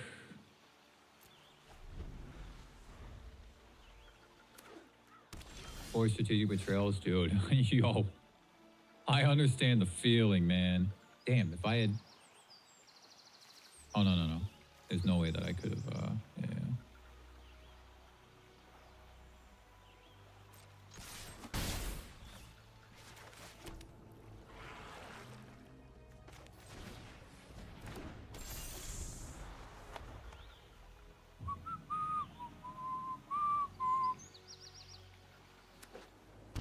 I understand the need for Strategic Betrayals, man. Especially with Formidable Speaker.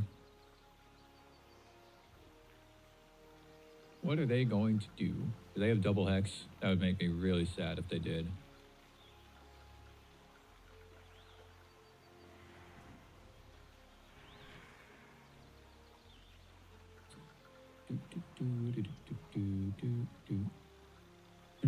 Betrayal is a blowout when it grabs Granny. Yeah, you're right.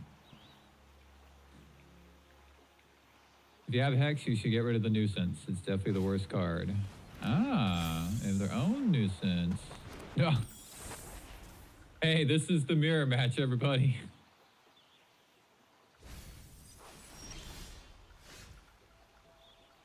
Dang, having that Tidebinder available actually would be good.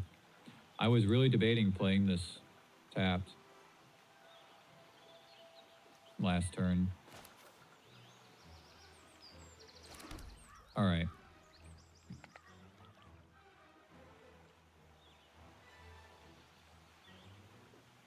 There's a number of problems with this.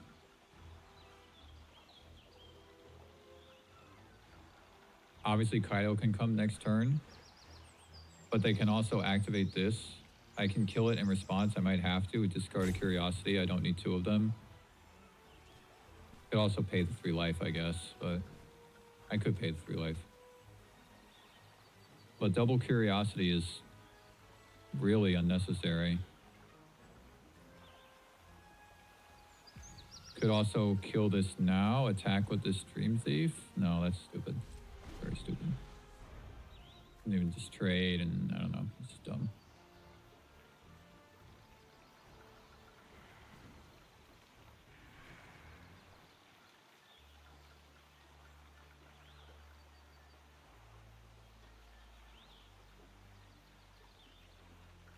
They're gonna kill my nuisance and I can kill their nuisance.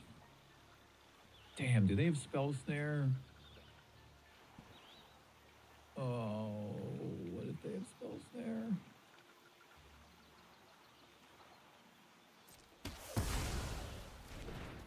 Oh boy.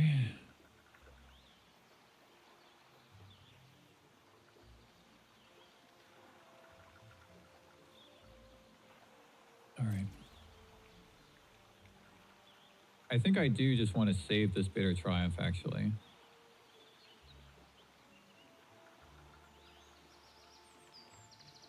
Two cats, the Triumph can take out the Kaido. Yeah, that's exactly what I was thinking.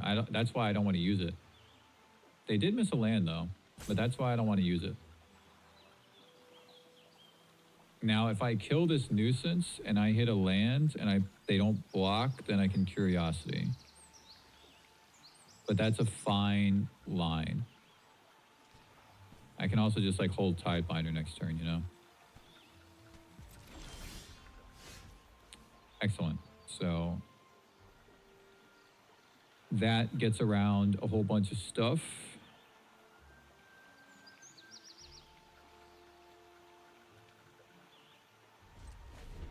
Okay.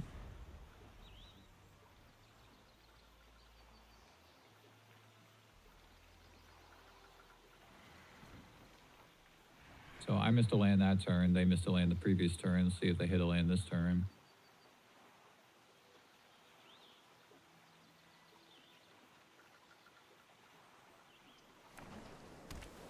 Okay, they did. We are on a razor's edge right now.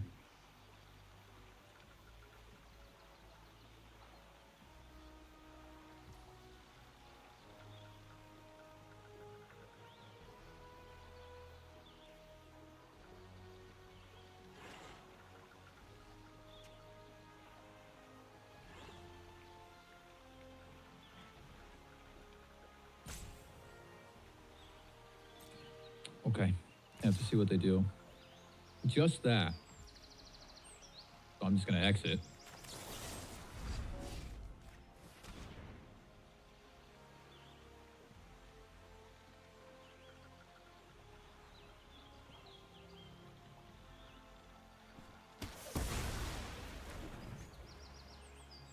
They probably don't have a Kaido. They were probably just gonna activate it, you know, make it a 2/2.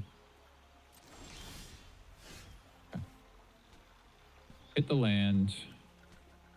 So, I mean, what are the chances that they block here? And if they do, is it bad for me? I think with 4 mana open, they would block. If they don't block, then on the crackback, how bad is that for me? I don't think it's actually bad at all. I don't think they have a counter spell. I think they would have countered that Hex. I think they would have countered that Hex if they had a spell setter. They might just have removal. Feels like they just have removal. It also feels like I don't see a downside to waiting for them to do something and use their mana, and then I respond in kind, either with a Tishana or a Curiosity.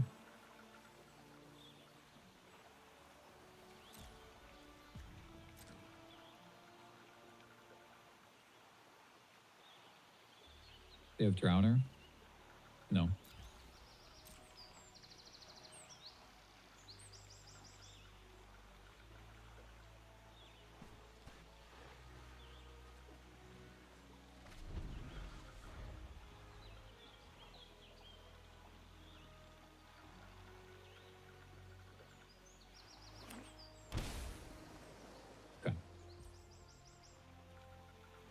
Hit me. Do your worst. Okay, so they probably have curiosity.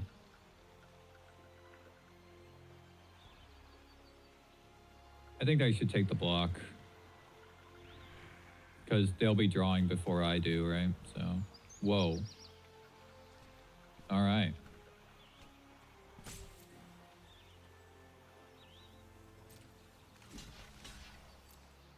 Take the block. I mean, no matter what they have, if they have Kaido or Curiosity, it's better if I do the block.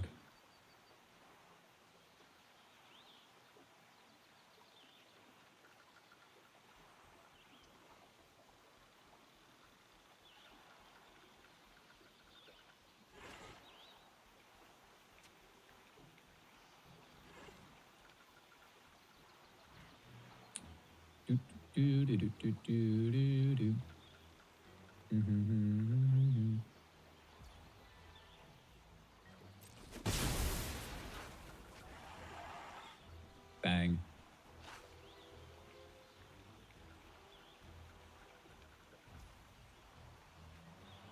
I think they have Curiosity. I'll play mine, though. Have a backup one.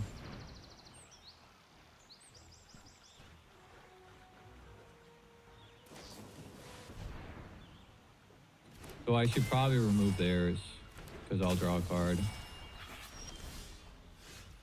And I drew a land for a Tidebinder. Let's pay the 3 life. Be tied at 15. This is slight incremental advantage.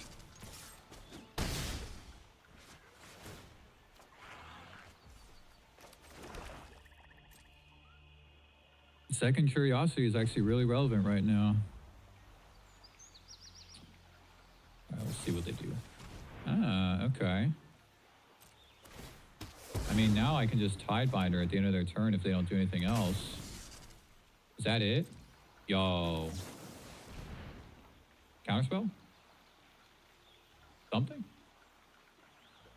Not Floodpit Surrounder. They didn't have priority. Removal spell? Some? Removal spell. Okay. Yo. I actually think that attacking with the Reef is better.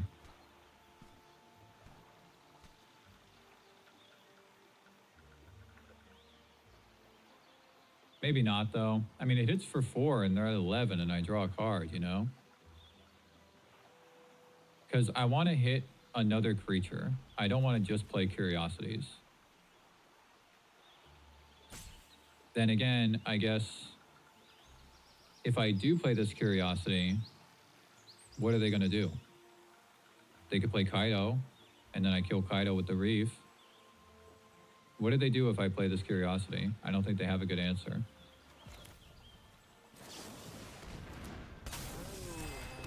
What a weird game, man.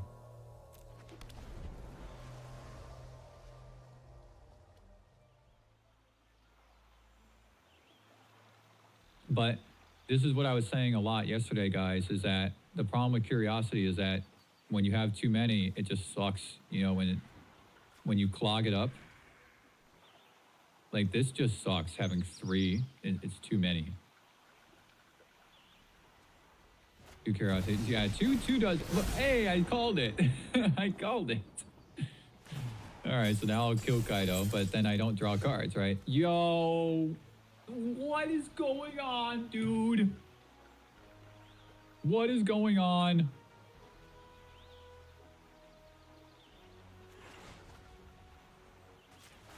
Ay, ay, ay, yeah, da, da, da, da, da, da, da, da, da, da, da,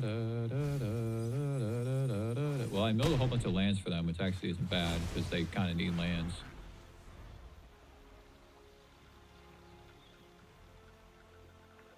What is this game? What is going on?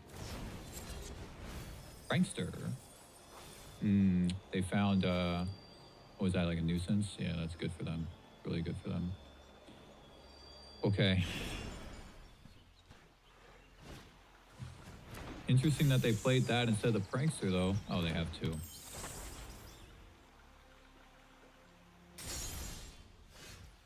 That was excellent.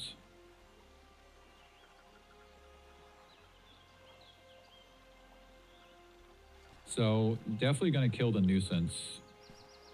But then do I attack with this reef? I think so. But I feel like playing this other curiosity is even better. But that might be too greedy. I think that is too greedy. I think it's better to like clear their field.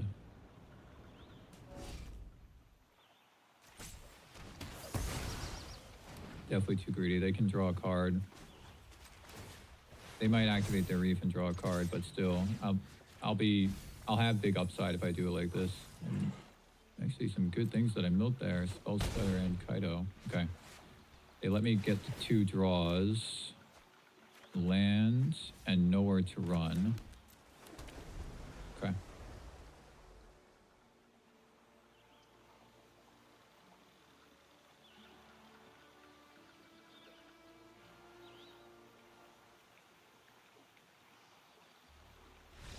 All right.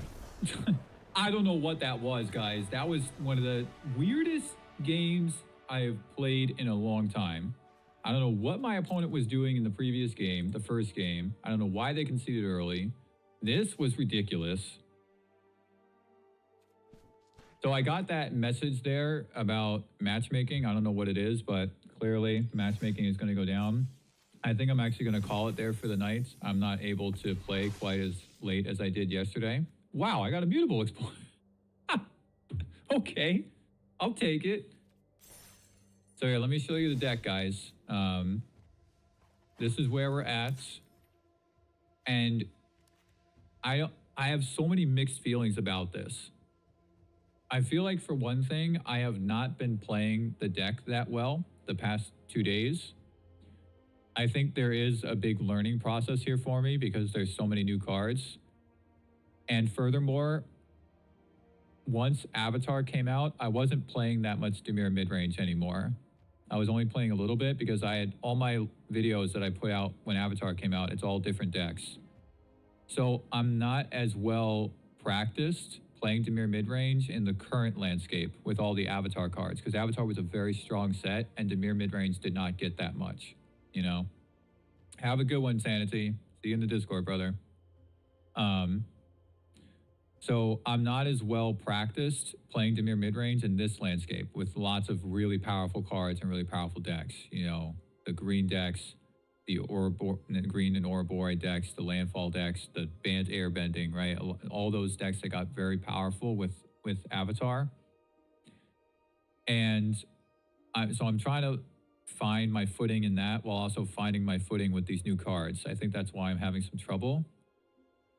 But the other thing is that I'm just very surprised that the deck doesn't feel better. Like, how does it not feel? It's so odd to me that it doesn't feel like, I don't think it would be a dominant deck based on the things that came in Lorwyn, but it really doesn't feel like there was that much of a step up with the Lorwyn set released, which sounds crazy. It feels like just a little bit like quality of life, like the nuisance compared to Spyglass Siren, which is better, but it's not that much better. And like Bitter Boom Bearer, which is like better than Deep Cavern Bat, but not that much better, right? And then you just still have the same stuff, Tishana, Curiosity, Tybite. The Hex was outstanding, right? The Hex is really, really good. But, you know, in every other deck that plays black, then they play Hex, and that's strong against this deck anyway. So I feel like, yes, there were improvements for this deck, but it's not as big of a step up as I was expecting it to be. So I do think it still needs work, and I'm going to need a little bit of time to find my footing. Don't think I'm going to stream tomorrow. I might just not have the time. I might play a little bit off stream, see if I can make some more notes, find my footing a little bit better. Because I have punted a few of these games a little bit, it feels like. It does, to my surprise, I said this a little bit earlier, that, you know, my Esper Pixie deck, when when Edge of Eternities came out. It took me 8 days to finish brewing that deck, literally, just like every single day, thinking about it, making notes about it, playing it, rebuilding it. And to my surprise, it feels like this is going to take me a while, even with you guys, even with all of you, your inputs and your help and everything, which feels like it does accelerate the process a little bit. To my surprise, I have this feeling that it's going to take me a while to kind of dial this in, even though this is Dimir Midrange, the deck that I've played the most in the past like year. So lots of mixed feelings. Very surprised that it hasn't been quite as straightforward of a process as I was expecting. So let me leave you guys with something else. This is the current Dimir Midrange deck list that I'm working with.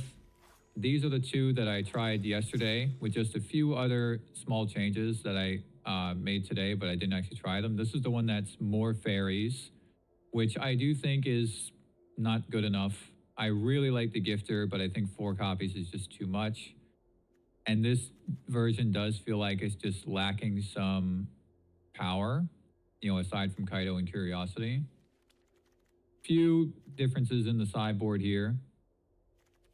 And then this is the other one, which I originally made this kind of like a classic Dimir midrange one because it had like 4 sirens, 4 drowners, 3 curiosities, but it's kind of deviated away from that just a little bit, you know, adding in the nuisance,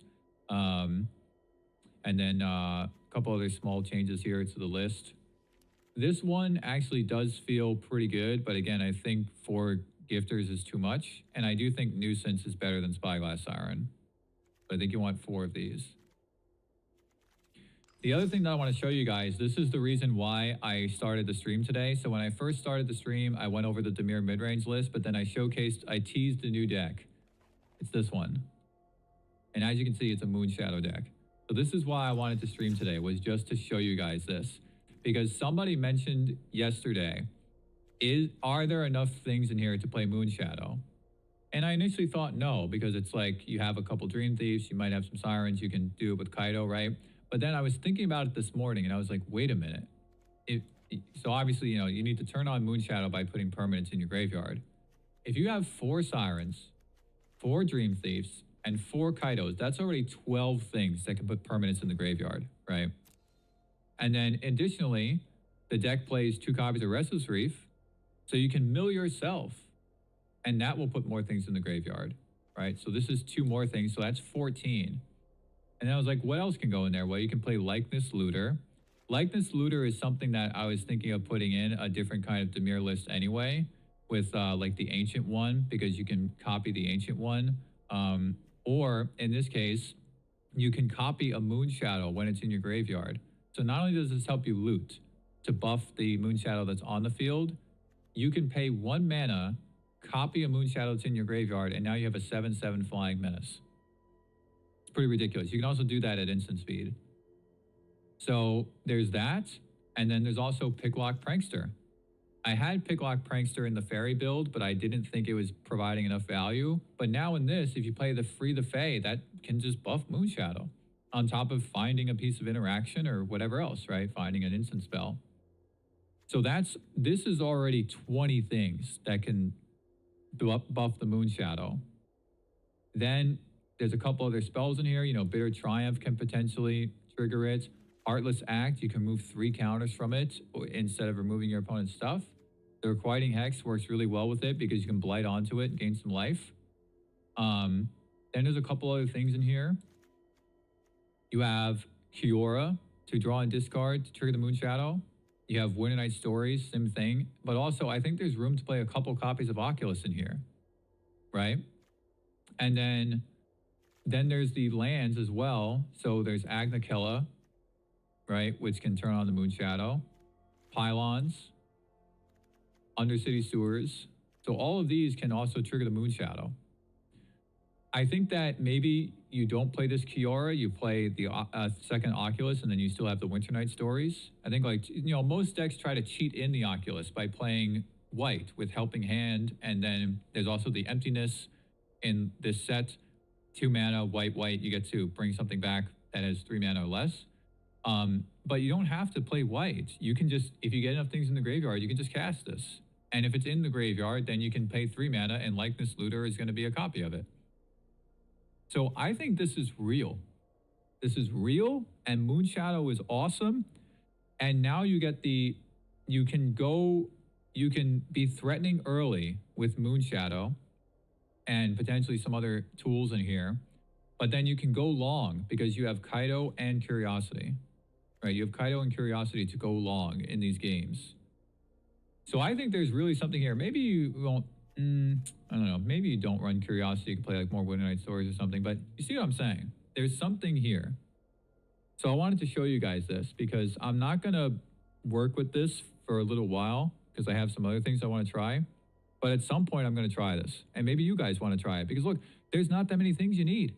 So many of these things are uncommons. So many of these things are cards you probably already have, right? You probably already have Kaido. You probably already have a Stories and a Curiosity, right? You might not have a Looter, but so many other things are uncommons and you just need the Mythics for Moonshadow. So you guys could try this. You can try this out. I didn't build a sideboard. This is just the same sideboard as the other decks. So I made a copy of it. So that's going to do it for me, guys. I'm definitely getting hungry. Going to make some dinner and stuff. Might not be on tomorrow, maybe be on the next day. Thank you all so much for stopping by and sharing your feedback and brainstorming with me. It's been really fun. Take care. Have a great night, guys.